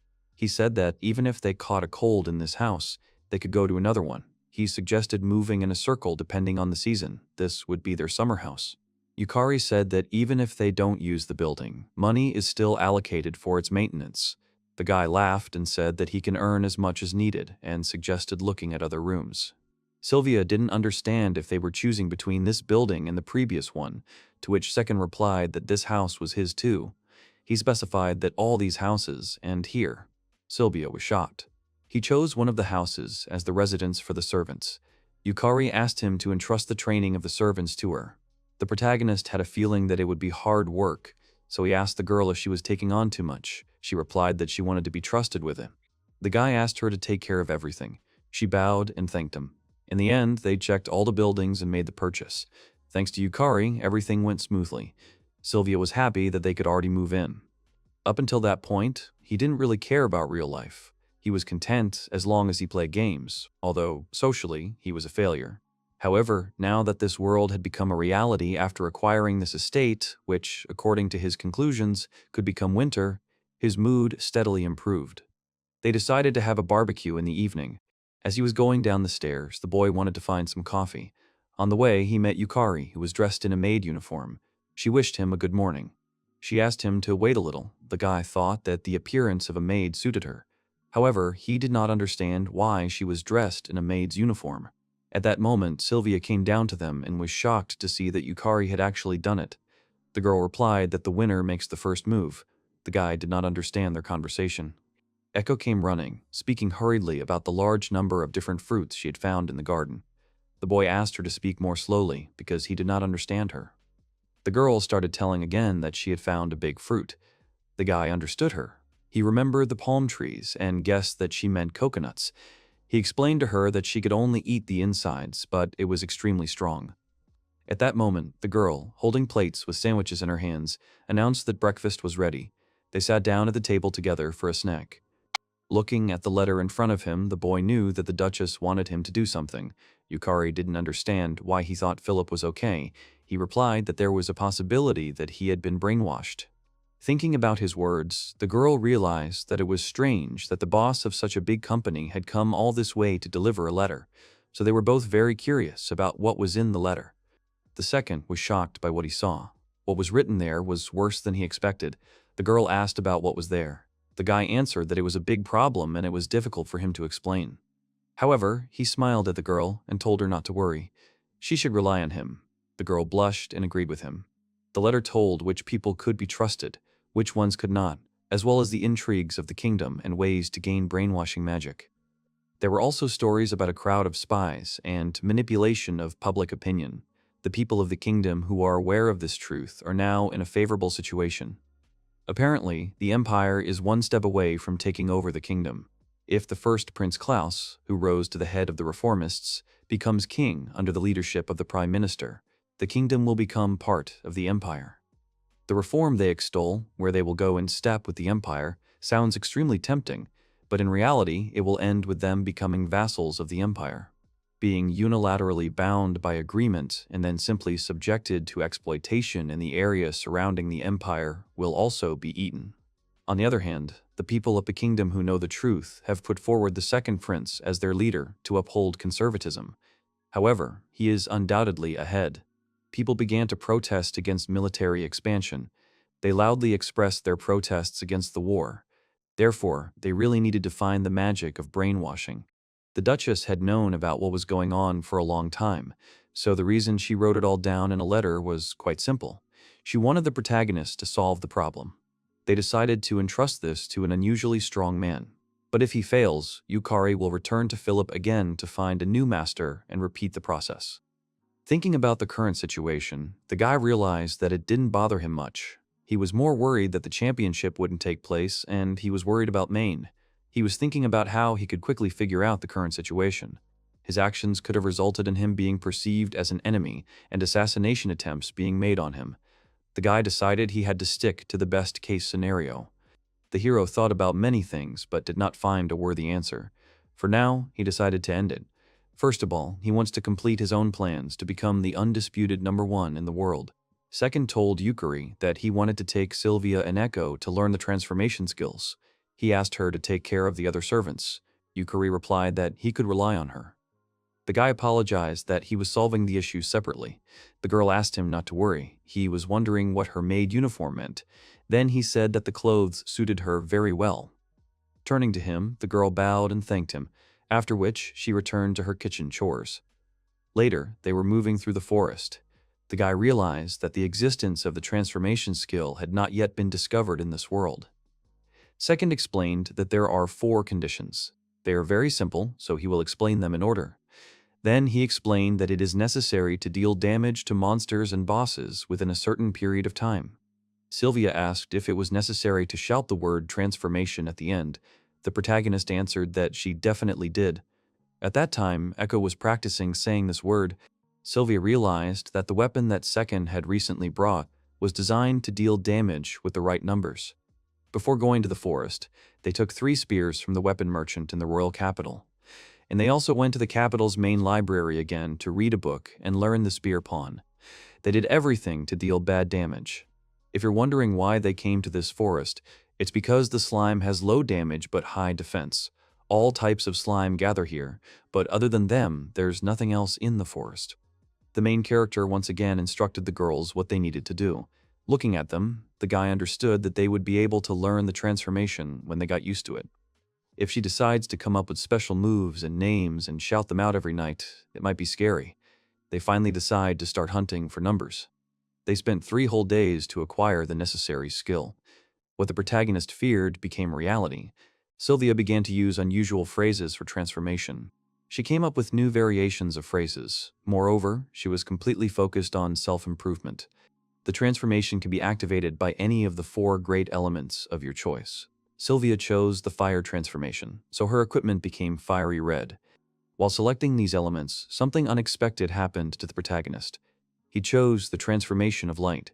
Performing a transformation without one of the 4 elements is obviously unheard of. The cape and mask were a new design for him. He wondered if it could be a secret element or some newly developed function. He thought that maybe this world was being updated. In other words, from now on, additional elements may be added to the game that he doesn't know about. This too is something to feel uneasy about, but at the same time patiently await. At this point, Sylvia finally got to the point where she was practicing a special movement for transformation. 2 weeks had passed since then, and they were busy gaining experience continuously. The protagonist finished his preparation. He raised his transformation to the 9th grade. He also collected the minimum skills that were not necessary for his transformation. The probability of activating skills varies greatly depending on the type and strength of monsters he targets. All of his skills were made specifically to obtain a specific Majin. His name is Dark Wolf. It was a mutated form of the Black Firewolf boss in the dungeon. It evolved after centuries of isolation in the eternal darkness. It was extremely rare. It would not be an exaggeration to say that the ability to tame this Majin was one of the reasons he could continue to be #1 in the game world. He was the only one who could tame it. It wasn't just difficult, it was close to impossible. The wolf was as strong as their entire team, so no one had ever thought about taming it. However, the dark wolf can be tamed. It is a living creature that has further evolved from the mutated species of the boss, and is thus considered a different creature from the boss. The protagonist studied various ways to tame him, but the result was terrible. However, he did not give up. He understood that he too could be tamed. He continued his endless hunt for dark wolves every day from morning to evening, and then the moment came when he was suddenly able to tame it. When others learned of this, they also tried to repeat the taming, but no one could do it. Now he would try to test this impossibility. This was what he needed training for. His mind was set on it, but this world is different from the game. He hasn't felt fear for a long time and tried to reduce the risks to a minimum. And in case of the worst-case scenario, he has insurance. But he can't get rid of the thought that he might lose his life. But even so, he will never run away. At the moment, the kingdom and the empire are in a state of cold war. Before the sparks fall on him, he will do everything to tame the dark wolf. Second realized that it was a good time to put the finishing touches on the girls. He ordered all kinds of top-notch weapons and armor for them. The protagonist accidentally realized that he was starting to exploit Yukari too much. He can no longer imagine becoming #1 in the world without her, so he thinks he's going to give her a nice, carefree vacation while he's busy fighting the dark wolf. Lately, these girls have become addicted to the elegant life in these mansions. If this continues, they will eventually go through hell. And so, he has already come up with a training regimen for these two. Once he gets the equipment from Yukari, he will hold a strategy meeting with everyone. He has a lot of things he needs to tell everyone, like what to do if he is gone. The girls were shocked by these words. After talking to them all night long, he somehow got them to understand and agree to report to him every day using the team chat. It would be hard, but there was no other choice. He told the girls that they had to explore the dungeon using the tactics he had laid out for them. Sylvia wondered if it would be difficult for Ekko. Of course, Ekko can only use defense arts and recovery magic. Even one monster on this route would take her too much time. However, if he had to, it would be Sylvia who would have a hard time. With such intense training, the two would certainly understand the importance of front and rear guard, as well as support in battle. It would be logical if they could become stronger before his return. As for Yukari, he sent her on vacation. But on the other hand, it would be worrisome if she suddenly had too little to do, so he asked her to take care of a long-running matter. After various events had happened, he said goodbye to them for a while. As he was leaving, he noticed new maids and realized that there were many more of them. He had a long journey ahead of him, both by land and by water, through various cities. He had some business to attend to along the way, so he would be staying overnight in some places. He decided to share all this information, after which he performed a spirit call. He asked him to switch to mono mode. If this world was like the game, spirits should be able to condense their bodies. The spirit obeyed his order and said that no one else should see him now. It was very convenient. Moto was curious as to why he was summoned while riding a horse. The protagonist replied that they would be fighting a very difficult enemy, so he decided to share the information with him. Second said that he meant incredibly difficult.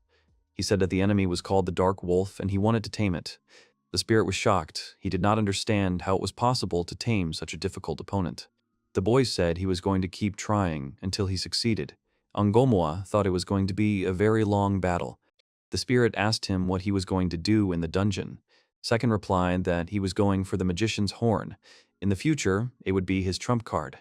After some time, he got it and, having come to the city, asked to sell him all the health potions.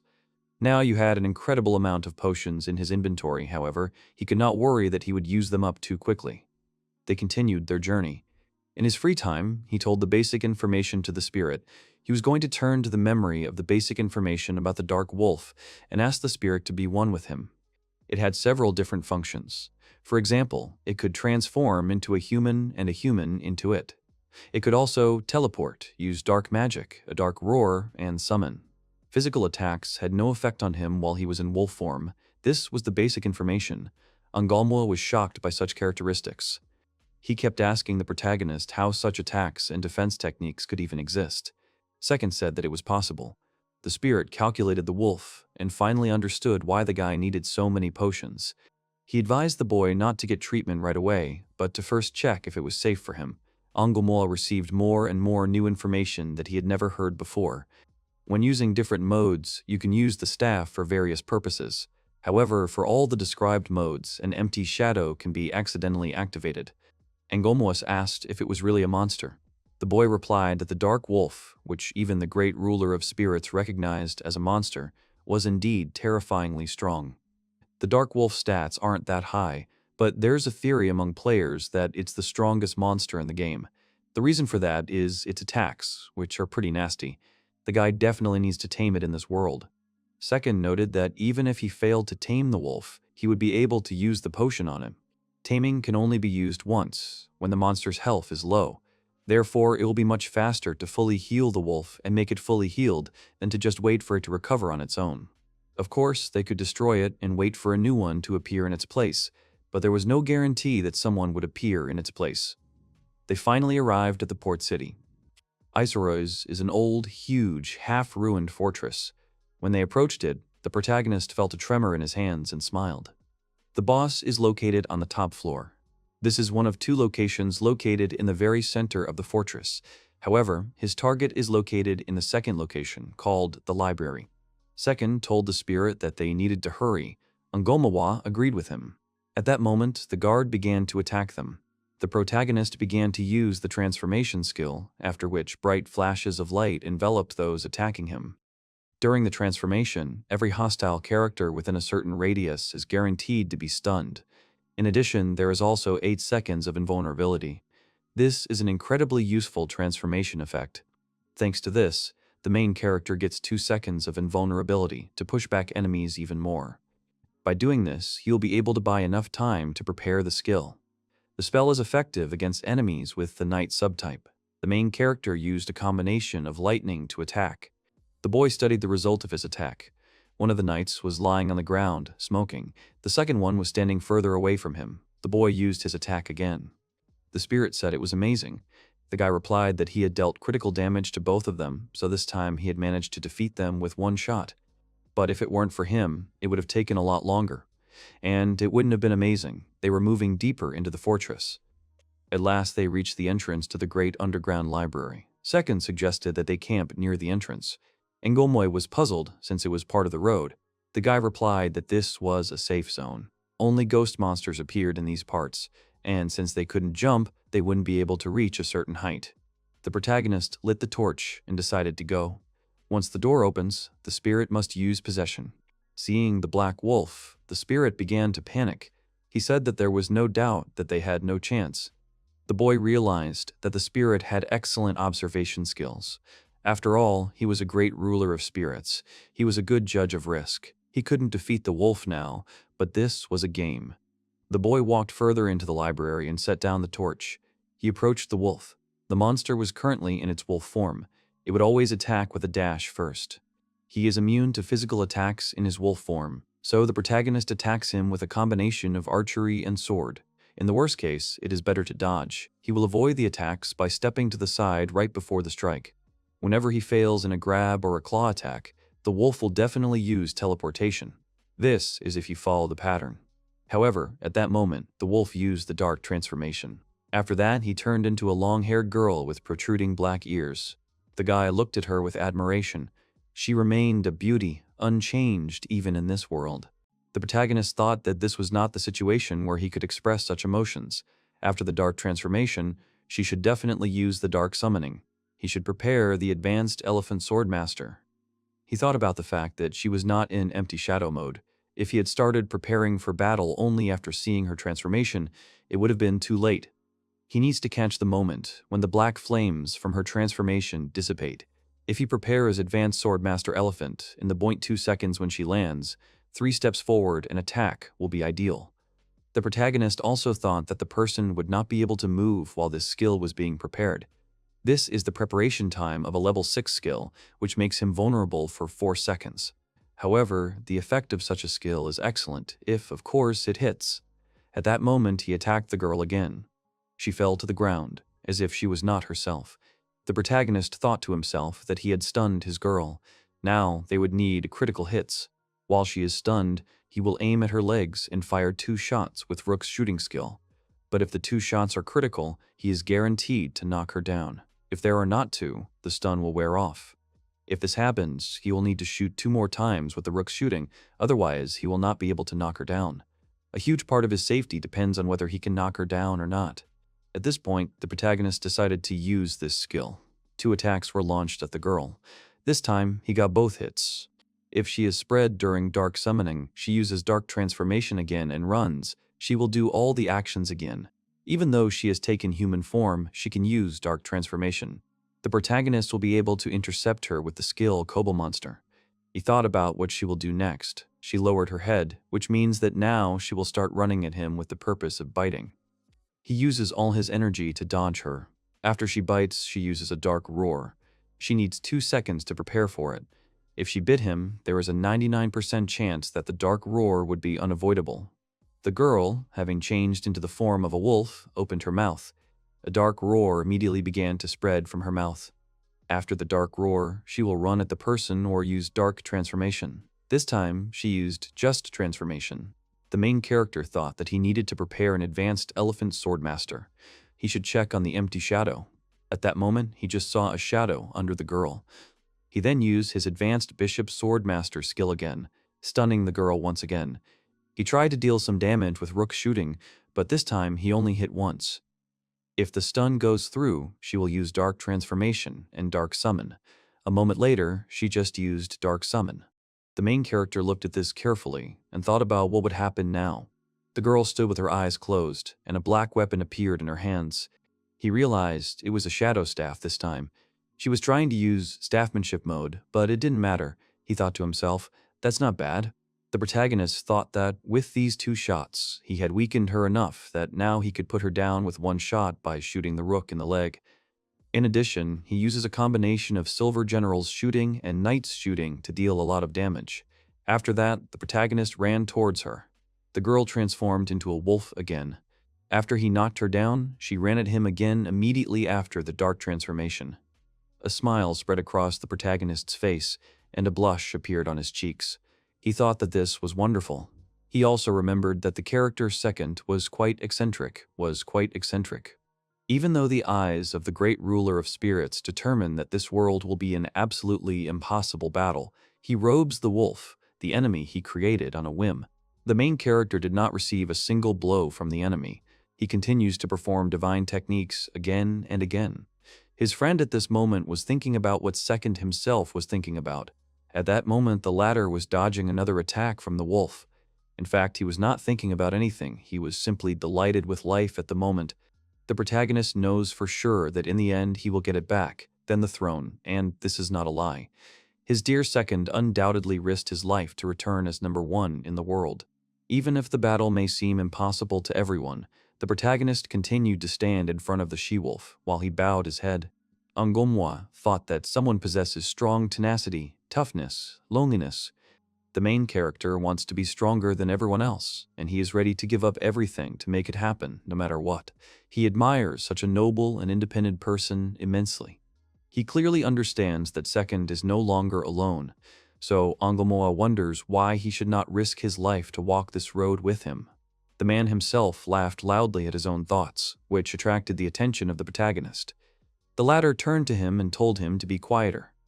The main character looked at the wolf and thought that his girl's health was finally being restored by about 20% in an hour. It's pretty simple. When this dark wolf's health drops below 25%, tongues of black flame begin to burst from her body, and she goes into berserker mode. Second thought that she just needed to calculate how much she needed to attack to reach the 20% mark to return all the damage received. Now it is not difficult for him to tame them. If he uses taming when she pounces, then everything will be fine. Even when he tried to tame his girl in his past life, the conditions were about the same. However, this time it did not work. The main character thought that if he couldn't use his skill, then in that case he would simply throw several jars of potion at her, which hit the wolf's body straight. From these actions, the wolf's body began to glow. She raised her head up, after which her whole body froze. Angomwa asked if the protagonist was sure, to which the latter replied that didn't he tell him that this method was more effective? His friend still had doubts. The main character and the she-wolf stood opposite each other. Second was surprised that a whole hour had passed. It took 4 times longer than before. However, nothing could be done. After some time, the main character said that he was defeated. He climbed into his tent and thought that he was already trying for the 10th time to bring her to a critical state and tame her, but now he was too exhausted. Until this dark wolf leaves the great underground library of Isorawa, there is no way that will make her follow him. Angomois poured him a drink and told him that he had been tormenting this monster for 10 hours. Naturally, he was tired. Second said that he was going to do this every day. His friend chuckled and said that if battles like today's continued, he didn't think she would have any reason to resist like this every day. The main character said that he was just very lucky today, all because she couldn't use the empty shadow during the dark summoning. He explained that when she transforms into human form through dark transformation, she initiates a dark summoning, or she can use dark sorcery. While she is transforming, you can prepare and hit her, after which she will stop, and you will need to put her down with 2 critical hits to the legs. If you do this, then during the fight he will not have to worry about using dark summoning. Manhwa said that he understood everything when you hit her with advanced fencing. If the she-wolf is in this state, it will not be possible to stun her, and the risk of her using dark magic will increase. Second confirmed his words. But he explained that it was not a matter of witchcraft. If, during the black summoning, she switched to some kind of mastery mode and summoned a shadow, it would all be fine. However, if she enters the most powerful state, the power of the dark fire will increase. His friend interrupted him and asked what would happen in this case.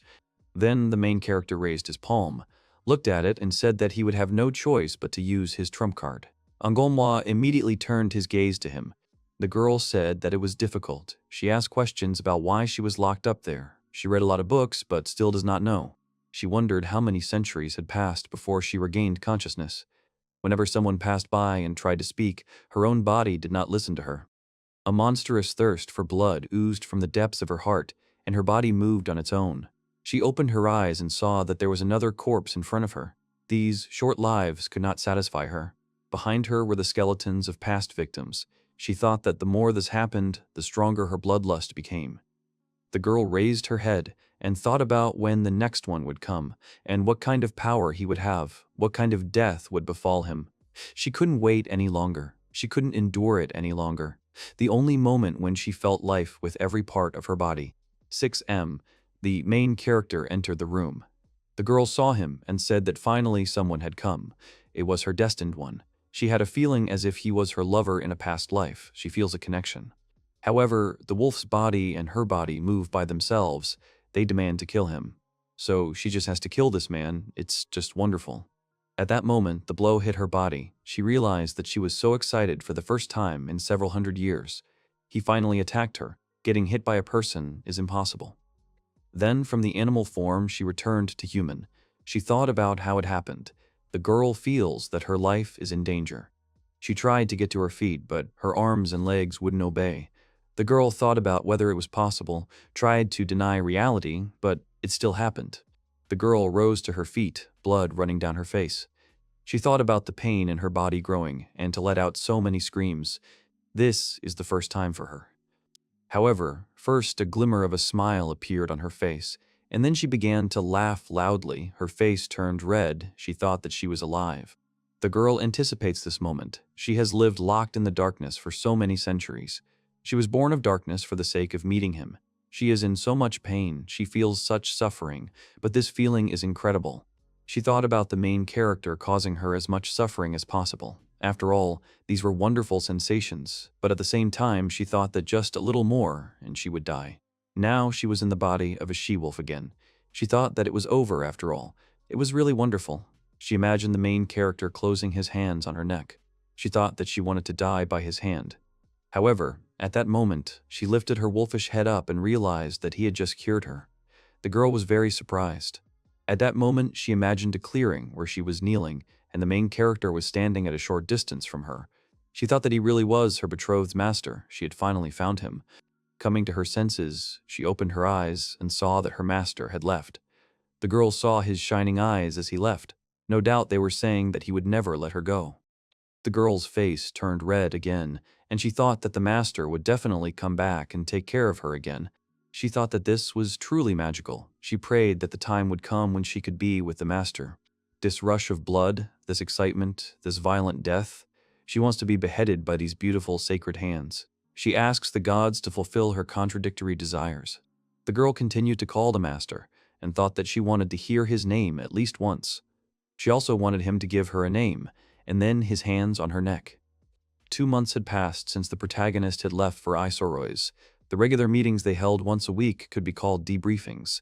During them, the girls exchanged information they had collected during the week. They were determining the course of further action. However, at that moment, a tense atmosphere hung in the air. Each of them was silent. At these regular meetings, they would compile the bare minimum of information they needed to share with Second. They would send it out in the form of weekly reports over the teen chat. Sylvia said that she personally believed that this was not necessary. Ekko supported her with her own words. Yukari said that she also did not see any need for it, but they really needed workers. Then Sylvia suggested that they take a male servant, to which Ekko said that any hard worker would do. Yukari said that men are men, and she doesn't like them. Sylvia said that she doesn't either, but it's better this way than bringing more enemies. Still 1.5 months left until the completion of the 5 estates, excluding the central and southern castles of Second. She would like to increase the size of her squad of universal maids and their qualifications. Sylvia asked her about the reasons, to which Yukari explained that the all-purpose maid squad currently consists of 10 people. Although they are essentially slightly inferior to her, they can be considered 10 clones of her. Ekko imagined 10 Yukaris and thought that it was very scary, to which the latter replied that it was very rude. The girl apologized to her. Sylvia's face became more serious. She said that the maids were truly incredible, and their reliability was becoming increasingly trustworthy. Yukari said that if they hire more staff under them, the master's castle will be unshakable. But on the other hand, they don't have enough subordinates.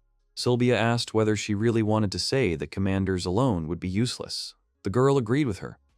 Yukari said that once they have staff, they can be trusted with everything from training to management. However, they can only train maids, so they should hire as many women as possible. Sylvia said that there was nothing to be done. Let all the female servants be maids, and all the other servants would be men. As for her, this was an uncompromising option.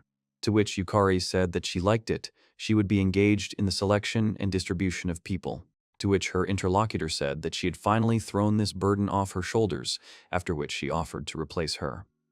Yukari said that she couldn't help her from her jealousy. This is an important task that the master entrusted to her. Did she really think that such flattery would make her give in to her so easily? To which Sylvia replied that she is not jealous. Sylvia said that it was too much of an honor, and Yukari was trying her best to hide her wolfish nature behind a sheepskin. To which the latter asked if she really had any problems. Sylvia winked at her and said that it was okay for her to be pretty only on the outside. To which Yukari replied that she had also broken her promise of 1 message a week, and that poem that she had sent him was funny. To which Sylvia said that Yukari makes noise every night, after which she suggested that she be quieter, like her. She parodied her about how she waits for her master to return. Yukari started to get angry. She started to get angry. She started to insult Sylvia. The latter started to insult her back. Ekko got scared at that moment. She decided to leave the room and said that it was very scary. The protagonist continued his fights with the she-wolf. About 3 months had passed since he started. Finally, she turned on that very behavior pattern. At the moment when he prepared his skill, her shadow disappeared.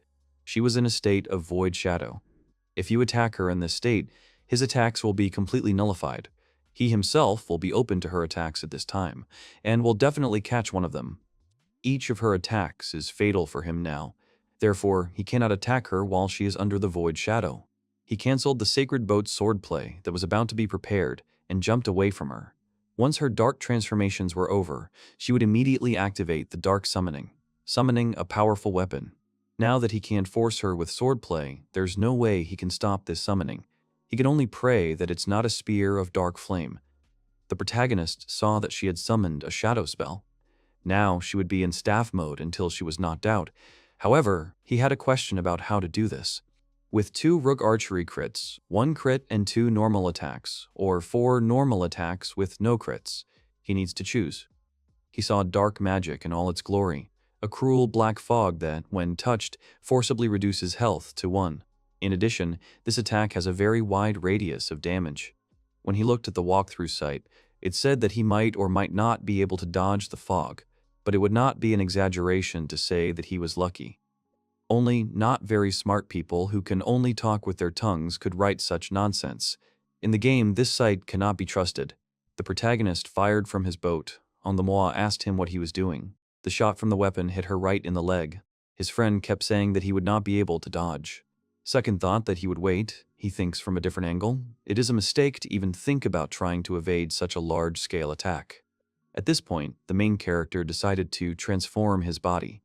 Now the second difficulty was behind him, because after activating the transformation, he would be invulnerable for 8 seconds. After that, he fired from the boat again. However, Crete flew past.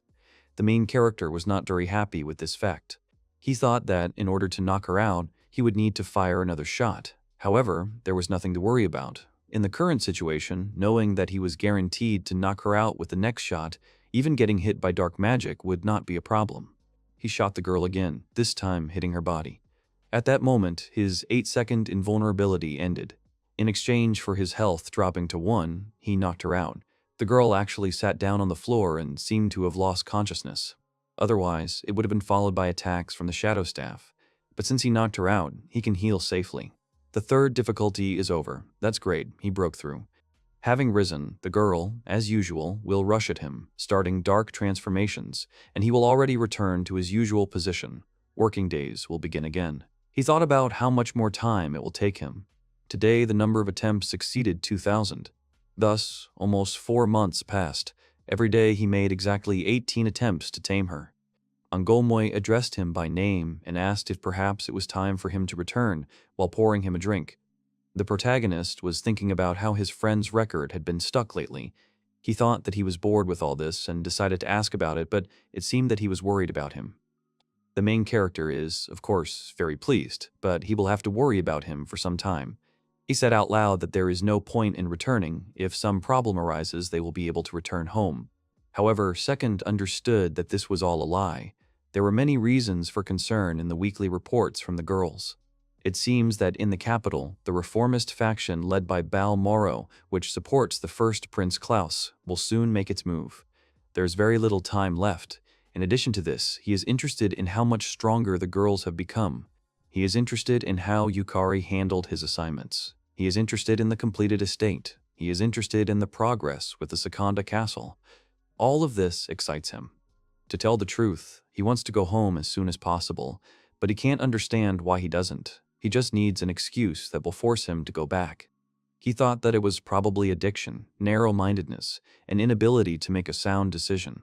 Apparently, he would continue to try to tame the she-wolf until it was too late. But he can't help himself. Taming a black wolf is like a drug you can't give up. Once he experiences the pleasure of taming, it's the end for him. There is only one way to save yourself, to tame her again. The main character said out loud that he would go to bed. His friend agreed with him. When Second closed his eyes, Angolmois continued to look at him. The main character silently made a wish for this to end soon. 268 attempts. He, of course, thought that someday it would end, and now it finally happened. The wolf used the dark summon and void shadow that followed the dark transformation at the same time. It couldn't stop her from entering the strongest mode. The situation was the worst of the worst. She had less than 25% health left, which meant she was also in berserk mode. Strongest mode plus, berserker mode. In addition to its insanely high damage, the Dark Flame Spear has a damage radius of about 3 meters and a constantly active ability to attack with dark flames from a long distance. By the way, if the main character with his current parameters touches the dark flame even for 2 seconds, he will at best be at death's door. He will almost certainly die. If the spear pierces him, he will die instantly. If he tries to fight, he will die. If he tries to run, he will die. He looked closely at the girl in front of him. Her attacks weren't so weak that he could escape from her by turning his back. He realized that it was time to use his trump card. He used the Goblin Mage's Horn. And although he called it a trump card, in fact, it was a means of escape. Minions of the Demon King, boss of the third-class dungeon, Ashiasparn. Goblin mages use random teleportation spells. This very random teleportation can be activated by thrusting an object into a monster. However, this is already a terrifyingly useless item that requires the observance of many conditions. But it doesn't matter. He wasn't even going to use it on the girl. He was using it on himself. By sticking it in himself, he would be able to get out of here for sure. In this way, he became a trump card for an emergency escape. The main character closed one eye and said that quite a bit of time had passed. His friend agreed with him. At the same time, he looked closely at the girl in front of him. She stood holding a spear in her hands. Second was very tense. He did not take his eyes off the girl. The latter was in a peaceful state, closing her eyes. If the spear touches him for just 2 seconds, he's finished. She's a devil, of course. There's no way to get close to her now. It's just impossible. He has no chance of winning, so it's a forced escape. The main character swung his horn. He was already ready to stick it into himself. He said out loud that he would return here again. At that moment, he saw that the girl opened her eyes. This surprised him. Then it was as if she asked him not to leave. The protagonist's eyes were still wide open, and Galmoy asked him what was happening to him. At that moment, Second dropped his hands down. He thought about why he was running away from such a powerful enemy. He realized that if he ran back, everything would be over. He called himself not a particularly smart person. The main character said that he would have absolutely nothing left if he ran away. The number one in the world must become stronger than anyone or anything. Manhwa was shocked by his actions. He tried to call out to him. However, he seemed not to hear him. He ran straight at the girl. He thought to himself that he was number one in the world. He had nowhere to run. At that moment, while he was running, he used his transformation skill. He was again given invulnerability for 8 seconds.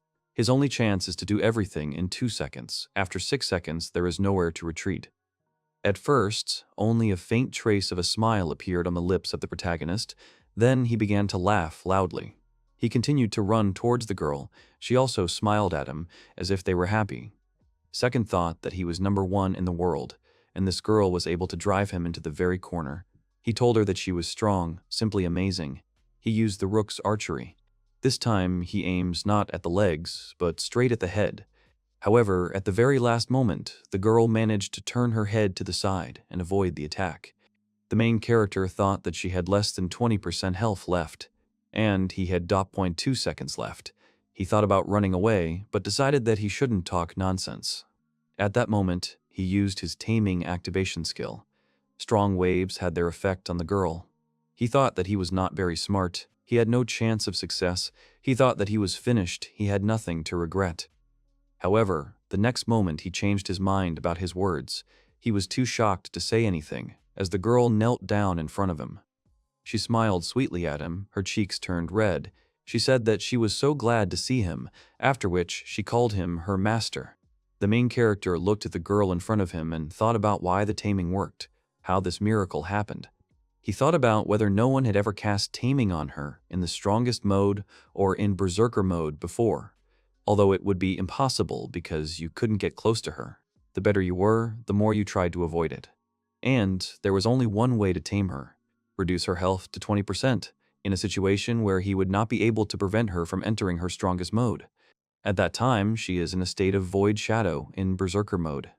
Approach her using the temporary invulnerability of the transformation and cast taming. Who could understand and implement this? He thought that he was being mocked. At that moment, the girl called him master. She put her hand on her chest and said that she wanted to devote herself entirely to him.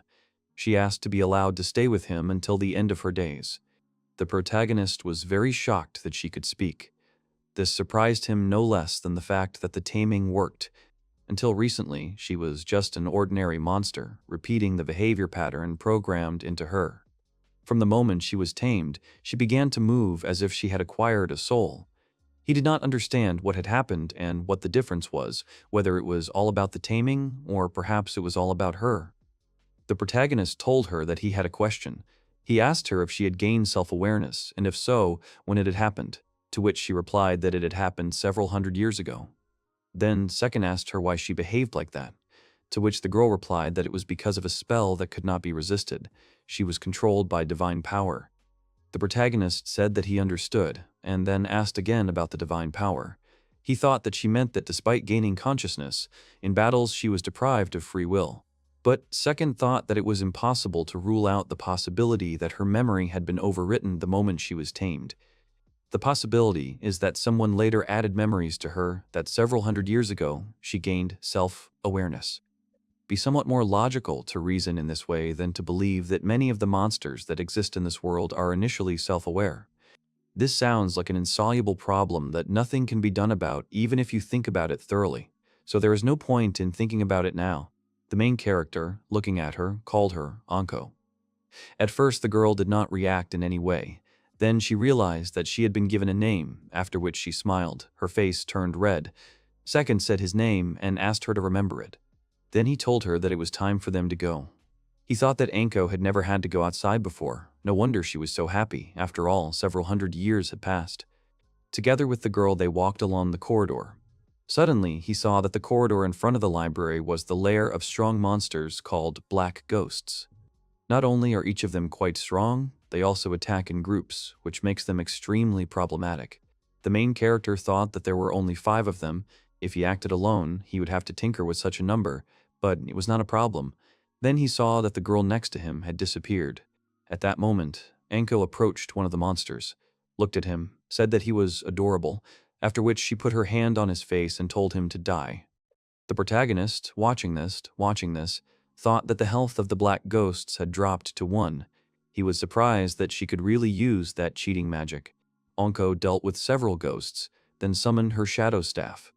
She took it in her hands and began to wave it. Second thought about how he didn't know how to describe his feeling right now. This ruthless, devilish combo that had caused him so much trouble recently seemed so reassuring when they were on the same side. The girl closed her eyes, then giggled a little. The staff's special abilities allow her to deal damage to enemies, even if she hits their shadows with blows. The main character, looking at this, smiled and thought that she was tough, even too tough, especially her dark magic. He didn't think that she would be able to use it. In her past life, she couldn't use this skill. However, she uses this cheating magic. In other words, Anko in this life is clearly different from herself in the past. Second said that she was great, it was amazing, to which the girl replied that she was not worthy of these words. The protagonist thought that he needed to conduct a small check. He wanted to know how she was different from the last one. He asked her to let him look at her parameters. The girl came very close to him, smiled, and said that he could watch as much as he wanted. The protagonist's eyes dropped lower. He thought that her dignity was very large. However, what difference did it make to him? Now the question was completely different. A system window opened in front of him, in which the characteristics of the girl were indicated. She had more restrictions. A condition was added that dark magic can only be used on enemies weaker than herself. She also got a cooldown of 3600 seconds. It only works once an hour, but even so, it's a pretty cheating skill. In addition to this, some skills have had minor modifications. The cooldown on dark transformation has been removed, and the cooldown on dark teleportation, dark summoning, has been set to 60 seconds. Compared to the previous life, there were solid improvements. But compared to what it was before taming, everything except the dark transformation was worse. The main character thought that, one could say, all the changes were extremely well thought out. He became convinced that God exists, or, more precisely, that the developer exists. Anko asked his opinion and whether she would be useful to him, to which he replied that she would be useful 5,000 out of 100, although no in 1,000,000. The girl threw herself into his arms and said that she was very happy. The main character thought again that she had very great dignity. He suggested that she hurry home. She said that she obeyed him. Second stayed here for 4 months. It seemed to him that it was a long time, but at the same time it was not. He heard that autumn had already come outside. The main character walked forward, thinking about all sorts of stupid things, like how beautiful the autumn leaves would seem to him in an elevated mood after taming Anko. Well, no way. There were good times, of course. Because of this incident, he learned that every beautiful story has a flip side. The girl stood in front of him, covering her eyes.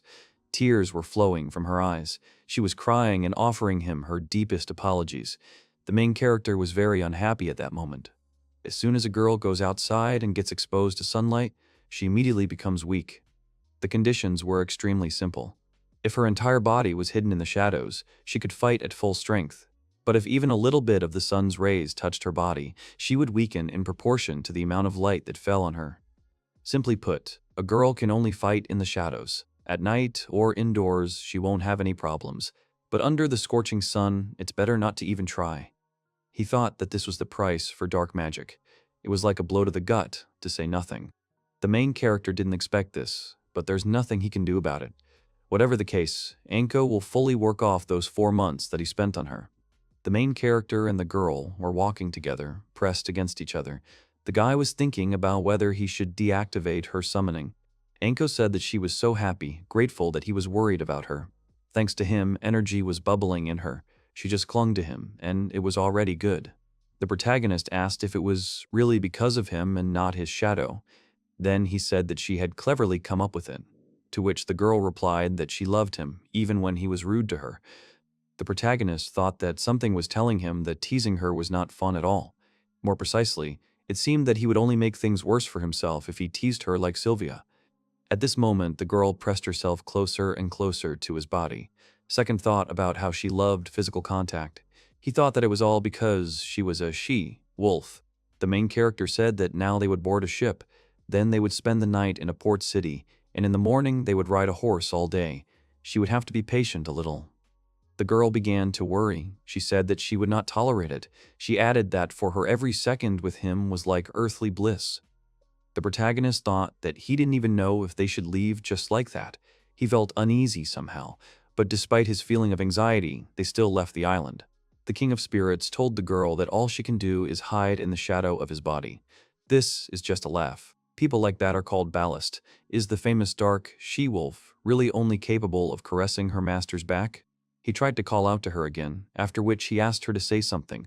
Angelmois did this several times, but the girl remained silent. The protagonist began to quarrel with the king. The latter asked him how he dared to talk like that to the great King of Spirits and his elder comrade. Second got angry with him and told him to shut up and sit quietly. On the way from the port city of Kula to Paho on horseback, the main character happened to want to use the summoning of the spirit. He needed to find out if the summoning of the monster and the summoning of the spirit conflicted with each other. Although the summons as such did not conflict with each other, the summoned couple themselves did. The King of Spirits asked why he was being reserved. This was nepotism, discrimination against spirits. Second should only scold this girl, to which he asked why he thought so. The spirit said that yesterday she bared her fangs at him. This is unforgivable. He must punish her severely. The main character realized that Angelmois still did not trust her. At that moment, the girl came to her senses a little and said that she was already part of the master's soul. Whether she would bare her fangs or not was his will. She also added that if this is the case, then wouldn't it be strange if the owner punishes himself? Angelmois said that this was all empty sophistry. The girl said that this only concerned punishments, and here she agreed with her master. Ekko raised her hand and then touched the protagonist's chin and asked him to strangle her. Second thought that she had once again spouted some nonsense. Then he turned to the King of Spirits and asked him to do something about it, to which the latter asked what he could do. The main character continued to get angry and talk about doing something, since he is the senior comrade here. The Spirit King tried to object. At that moment, the girl pressed herself even closer to him. She began to sigh loudly. Her face turned red. Second immediately turned to Angelmois to hurry him up. The latter suggested that the girl look at the beautiful autumn leaves. In front of them, there were indeed large trees. The Spirit King said that Ekko had been sitting in the dark dungeon all this time without leaving, and she probably had never seen them. Therefore, she had a unique opportunity. He suggested that she get off her horse and look at them. The girl took her hands off the main character's neck. Her face became a little angry. She asked if he really planned to share her with the owner. She said that although he was an older comrade, he had played too much. The Spirit King asked her what they were going to do. Were they really going to decide the winner right there? To which Ekko became even more angry and said that she wanted to burn him alive or tear him to pieces. She offered him a choice. Angelmois said that he wanted her to try to kill him if she could. The girl immediately wanted to answer him, but at that moment the main character sent all the spirits back. He thought that it was all pointless. They were like a cat and a dog. It was better not to summon them at the same time at all. Then he thought about when he would summon them next time. He felt that his stomach would hurt now. After some time, he reached the city of Paeho. There, he rented a place to stay, ate, took a bath, and then went to bed. When he was already lying on the bed, there was a knock on his door. He had to get up when he went to the door and opened it. Behind it was a young guy with blonde hair. He apologized to him. The stranger said that he had been appointed butler of the first family. His name was Kuburo. He was glad to meet him. The protagonist looked at him attentively. The latter also returned his gaze. Second thought that he did not give the impression of an ordinary person. Belittling subdues est teen, est cli, est. For now, everything is clear to him. This is his butler, but something in his words caught his attention. He asked the butler about when they became the family of the first, to which the guy replied that Mrs. Yukari had instructed him to introduce himself like that. The main character was surprised by these words and asked if he was serious. He had a feeling that he had heard this somewhere before. His memories of it were like in a fog, because he had given up on all this for 4 months. Continuing to look at the guy, he thought about what it meant that his first public name would be second first. It seemed to him that it was a very good name. The protagonist then asked Kuburo why he was there at all, to which the latter replied that he had to take him away. Then Second asked him if he really was a butler. The guy said that he was ready to go anywhere for him. That is, he is both a butler and a valet introduced to him. Kuburo apologized for waking him up when he was so tired. He had already spoken to the innkeeper, so he could rest a little longer. The butler also added that breakfast would be ready when he woke up. He asked if he wanted him to bring it to his room. Second agreed. Kuburo bowed to him and said that he understood him. In that case, he would bring him breakfast when the time came. Until then, he could rest. The protagonist thought that he was such an attentive friend. The guy looks like he's about 20 years old, but judging by his meticulous attention to detail, you can tell he's a true master of his craft. What kind of training can bring a person to this level in 4 months? After that, the main character fell on the bed again. He covered himself with a blanket and said that it was time to sleep. A few hours later, he thought that it was time to get up. At that moment, there was a knock on the door. The protagonist was surprised by this, because the butler was already standing at his doorstep, holding a tray of food. He wondered if it was Esper. After Second had breakfast, he decided it was time to move out, to which the guy replied that he was already done with that. Then the protagonist asked about Seven's style. The butler replied that his subordinate would take care of them. The second said that it was nice to hear, after which he said that he wanted something to eat on the way home, to which the guy replied that they had chocolate pie and hot coffee prepared today. The main character said that he understood, then he suddenly wanted to play cards with him on the way home, to which the butler took out a deck of cards and said that he would consider it an honor. He just happened to have an unpacked deck. The second, looking at him, said that he was very good. The guy bowed to him again, after which he said that he was not worthy of such words. After a while, they got into the carriage. The men sat opposite each other. At first, they were in complete silence. The main character hypnotized his assistant with his gaze. The latter noticed this, after which he asked if he could help him with anything, to which Second smiled at him and said that everything was fine. Then the butler said that if he needed anything, he should not hesitate to contact him. The protagonist thought that he was being prudent, which meant that something was wrong here. All this time, since the moment they met this morning, he has not been able to shake off the bad feeling. The journey to the capital will take 4 hours. He will need to watch him closely while he has nothing to do and find out the reason for his bad feeling. Second felt sorry for making him feel stressed for so long, so he would decently leave him alone for now. Then it occurred to him that his butler was stressed. The guy pursed his lips and bit them. His hands trembled a little. His whole body said that he was very tense. However, he makes every effort not to show it.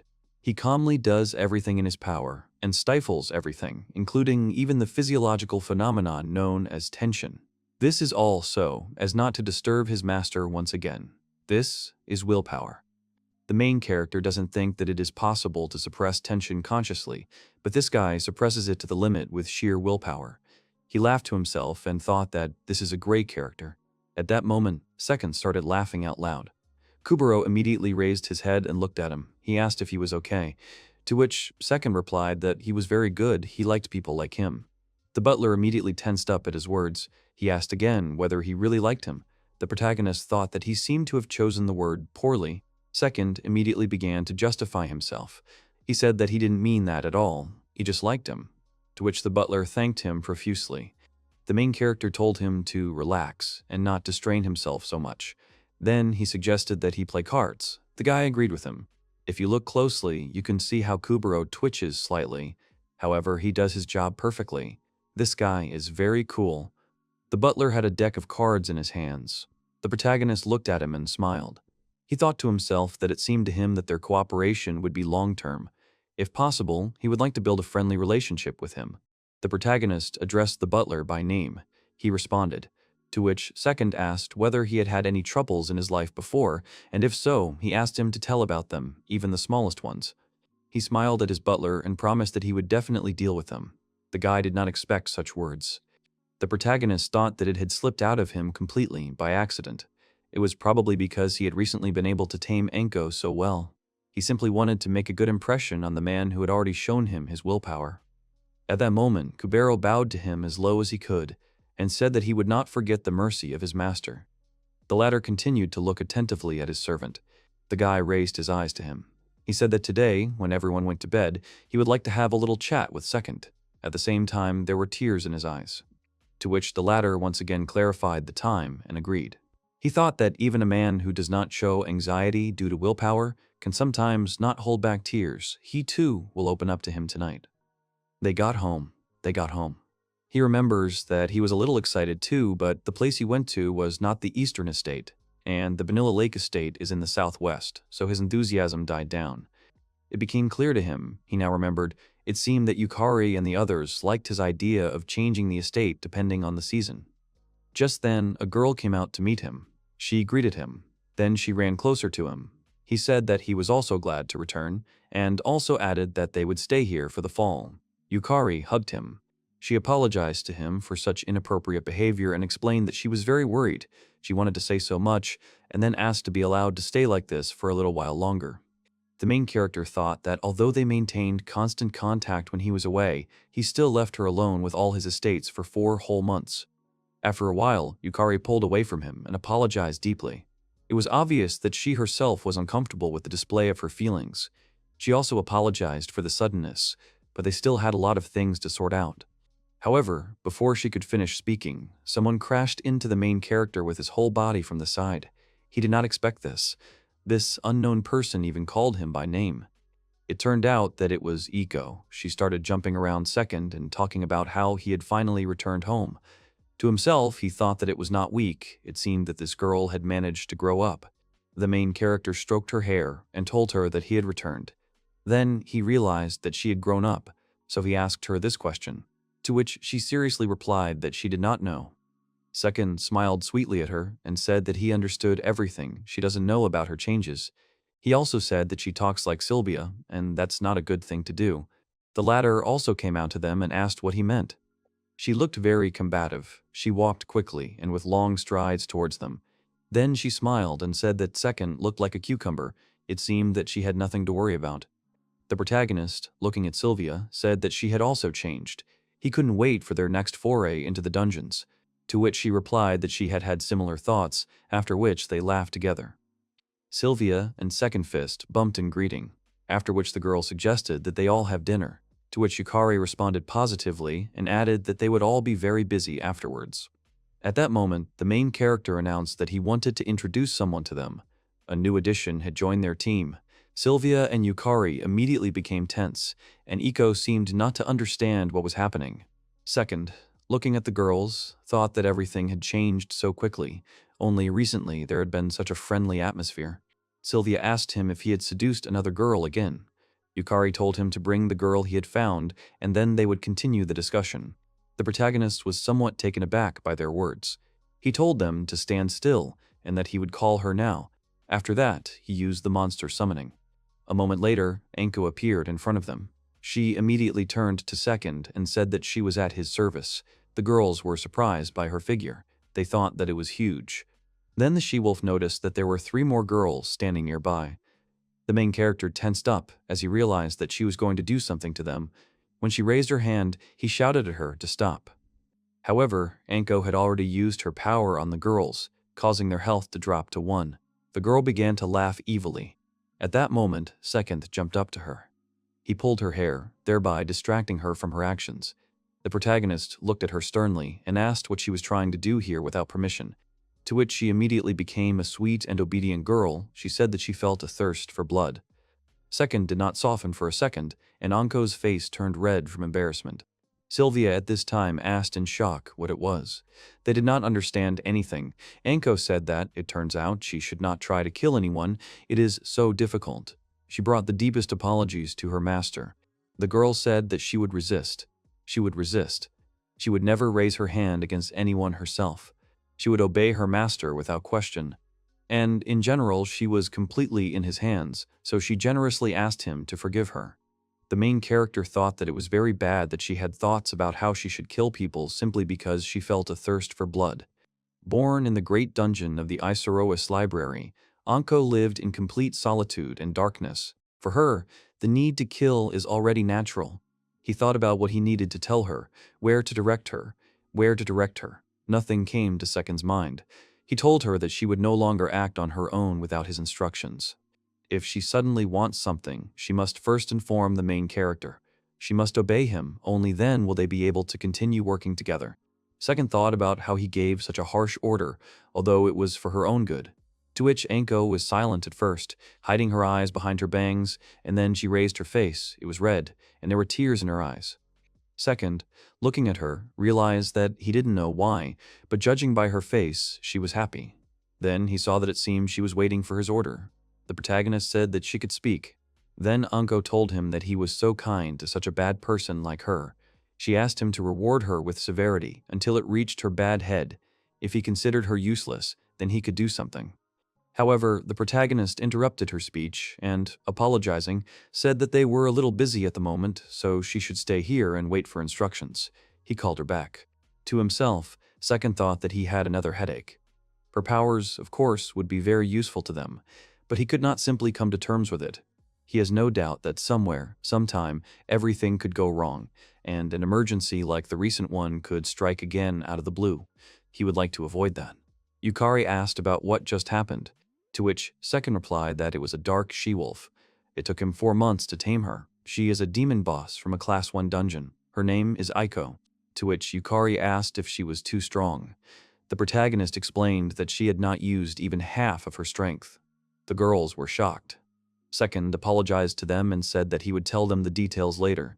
Yukari said that she understood, in which case she would go and prepare for the meeting, after which she asked to postpone it for an hour. Then she turned around and went into the house. Sylvia said that even though Yukari said so, she doubted that they would discuss anything today. Most likely, they would just listen to a pompous report about Second's long absence, so he should be prepared. The protagonist thought that despite her intense fear, she managed to maintain the aura of "no need to worry about me."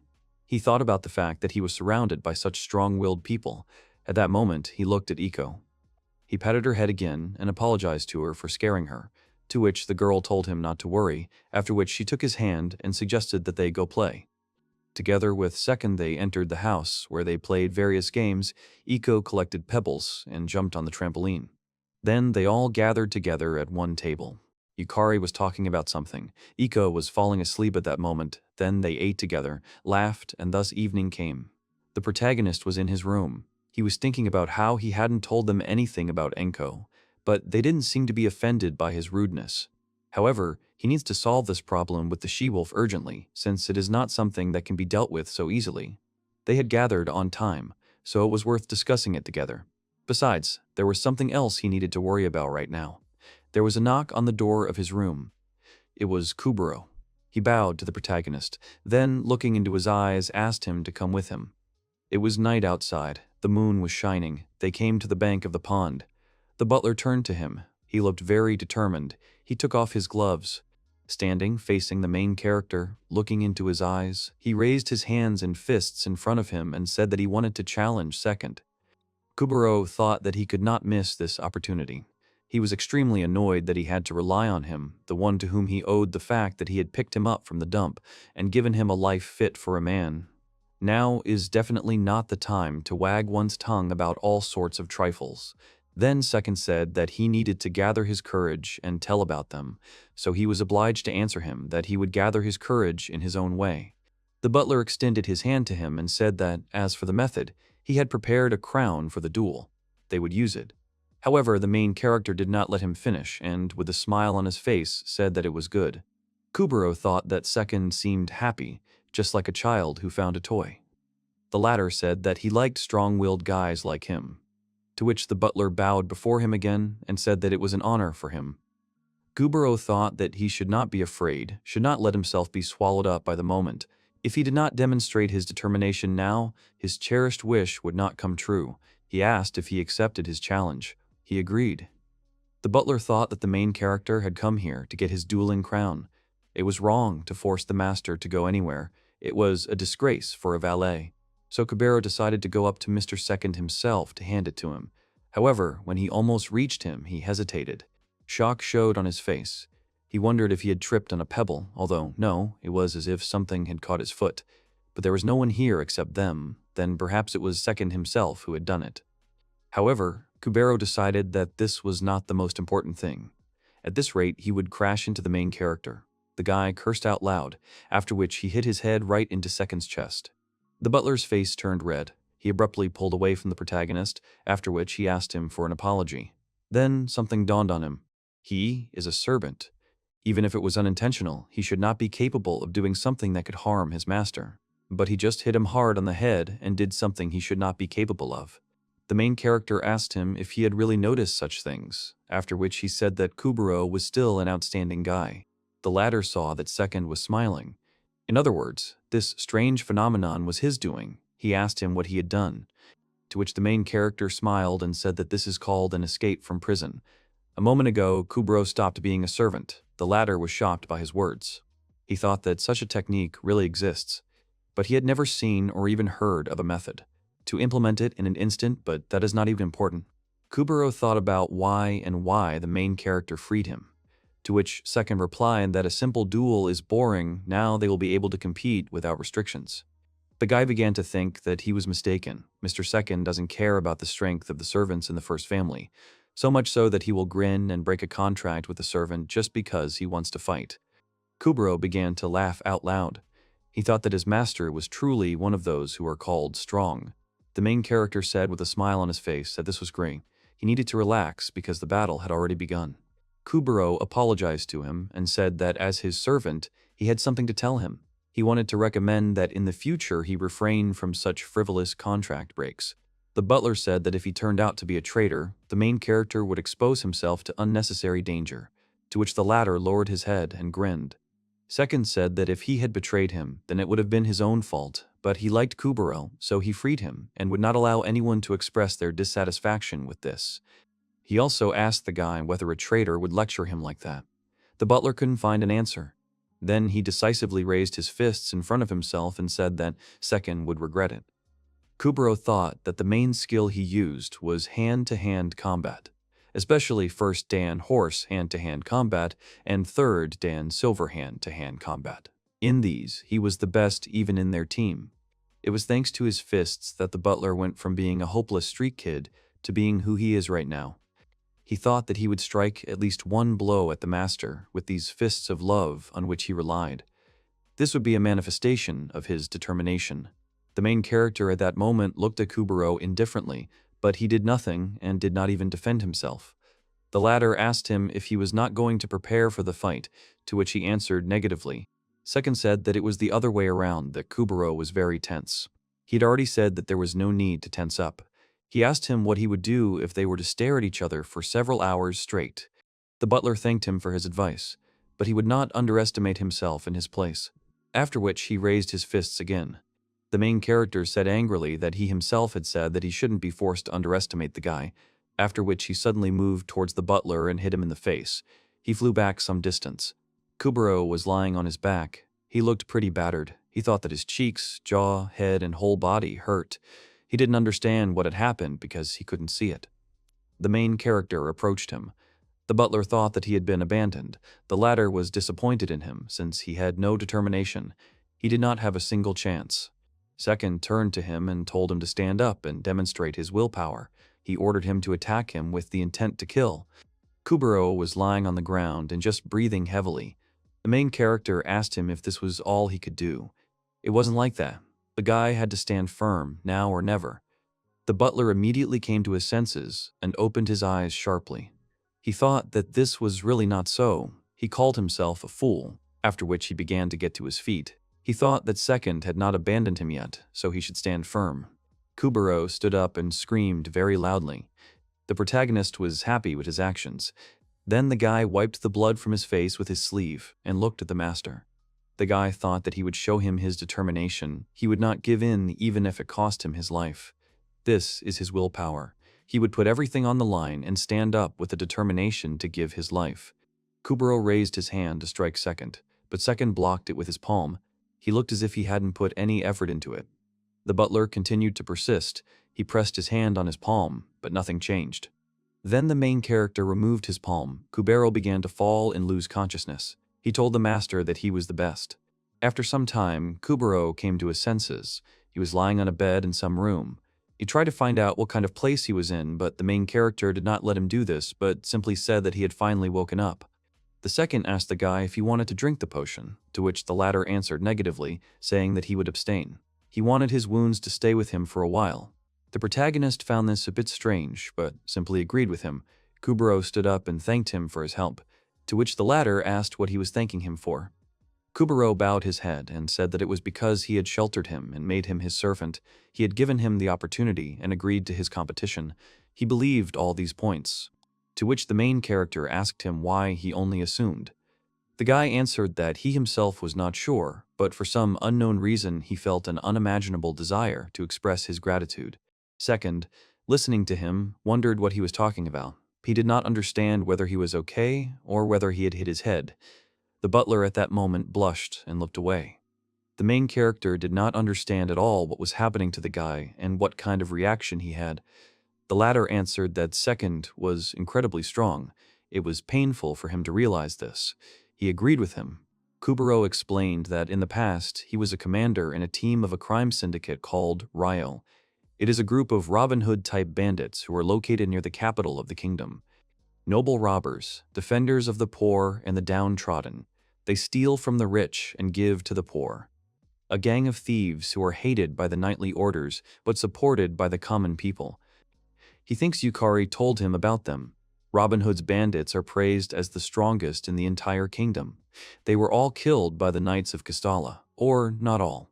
Kuburo said that robbers who earn money by stealing are a source of resentment for many. More precisely, aristocrats who fill their pockets due to their status and are the main target of robbers. The main character understood why the kingdom of Kastala itself took on the destruction of Robin Hood's robbers. The guy agreed with him. Under the attack of the second and third knightly orders, they were in danger of being destroyed in a matter of months.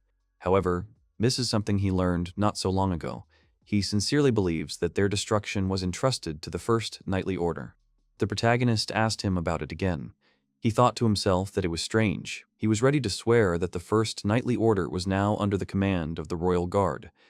If the goal is to destroy Robin Hood's robbers, it would be obvious to assume that this would be entrusted to the third knightly order, the defenders of the palace, or the second knightly order, the army.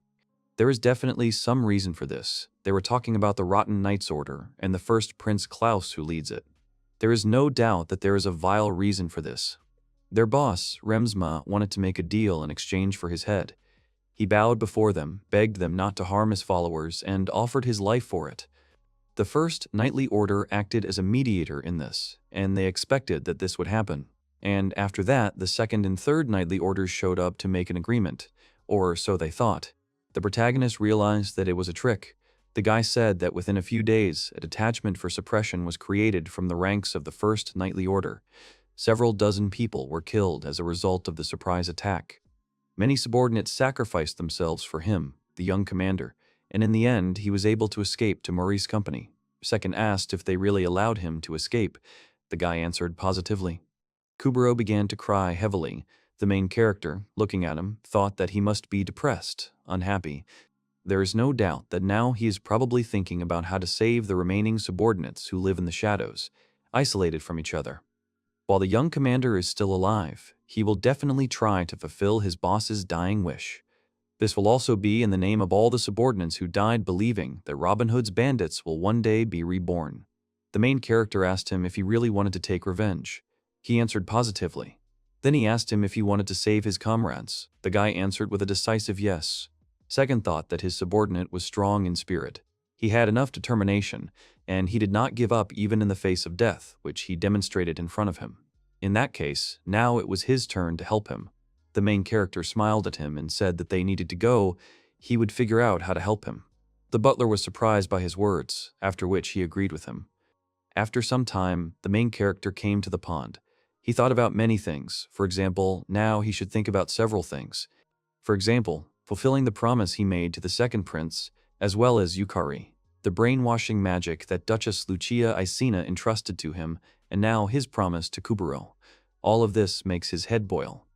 They are all involved in politics, and he doesn't even have an idea where to start. He used to think that if he could tame a wolf, he could handle any task, but that's absolutely not true. No matter how strong he is, he won't be able to defeat an entire country. He wondered why he couldn't do it, for example, by killing a specific person. That would be easy, but he didn't even know who needed to be killed here, and even that clearly wouldn't solve all the problems. The main character raised his head up, moaned, then lowered it again, scratched the back of his head, and thought about what to do. A brilliant idea came to his mind.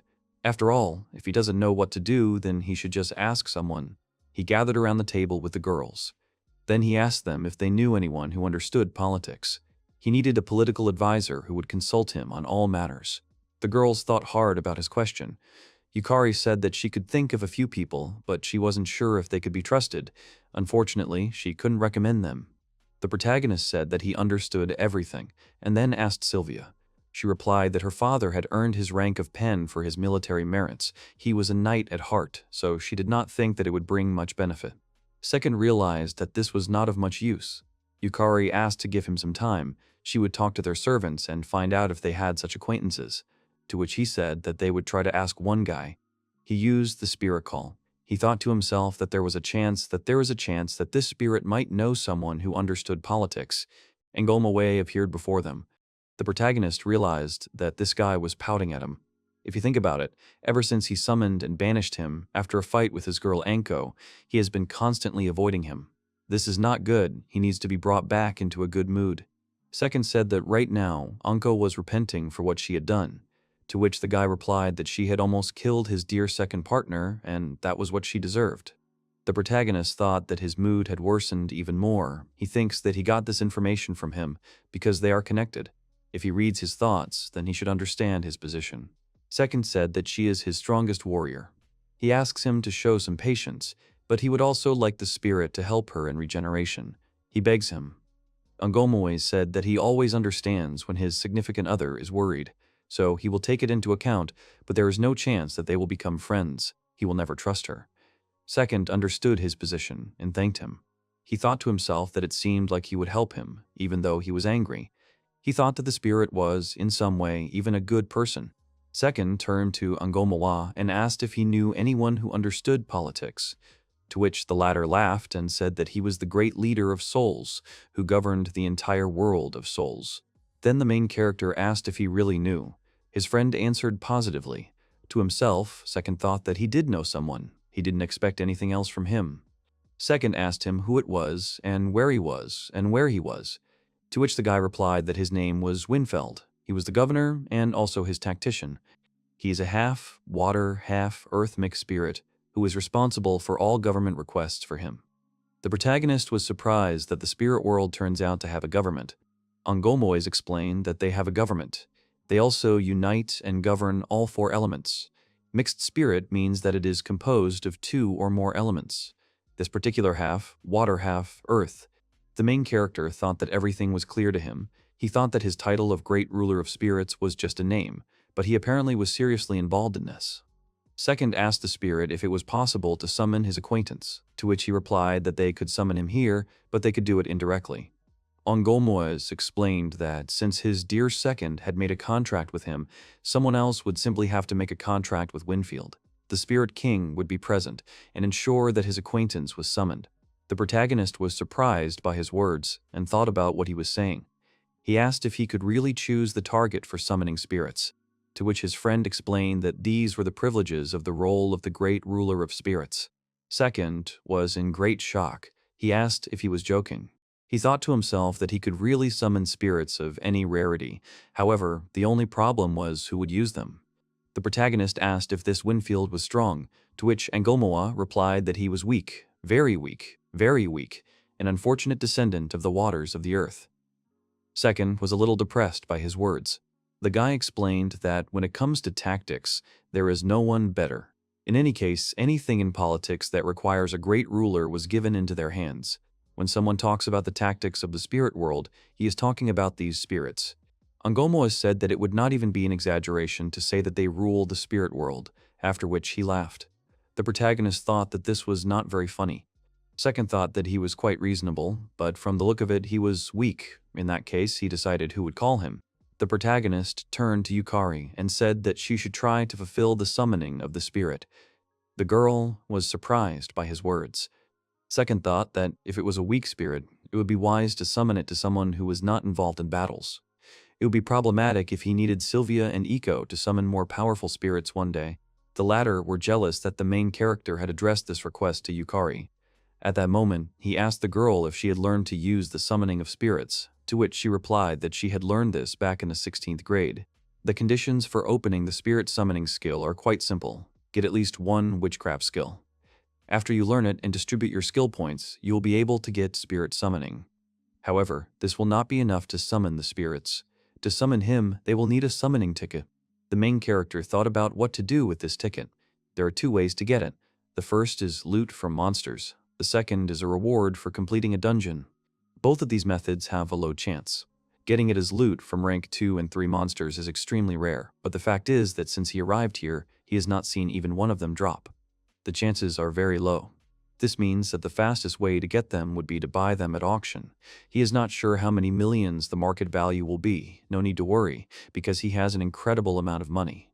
At that moment, he heard Sylvia start laughing loudly. The protagonist was shocked by her actions. He asked her what was happening to her, and then said that she had finally come to him. The girl was indignant at his words. She told him to look at it. Second, did not understand what she meant. And then he saw the necessary ticket in her hands. Everyone let out a cry of surprise.